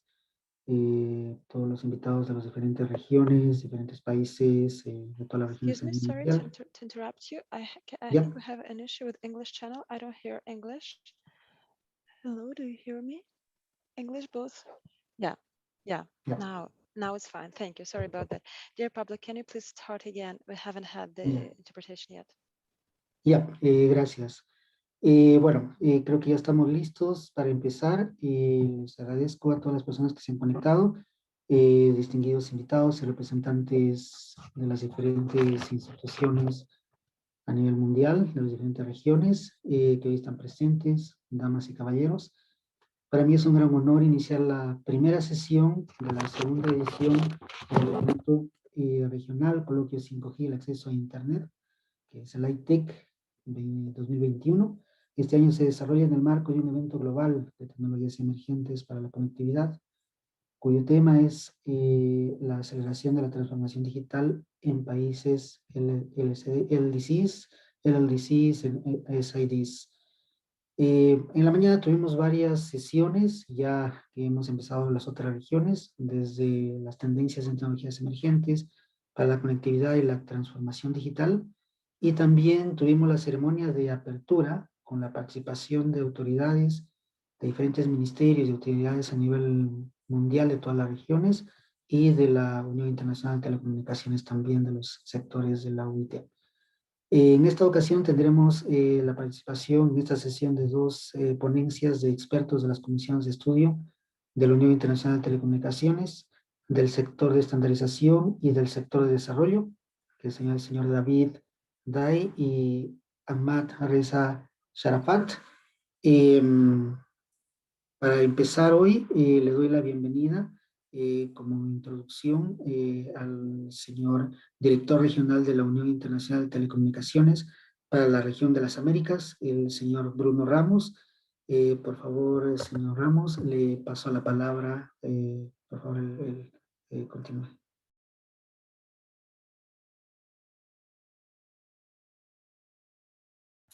Muchas gracias, Pablo. ¿Me escuchan? Ok. Gracias, Pablo. I will change to English to my speech. So just to inform the participants that I'm gonna change to English. First of all, thank you very much for being present, and very welcome to you all. And a very, special thanks for the panelists for this first session. David, and my dear friend Ahmed for being present. So distinguished guests and representatives of the America's institutions present here today, and for sure the other regions. Ladies and gentlemen, it's a great honor for me to welcome you to the New Technologies and Internet Colloquium of the Americas region, HITECH. This year, the event takes place within the framework of the ITU Global Action, focused on emergency technologies for connectivity, particularly accelerating digital transformation in least developed countries, LDCs, landlocked developing countries, LLDCs, and small island developing countries, SIDS. This week, in the different regions of the world, we will sharing our own knowledge, and that for our invited speakers. And the next week, for 12 to 16 July, we will offer training sessions on these same topics. All of these trainings will be provided online. So I would invite you to review the agenda and actively participate in these trainings. Ladies and gentlemen, during this week, we will have very diverse, interesting, and enriching discussions on emerging technologies. We will have the opportunity to listen to the experiences of those who have already begun to adopt these technologies and the challenges they have faced. We will be able to jointly identify the opportunities and projections that these technologies trigger. We will be able to analyze if they will contribute to closing the digital divide, and especially if they will contribute to connecting all rural and unserved areas. We will hear from government authorities who will share their national plans, and companies' representatives who will share new developments in the industry. We will also share information on the work carried out by regional organizations and the ITU in fostering cooperation to achieve our common objectives. As you know, all the countries in the Americas region are planning on or already working on the deployment of 5G networks and the adoption of emergency technologies. Both efforts are integrated in planning towards economic recovery and in regional preparations for the new normal after the strong blow caused by the pandemic, the final impact of which we cannot yet calculate in full. Our objective is to offer a space for analysis and debate, where the exchange of contributions from all the sectors involved may jointly build more inclusive and efficient connectivity with new generation networks, projected towards 2030 to achieve the UN Sustainable Development Goals. The different sessions and discussion panels that have been prepared have taken into account the needs of the region in key issues and will provide an opportunity for the participating expert to debate the adoption of concrete strategies that take advantage of technological advances and transform them towards social development and economic growth in the Americas region. We are clear that in this context, we are faced with multiple challenges.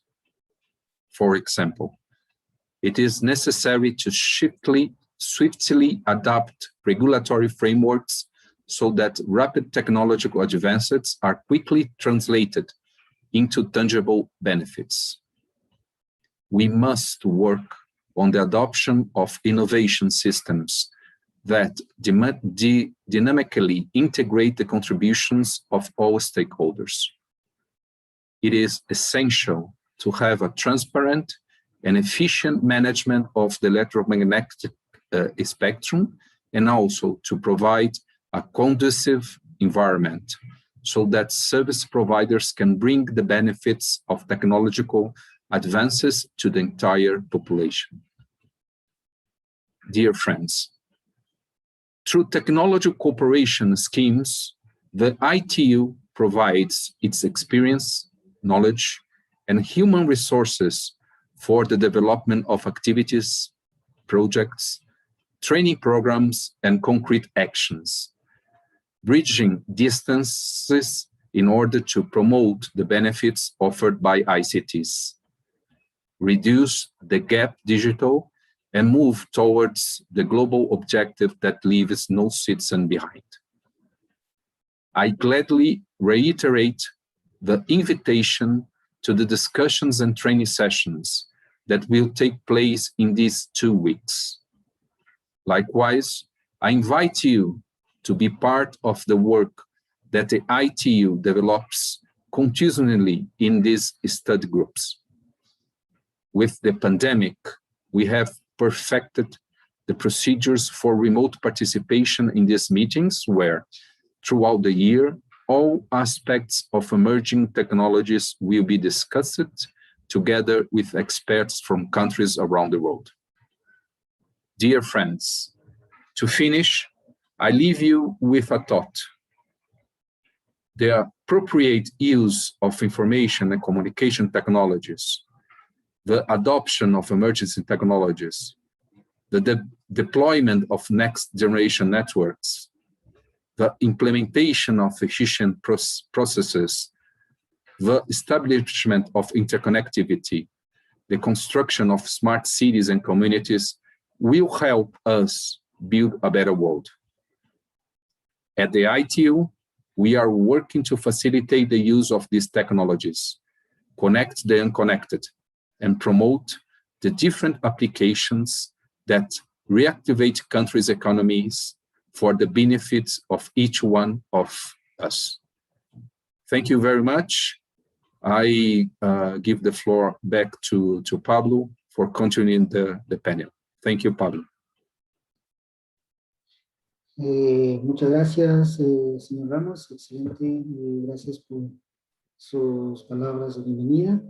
A continuación, tenemos la presentación del experto de la Comisión de Estudio número 13 del sector de estandarización de la Unión Internacional de Telecomunicaciones, el señor David Day, quien nos va a exponer una charla magistral sobre la inspección de paquetes DPI, Deep Inspection Packets, y los beneficios para los operadores de la red.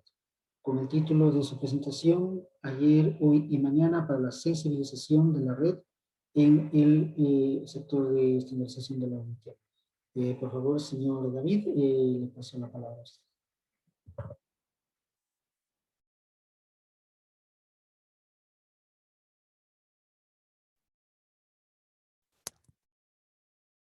Okay. Can you hear me? Yes, very Can you well. hear me, Chairman? Yes, we can hear you. Pablo, can you hear me? We can hear you. Yes, please go ahead. Yes. Okay, thank you. Good morning, good afternoon, or good evening, everyone. Now I'd like to share some information about network awareness in ITUT. The title of my presentation is Yesterday, Today, and Tomorrow for Network Awareness in ITUT. I'm David Dai from FiberHome. I'm also the developer of ITUT Version 7, Start Group 13. Next slide, please. Next slide, please.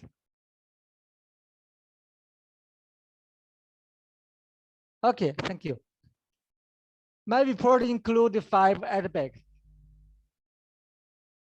The first one is about the motive, challenge, and chant for network awareness. I hope I can give a detailed introduction for overview of network awareness in this part. And secondly, I want to give information about the public recommendations related to network awareness. This is a summary of studying history about network awareness in ITUT. And the third aspect is about the carbon studying about network awareness. This part is about several active work items related to network awareness. And the first one is about the upper-layer technologies relying on network awareness. I'd like to introduce several network technologies that are based on network awareness. And the fifth one and the last one is about the future studying related to network awareness. This part is illustration for some candidate starting point related to network awareness in the future. Now, let me introduce part one first. Next slide, please.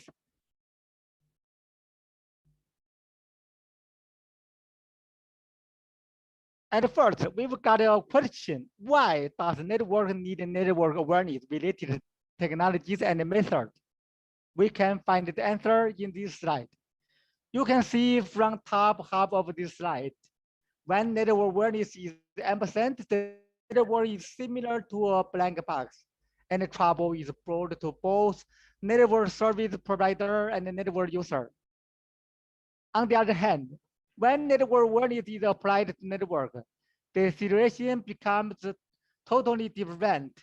It can be seen from the bottom half of this slide. Next slide, please.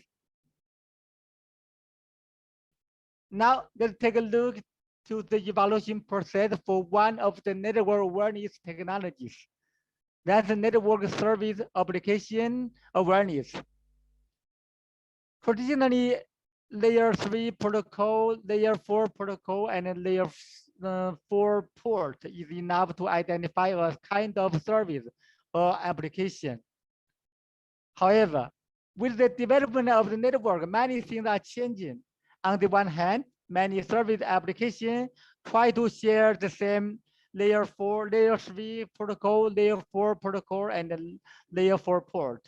For example, HTTP-based service application.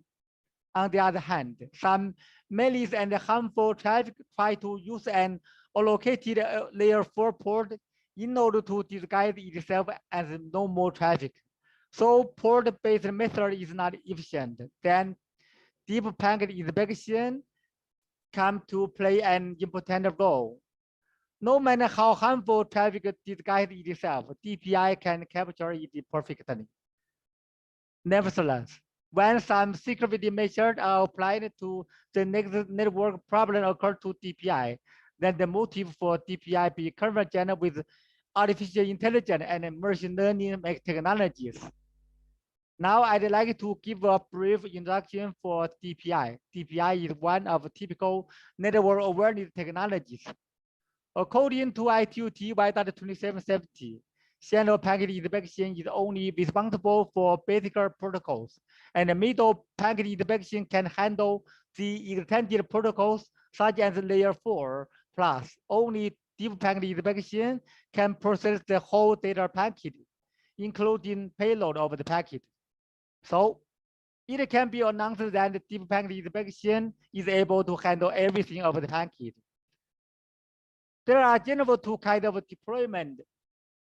Deployment mode for DPI to be used in the network, in-path mode and out-of-path. In other words, severe mode and parallel mode. The substantial difference between two modes is in-path mode can help to take some action on the network traffic. Next slide, please.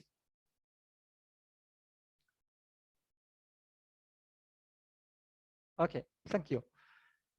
This slide describes an example application scenario, mobile application scenario of network awareness.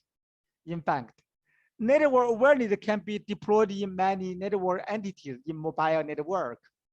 Two recommended deployment design are embedding DPI in the GGSN or deploy DPI to gene interface, then it connects SGSN and GGSN, or GI interface, then it connects the GGSN and the upper layer network.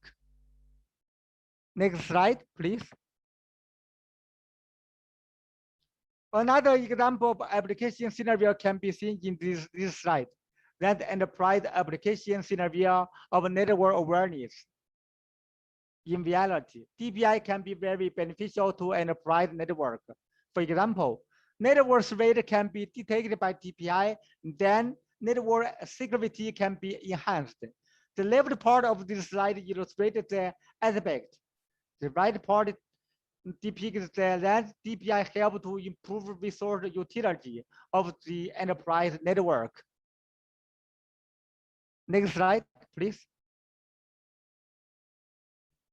Anyway, there are pros and cons about network awareness. It's sure, network awareness can be much beneficial to network.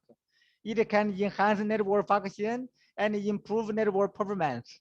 From this slide, it can be learned that network awareness can help network service provider to support capabilities such as traffic management, QoS assurance, security enhancement, accurate accounting, improve BSS, OSS, and provide valued added service. Those capabilities of network awareness bring itself good application prospect. Nevertheless, there are also some challenges to network awareness. The first one is the evolution of related technologies. The second one is the change of the application scenarios. The third one and the last one about policy and regulation. Anyway, there are feasible measures to tackle the aforementioned problems. Next slide, please. Now let's come to the second part is about public recommendations related to network awareness. Next slide, please. So far, ITU-T has published 6 recommendations related to network awareness. And those recommendations are ITU-T Y.2770 requirement for deep packet inspection in next generation networks. ITU-T Y.2771 framework for deep packet inspection. ITU-T Y.2772 mechanisms for the network elements with support of deep packet inspection. And ITU-T Y.2773 performance models and metrics for deep packet inspection. And ITU-T Y.2774 functional requirement of deep packet inspection for future networks. And ITU-T Y.2775 performance models and metrics for deep packet inspection. In addition, ITU-T has published 2 supplements for network awareness. ITU-T Y.23 supplement on DPI terminology, and ITU-T Y.25 supplement on DPI use cases and application scenarios. Next slide, please. Now let us take a look at ITU-T Y.2770 first. It specifies the requirements for DPI in NGN. It primarily specifies the requirement for DPI entities in NGN, addressing in particular aspects such as application identification, flow identification, inspected traffic types, signature management, reporting to the network management systems, and the interaction with the policy decision functional entity. Although aimed at the NGN, the requirement can be applicable to other types of networks. ITU-T Y.2770 can be applied in IP and non-IP network. The template of policy rule and flow information can be seen from the top right. And the main aspects of the requirement are listed here, including the A, B, C, D, and the 4 aspects. Next slide, please. Another one is ITU-T Y.2771. It provides a framework for DPI. The primary purpose of this framework is to describe a structured approach for designing, defining, and implementing DPI solutions in support of service and application awareness for facilitating interoperability. It serves to identify and assist in understanding the network issues from primary and architectural viewpoint. The 2 important models described in ITU-T Y.2771 are given here. The left part is the basic model for bidirectional DPI. The DPI entity is composed of DPI engines and PIB, policy information base, and local policy decision function. And meanwhile, a DPI engine is composed of a DPI scan function, DPI analysis function, and DPI action execution function. The right part describes a schedule model for traffic shared among multiple parallel DPI engines. Next slide, please.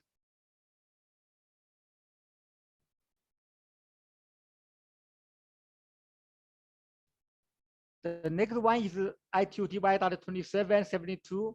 It provides mechanism for the network elements supporting DPI, including the procedure and method aspects of DPI with respect to packet-based networks. It serves to assist in the understanding of DPI-related methods, interfaces, protocols, procedure aspects, and process aspects of DPI-related products. The typical deployment topology can be seen from the left half of this slide. And it can be learned that the DPI function can be deployed in almost all layers, including access layer, aggregated layer, and IP metro layer, blah, blah. The right part illustrates the protocol exchange procedure among DPI engine. Local policy decision function and the policy decision functional entity and protocol exchanging procedure among PDFE, LPDF, and the management entity. Next slide, please.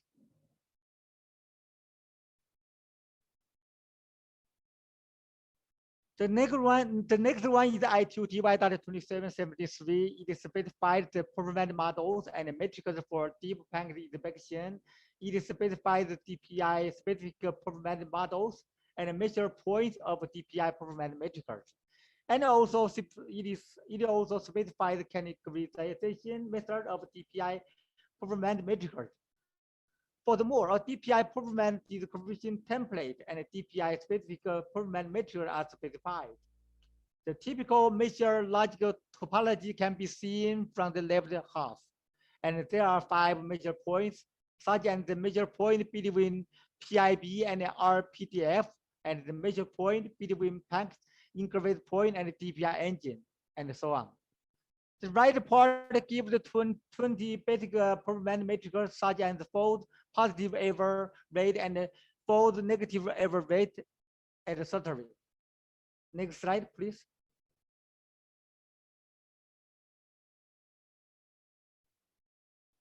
The next one is ITU-2774. It specifies the functional requirement of deep packet inspection for future networks.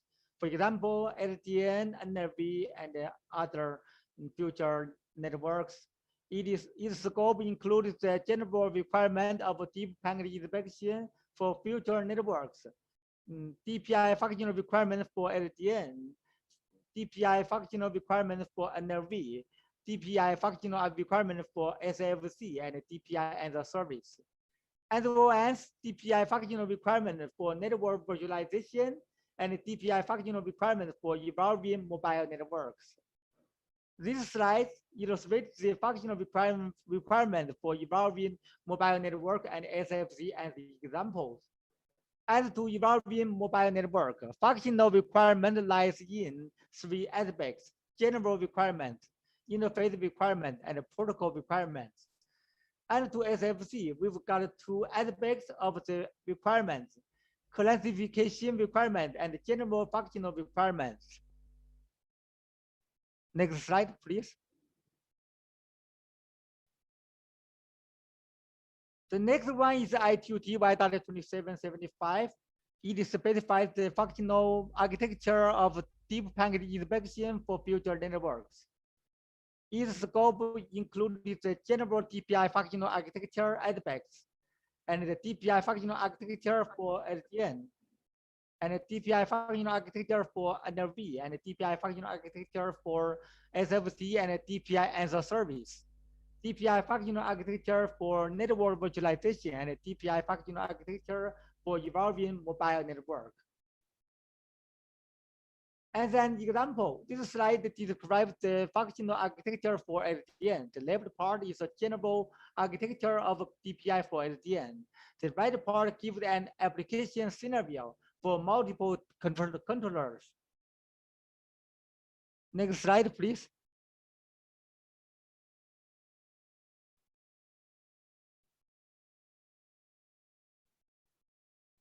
Yes, this one. And we have also got two supplements for network awareness.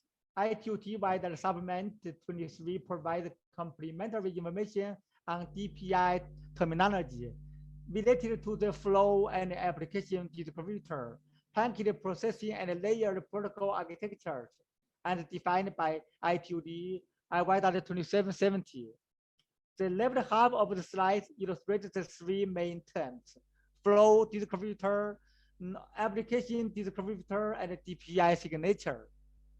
And the ITUT Y supplement 25 provides complementary information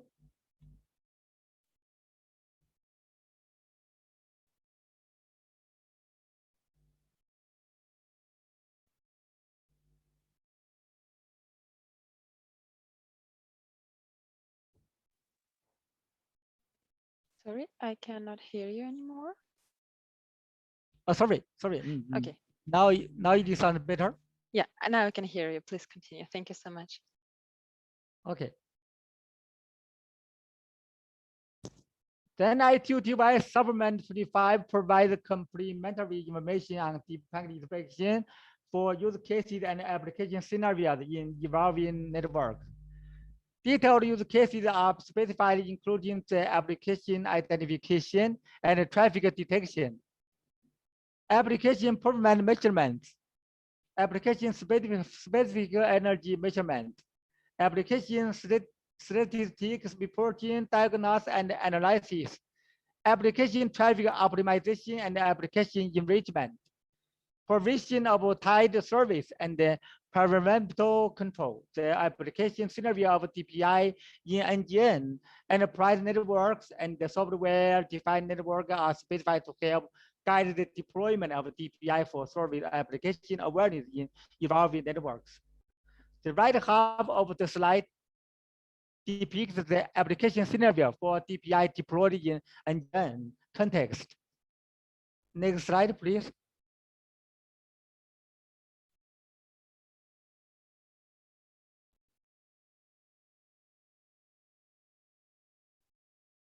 Okay, now let me introduce the third part, covering studying about network awareness. Next slide, please.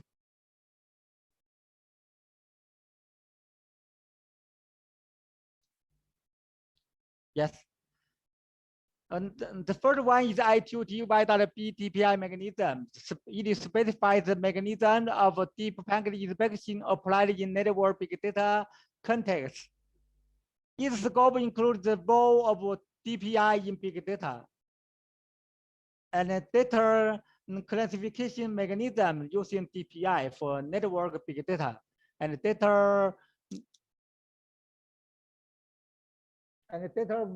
pre-processing mechanism using deep packet inspection for network big data. And the coordination processing mechanisms of DPI in network big data context interfaces between deep packet inspection and double layer big data related methods. Great change happens to when DPI is applied in network big data context. The top left illustrates the change occurring to DPI entity, and the top right describes the change about the DPI engine.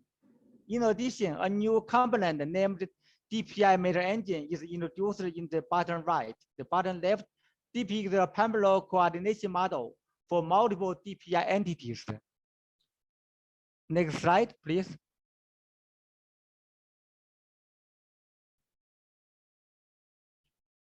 Another active work item is ITUT Y mechanism for traffic awareness based on machine learning. It specifies the mechanism of traffic awareness. Sorry. Okay. Traffic awareness for application distributor agnostic traffic based on machine learning. Its scope includes overview of traffic awareness for application distributor agnostic traffic, general mechanism of traffic awareness for application distributor agnostic traffic, machine learning method adapted to traffic awareness for application distributor agnostic traffic, implementation method of traffic awareness for application distributor agnostic traffic based on machine learning, report and the auxiliary control mechanisms for the managed traffic. AI and machine learning can bring help to various areas, including network.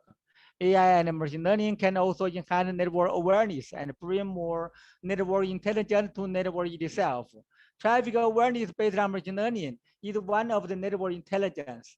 Machine learning technologies can be used in the independent machine learning system and embedded machine learning systems. It's noted that the independent machine learning system and the embedded machine learning system can be designed as the cooperation mode or independent mode. It's sure knowledge-based and concurrent machine learning methods are also necessary. The example machine learning method illustrated in the figure is a deep neural network. In these work items, artificial intelligence and machine learning begin to be convergent with network awareness. The top left photo gives the machine learning model, then is a hybrid machine learning system. The bottom left describes a template for knowledge base used by the machine learning system. The right half illustrates the concurrent machine learning method. Next slide, please. And another one is ITUT, that make it intelligent network status awareness. It specifies mechanisms for intelligent awareness of network status. The scope includes the introduction of intelligent awareness of network status, overview of mechanisms for intelligent awareness of network status, mechanisms for intelligent awareness of network fault, mechanism for intelligent awareness of network performance, mechanism for intelligent awareness for network load, mechanism for intelligent awareness of other aspects of network status. Intelligent awareness for network status is an important aspect of network awareness. The main model for intelligent network status awareness is a 4-layer logical structure that can be seen from the left part of this slide. And the main process includes 6 steps that can be seen from the right half of the slide. Next slide, please. And the next one is the ITUT architecture for intelligent network requirements awareness. It specifies the functional architecture of intelligent awareness requirements. Its scope includes introduction of intelligent awareness for network requirements, general functional architecture of intelligent awareness for network requirements, network service data-based functional architecture of intelligent awareness for network requirements, crowdsourcing-based functional architecture of intelligent awareness for network requirements, requirement distributor functional architecture, and requirement broker functional architecture, and requirement evaluator functional architecture. The user requirements are original motive to the network. So intelligent awareness of network requirement is also much critical. It includes requirement intelligent awareness within a network domain and knowledge sharing among different network domains. The main model for intelligent network requirement and awareness is composed of correlated data layer, requirement source layer, requirement distributor layer, requirement mining layer, requirement broker layer, and requirement evaluator layer. And the network can be divided into different domains. That can be seen from this slide. Next slide, please. Now let's come to the fourth part. Is about our layer technologies rely on network awareness related technologies. Next slide, please.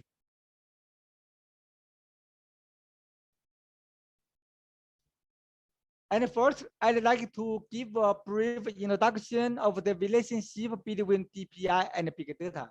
In a word, DPI and big data can tightly connection. When network awareness is convergent with big data, enhancement and improvement are also necessary. In reality, network awareness and big data are beneficial to each other. On the one hand, network awareness can help big data to collect the network big data and pre-processing network big data. On the other hand, big data related technologies can help network awareness to implement functions such as intelligent management and control of policy information base. When network awareness applied in big data context, enhancement of DPI engine and introduction of DPI meta engine can facilitate to improve the functions and performance. Next slide, please. The second one is big data driven networking. That's BDN. BDN collects big data from network and applications and generates big data intelligence based on the big data. It is then provides big data intelligence to facilitate smarter and autonomous network management, operation, control, optimization, and security, and blah, blah, blah. It includes plan, network plan, big data plan, and management plan. The general model of BDN relationship between BDN plan and autonomous management and control so-called are depicted in this slide. Next slide, please. The third one is man-like networking. Man-like networking is a set of technologies that enable the network to behave like a man. That is to say, man-like networking enables the network to have the following capabilities: environment awareness and self-awareness, self-learning and thinking, self-decision, self-operation, self-restructuring and self-optimization, and self-protection. Man-like networking is a synthesis of artificial intelligence technologies, network awareness technologies, network self-restructuring technologies, and other technologies. Man-like networking is also kind of emerging network architecture, which makes full use of the information set of technologies and has features such as self-awareness, self-learning, and thinking, self-decision, self-operation, and so on. The generic model for man-like networking can be seen in the left half of the slide. Meanwhile, the relationship between the man-like networking and the related technologies can be seen in the right half of the slide. Next slide, please.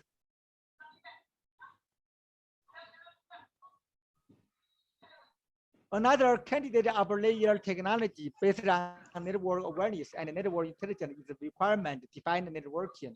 It can be thought as an enhancement of software defined networking. The general logical structure, physical structure, and one of the core components, net AI agent, are depicted in the figure of this slide. Next slide, please. Now let's come to the last part of my presentation. That's about the future study related to network awareness. Next slide, please. Generally, our target is to enhance and improve architecture, mechanisms, and methods about network awareness. With the enhancement of the two wings such as intelligence and cloud and the other technologies, we believe that network awareness related technologies can fly higher and higher. Next slide, please. And to intelligence, not only new network awareness aspects and applications related to AI and machine learning can be discovered and developed, but also it is beneficial to apply AI and machine learning to improve the current network technology and methods. Take DPI as an example. AI and machine learning can be used to improve the performance of DPI engines, enhance management and control of DPI entities, and maintain PIB, that's the policy information base, intelligently, and so on. This figure illustrates the aforementioned aspects for AI and machine learning to be applied in DPI area. Next slide, please. And at present, the center of information technology is shifting from network and cloud and to network awareness. It will become different from traditional mode when it works in cloud context. We can improve the network awareness to a cloud-based service. It is called network awareness as a service. The left half of the slide depicts such a logical structure. As an example, the right part gives an illustration for DPI as a service. We believe in the future, network awareness as a service will play more important role in network area. Next slide, please.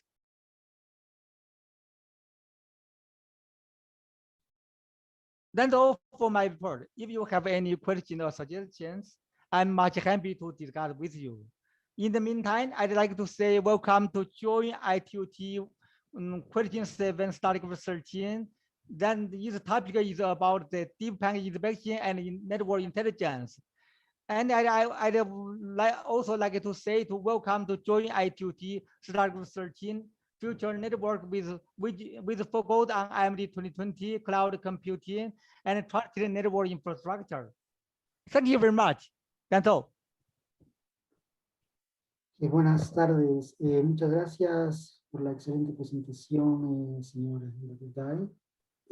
Sí, les hago también extensiva la invitación de formar parte del trabajo que está haciendo la Comisión de Estudio número 13, el sector de estandarización de la Unión Internacional de Telecomunicaciones, sobre estructuras, sobre cloud computing, sobre el trabajo que presentó el señor Dai, y las demás comisiones también del sector de desarrollo y del sector de estandarización.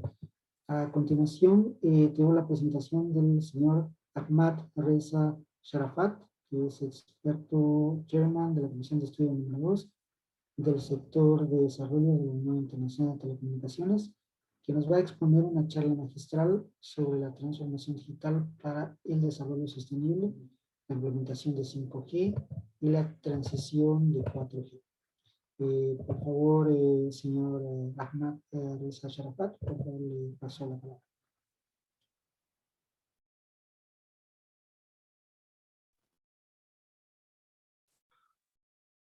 Thank you very much, Pablo, and also thank you to my good friend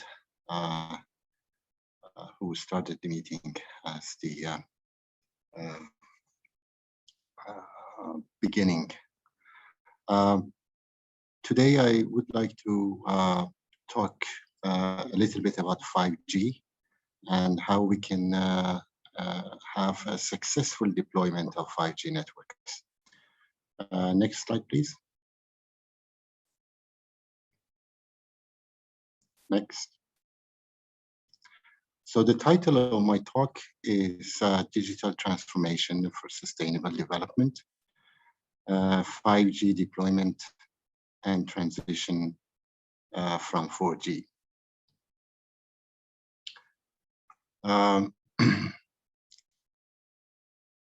Before I start my presentation, I'd like to offer my greetings and wish you all good morning, good afternoon, and good evening. It is my pleasure to be with you today and discuss how digital transformation for sustainable development can be achieved via 5G deployment and transition from 4G. In this talk, I assume that in many developing countries, we do have 4G networks. So the focus of my talk is on how we can evolve from 4G networks into 5G networks.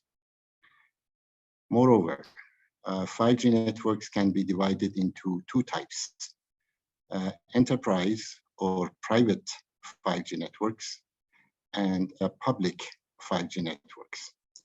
And my focus is on 5G public networks. Next slide, please.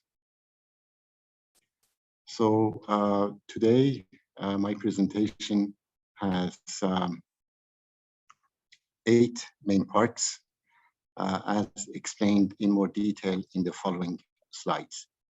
I will briefly introduce digital transformation, followed by IMT 2020 use cases. In ITU, we normally refer to 5G as IMT 2020. So whenever I say IMT 2020, I mean 5G. I will then cover 5G deployment challenges in 5G core network, in 5G transport network, and in 5G radio access network for end-to-end deployment options. I will end my presentation with conclusions. Next. As you can see, digital transformation is the use of digital technologies for achieving sustainable development and has three pillars, namely people, processes, and tools.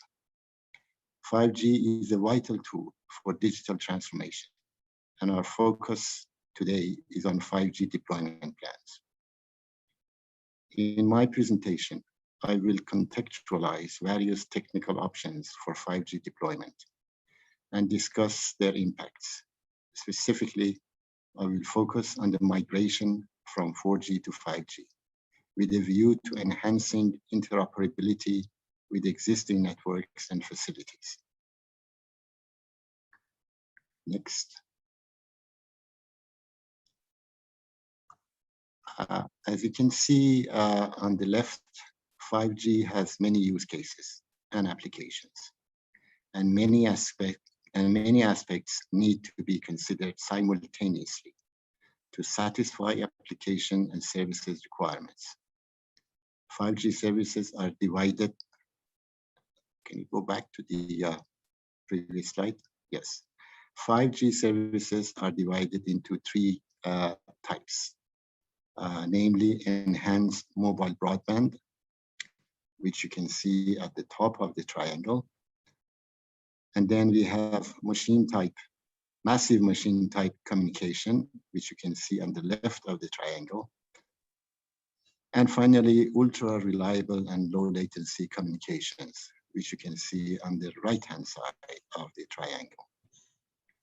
In this slide, you can also see on the right-hand side where 5G networks and services are different from 4G networks and services. You can see some aspects have been significantly improved, and some other aspects, the improvements in 4G have already been significant. So the amount of improvement is not as significant as in other parts. Next slide, please.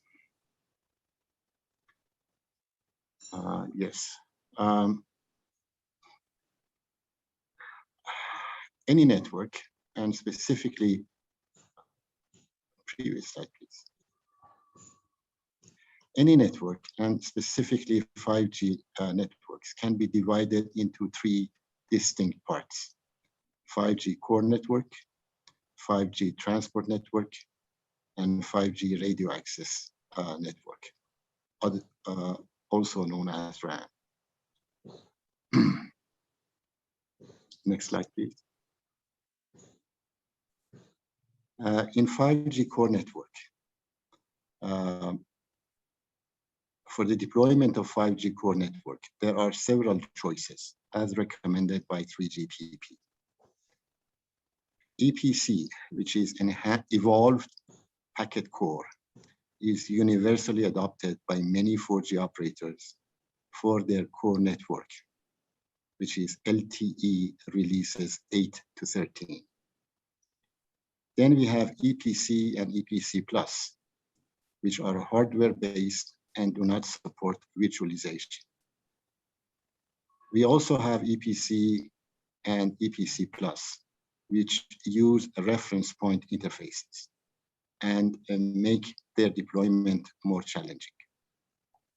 Eventually, EPC and EPC+ shall be upgraded to 5GC, 5G core network, which uses service-based interfaces instead of reference point interfaces.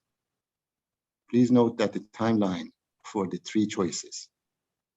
The first EPC was from 2008 to 2016, and it addressed LTE releases 8 to 13. And then we have EPC Plus, which started in 2016. Can you go back to the previous slide? Which started in 2016 and through 2019. And then we have 5GC, which is releases 15 to 17 from 2016 to 2021, which is the current year.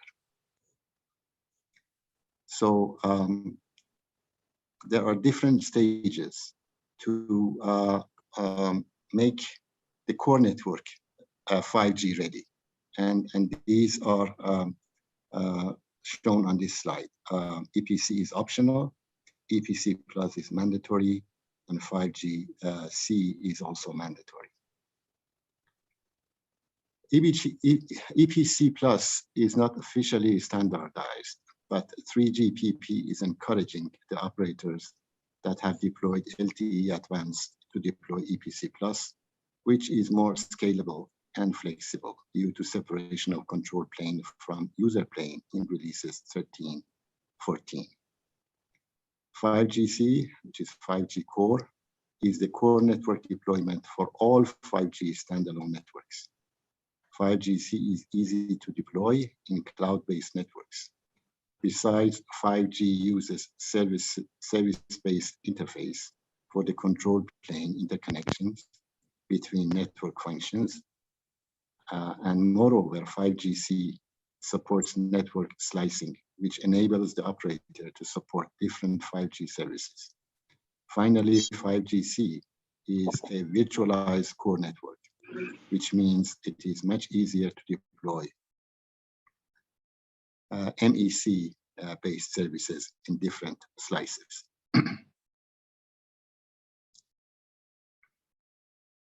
Next slide, please. Again, for 5G core network deployment, there are 3 different and distinct states for migrating from 4G to 5G. For example, an operator can have the following path for 5G deployment. From initial state 1, which is a physical EPC deployment, to the initial state 3, with physical and virtual EPC, both serving 4G, to the intermediate state 2, with virtual EPC serving 4G also. Internetworking with EPC Plus with serving 5G NSA non-standalone option 3. Can you go back to the previous slide? Yes, I'm not finished yet. To final state 3 with EPC Plus, serving 4G internetworking with 5G, serving 5G standalone option 2/4, similar to 5G deployment by Korea Telecom in Korea. Next slide, please. I will now briefly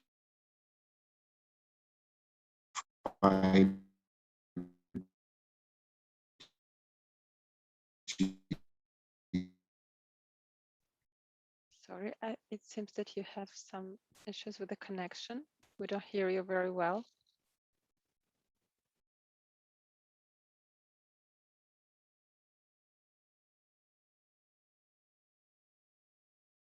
Dear Dr. Sharafat, try to speak now. I just stopped your video. Maybe it would help. So 5G is in the end.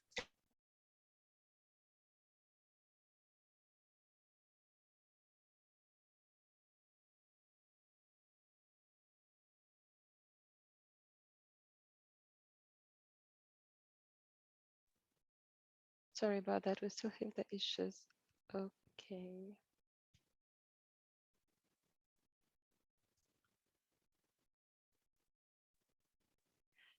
Let me stop sharing. I will try to help Mr. Sharafat to reconnect.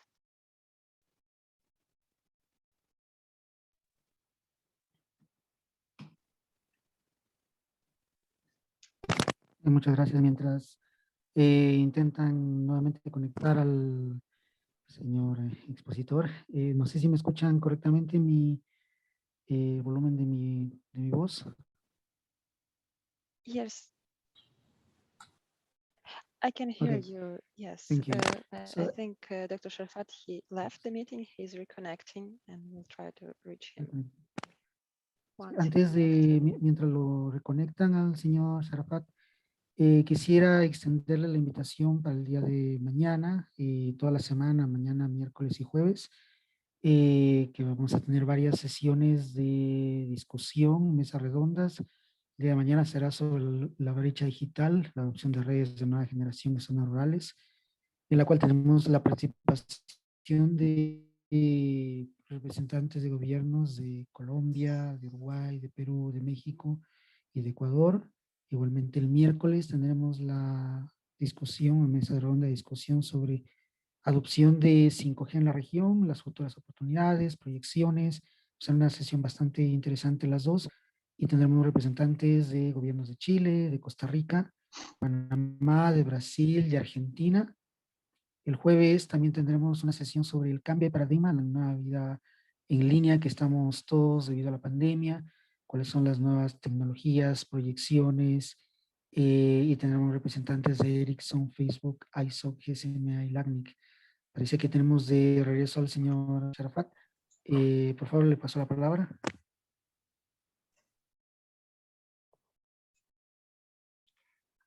Yes, thank you very much. And my apologies for the technical difficulty. Yes, if we can continue with this slide. I was saying that since 4G traffic is on the rise, a fiber-based transport network is very desirable. So even if we do not have 5G, I strongly recommend that we enhance and upgrade the transport network, because, as I said, the 4G traffic is on the rise. And now this enhancement of the transport network is very desirable, which can also be used in 5G network with higher traffic volumes. Network operators also need to upgrade their wireless transport networks in order to provide sufficient capacity. ETSI is recommending to use millimeter waves, which can provide up to 10 gigahertz bandwidth in wireless links. Gigabit passive optical networks, or GPONs, are already deployed in many network operators, but cannot fulfill both capacity and latency requirements of 5G. Its successor is NG PONs 2 as an alternative standardization of 50 gigabits per second or 100 gigabits per second of PON is underway. Ethernet interfaces should also be upgraded to increase capacity, and gigabit Ethernet interfaces shall be upgraded to 10 gigabits per second or 25 gigabits per second for front haul interfaces. Transport network is very challenging in CRAN due to the strict requirements in terms of data rate and latency. Enhanced CPRI, CPIR stands for Common Public Radio Interface. So eCPRI is introduced for the front haul network in 5G, which exploits functional splitting to reduce latency and data rate requirements for any given service as compared to CPRI. I'm not finished with the previous slide yet. Can you go back? Yes. So SDN brings many benefits such as flexibility, scalability, and agility for the transport network, and can also be used for deploying efficient transport network slicing. Network slices are realized by coordinating transport network management system and end-to-end management system. Transport network management system can be implemented via SDN controller. To evolve a legacy transport network into SDN-based transport network, both its hardware and architecture should be upgraded. Now we go to the next slide.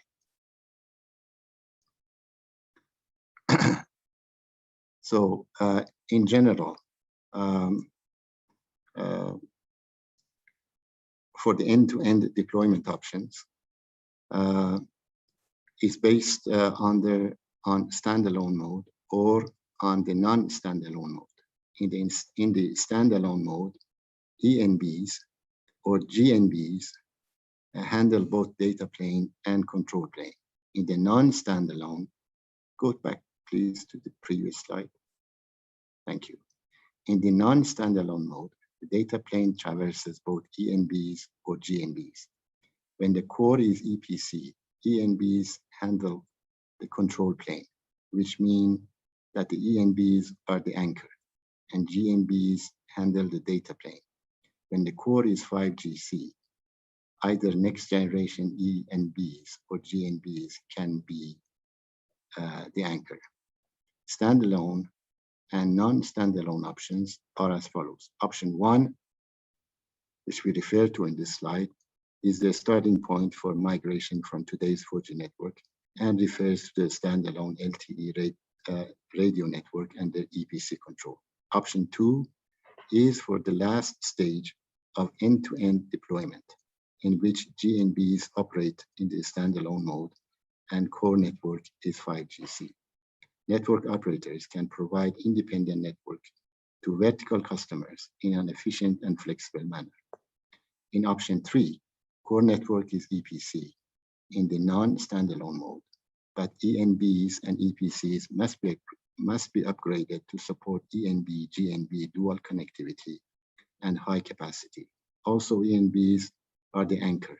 ENBB services and 5G early devices are supported. RAN level internetworking between ENBs and GNBs is needed, and both deployment time and cost are low.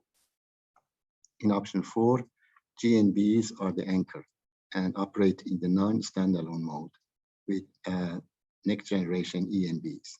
The core network is 5GC. Besides, ENBs must be upgraded to support 5GC signaling and interfaces.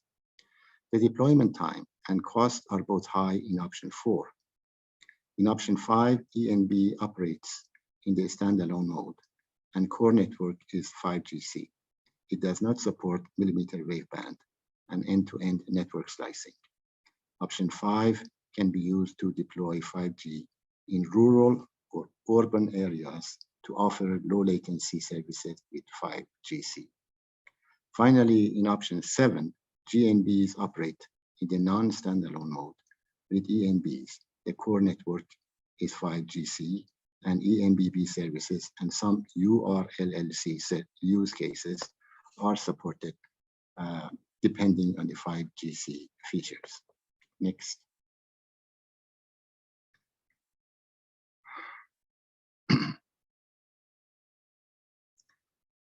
This table shows different paths for nationwide 5G, E5G deployment. A network operator may choose an option for a given location depending on traffic volumes and future forecasts. For example, option 5 for rural areas and option 3 with millimeter waves for hotspots. Selection of a path depends on some key factors such as time to marketing, CapEx, OpEx considerations, utilization of future-proof technologies, business trends, and existing facilities. As can be seen, choosing a path depends on several factors, such as the network size, location, availability of 5G-enabled devices, and the expected demand for 5G services in different deployment stages. For instance, the path in the second row is for tier 1 operators, and the path in the first row is for tier 2, tier 3 operators. Next slide, please.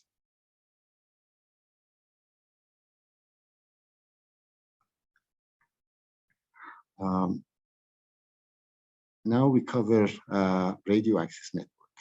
And for radio access network, the initial deployment of 5G RAN is via the non-standalone mode, followed by the standalone mode. For 5G RAN deployment, one needs to consider the availability of 5G spectrum, the geographical coverage of 5G, as well as 5G RAN architecture and technologies. In this table, we present different choices for 5G RAN. 5G and E5G spectrum is divided into 3 segments of the band, namely below 1 gigahertz, 1 to 6 gigahertz, and above 6 gigahertz. In order to deploy eMBB as per GSMA and 3GPP, 80 to 100 megahertz in mid-band, which is 3.5 gigahertz, and 1 gigahertz in millimeter bands are needed. When mid-band is not available, 80 megahertz can be freed by reforming. Go back to the previous slide, please. When mid-band is not available, 80 megahertz can be freed by reforming, or by dynamic spectrum sharing, or by acquiring more spectrum in the lower 2.6 gigahertz band. For instance, if the operator selects choice 2 in phase 1, it can provide 5G data rate for the end user, and in the second phase can provide all 5G services. In the third phase, it can enhance 5G capacity and coverage. Next slide, please. Now we come to an interesting question. Is 5G harmful to your health? In order to answer this question, we begin by saying that human exposure to electromagnetic field, or EMF, is the topic of interest.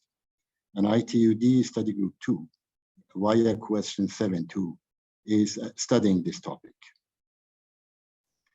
The scientific basis for limiting radio frequency exposure include 2 biological mechanisms: nerve stimulation, which is instantaneous for below 10 megahertz, and thermal effect, which is averaged over time, measured by specific absorption rate, or SAR.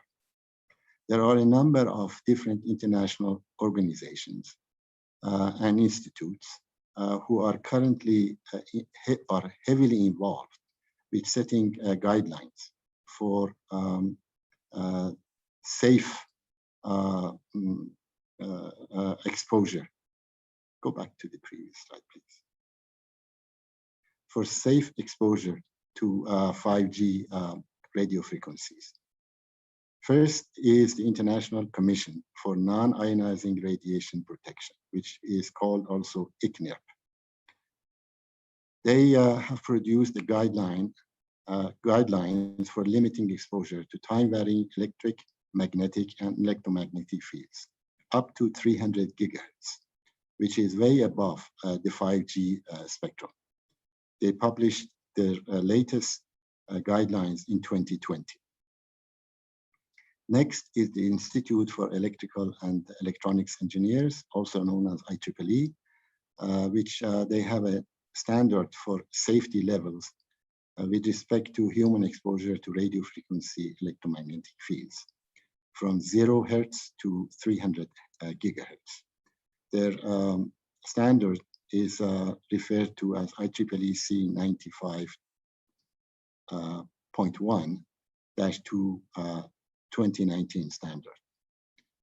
The third entity is the International Electrotechnical Commission, or IEC, and they have a number of technical reports and standards, which you can see on this slide.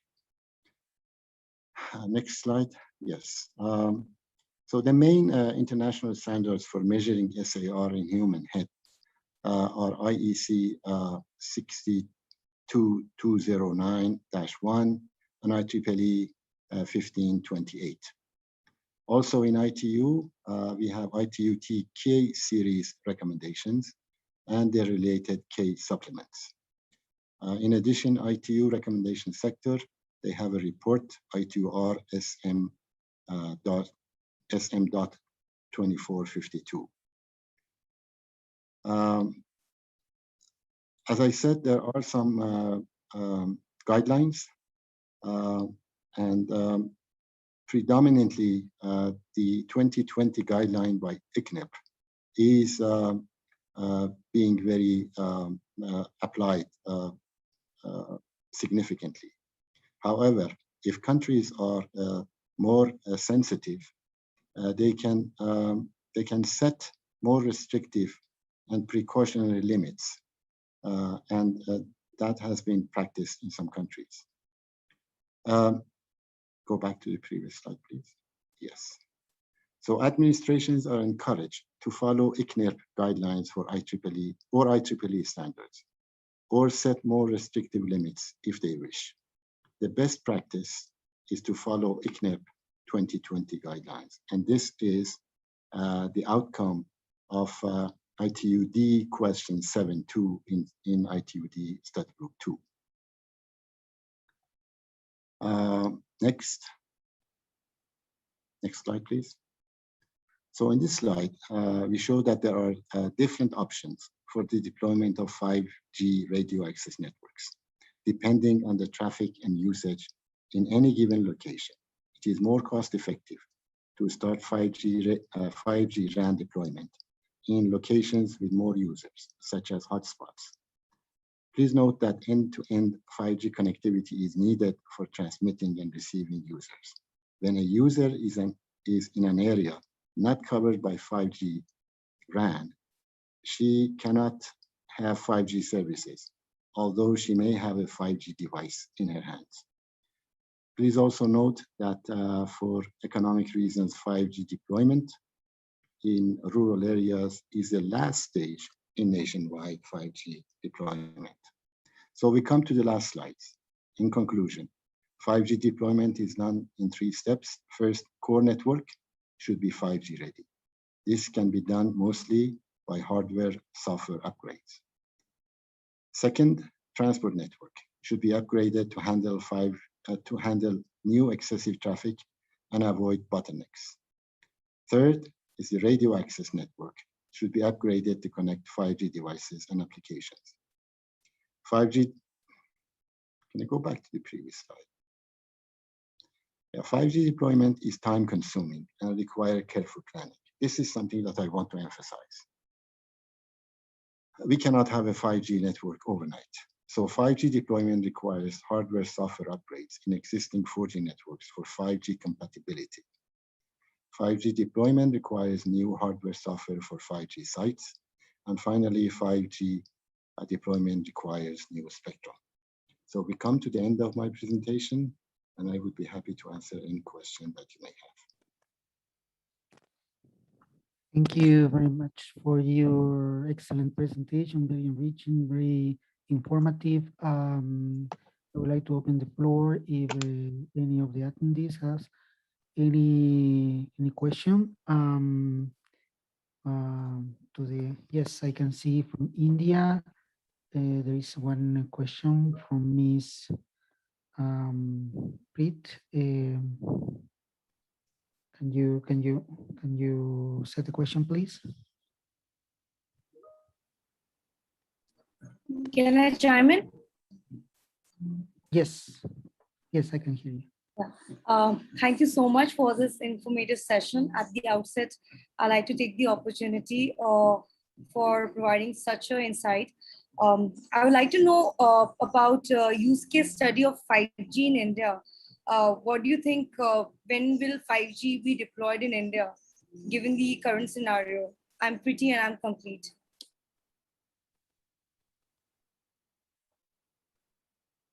Is this a question to me?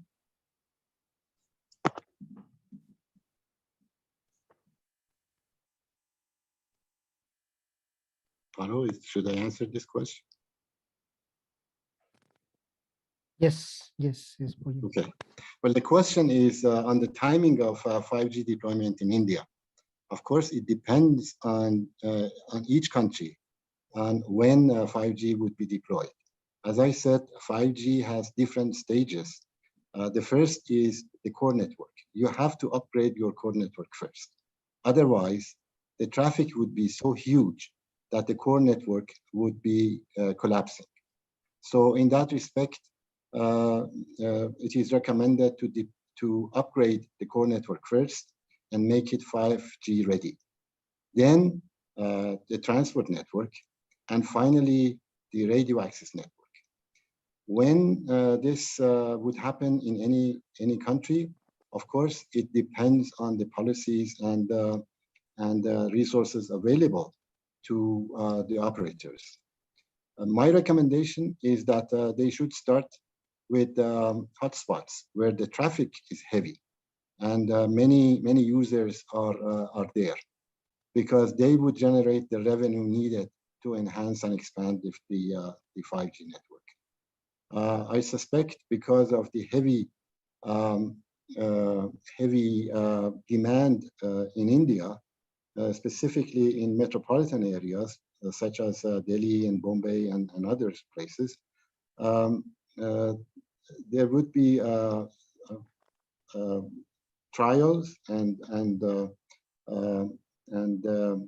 initial deployments to be enhanced and expanded quickly.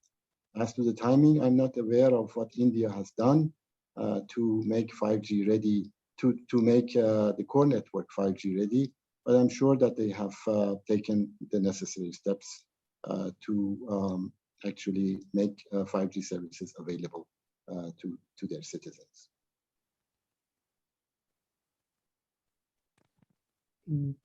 Thank you. I think now we have a question from Ghana, Mr.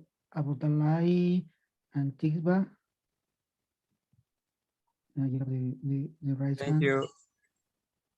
My question goes to Mr. Ahmad. I want to find out what regulatory, what recommendation would you give to regulatory administrations to accelerate the adoption of 5G in rural areas?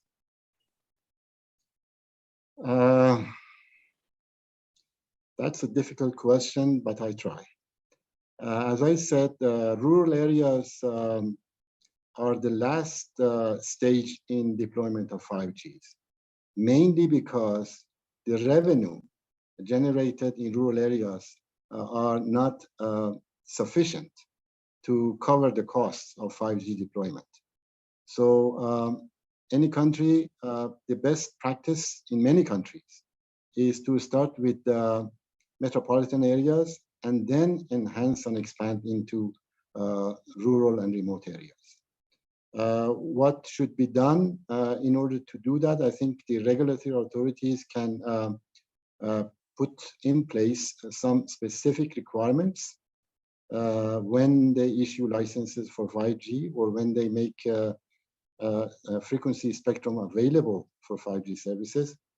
They can attach to their license some requirements as to the timing of deployment of 5G and upgrading of their existing 4G networks. So it depends on the country, and there are, of course, several options that we can consider. I would put my email address for all of you. If you have further questions, you can reach me. This is I just put it on the chat, but I would be happy to answer any further questions that you may have. Yes, I think we have one more question from Guyana, Mr. Dem Roberts. And maybe this is the last question before we can close this session.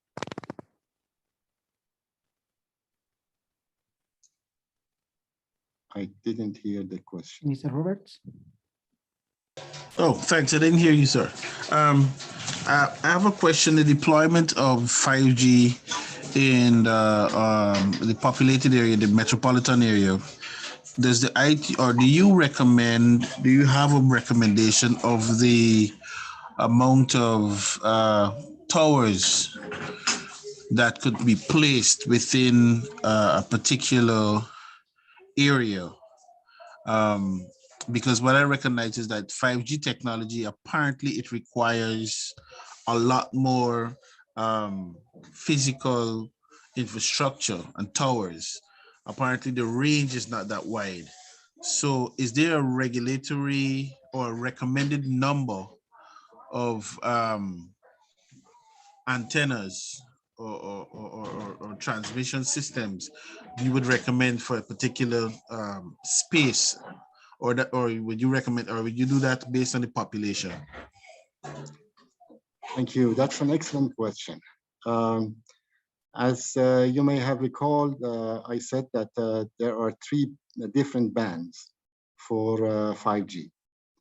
The low band below 1 gigahertz, and also the mid band from 1 gigahertz to 6 gigahertz, and then the high band, which is millimeter waves.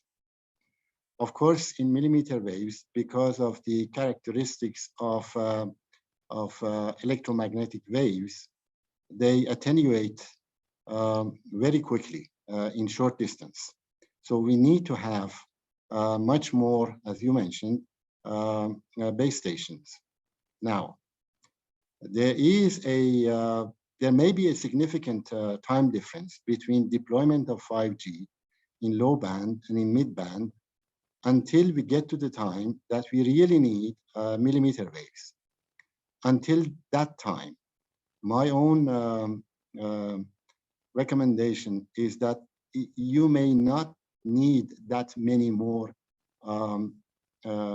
towers and base stations.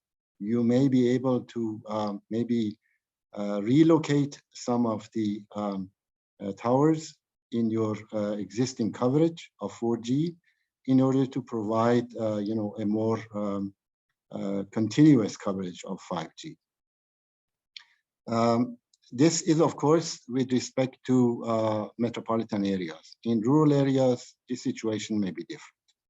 So it appears to me that the initial stage of 5G, you don't need to have that many new base stations. You can install 5G equipment in the existing base stations and have 4G and 5G running in parallel.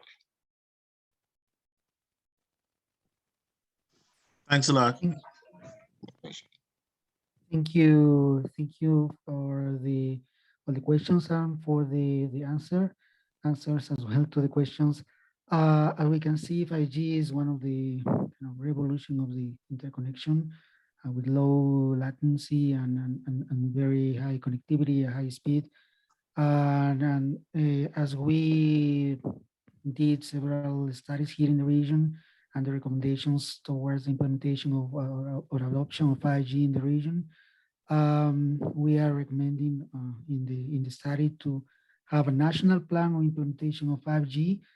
As was mentioned during the presentation, is not just the deployment of a new technology as it was 4G, 3G, and now is more oriented to having a global adoption nationally with the participation of several stakeholders and to identify the different industries where the 5G will be applied and the final customers and business to business to build more smart cities and more rural areas, smart rural areas. So since we are just about to finish the time for interpretation, I would like to thank you everyone for today and for your participation today and your active participation with the questions. And I want to invite you again for tomorrow's meeting and Wednesday and Thursday meetings, global and for the Americas region. As I mentioned before, we will be discussing about the further deployment of 5G and the opportunities, the challenges, and as well how we can face the digital gap with the adoption of the new technology that is 5G, and as well the new paradigm of online life, which we will have the projection of new technologies by the industry. So I thank you very much for today, and I would like to close this session. And I think especially to the speakers, the keynote speech, excellent, brilliant, and very enriching. Thank you everyone, and have a nice day. Thank you. Thank you.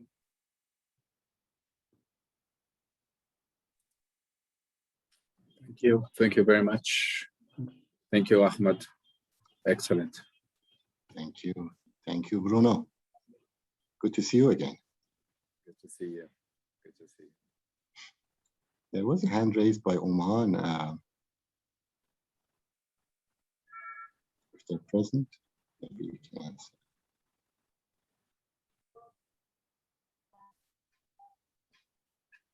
Thank you. Have a nice evening. Goodbye. Record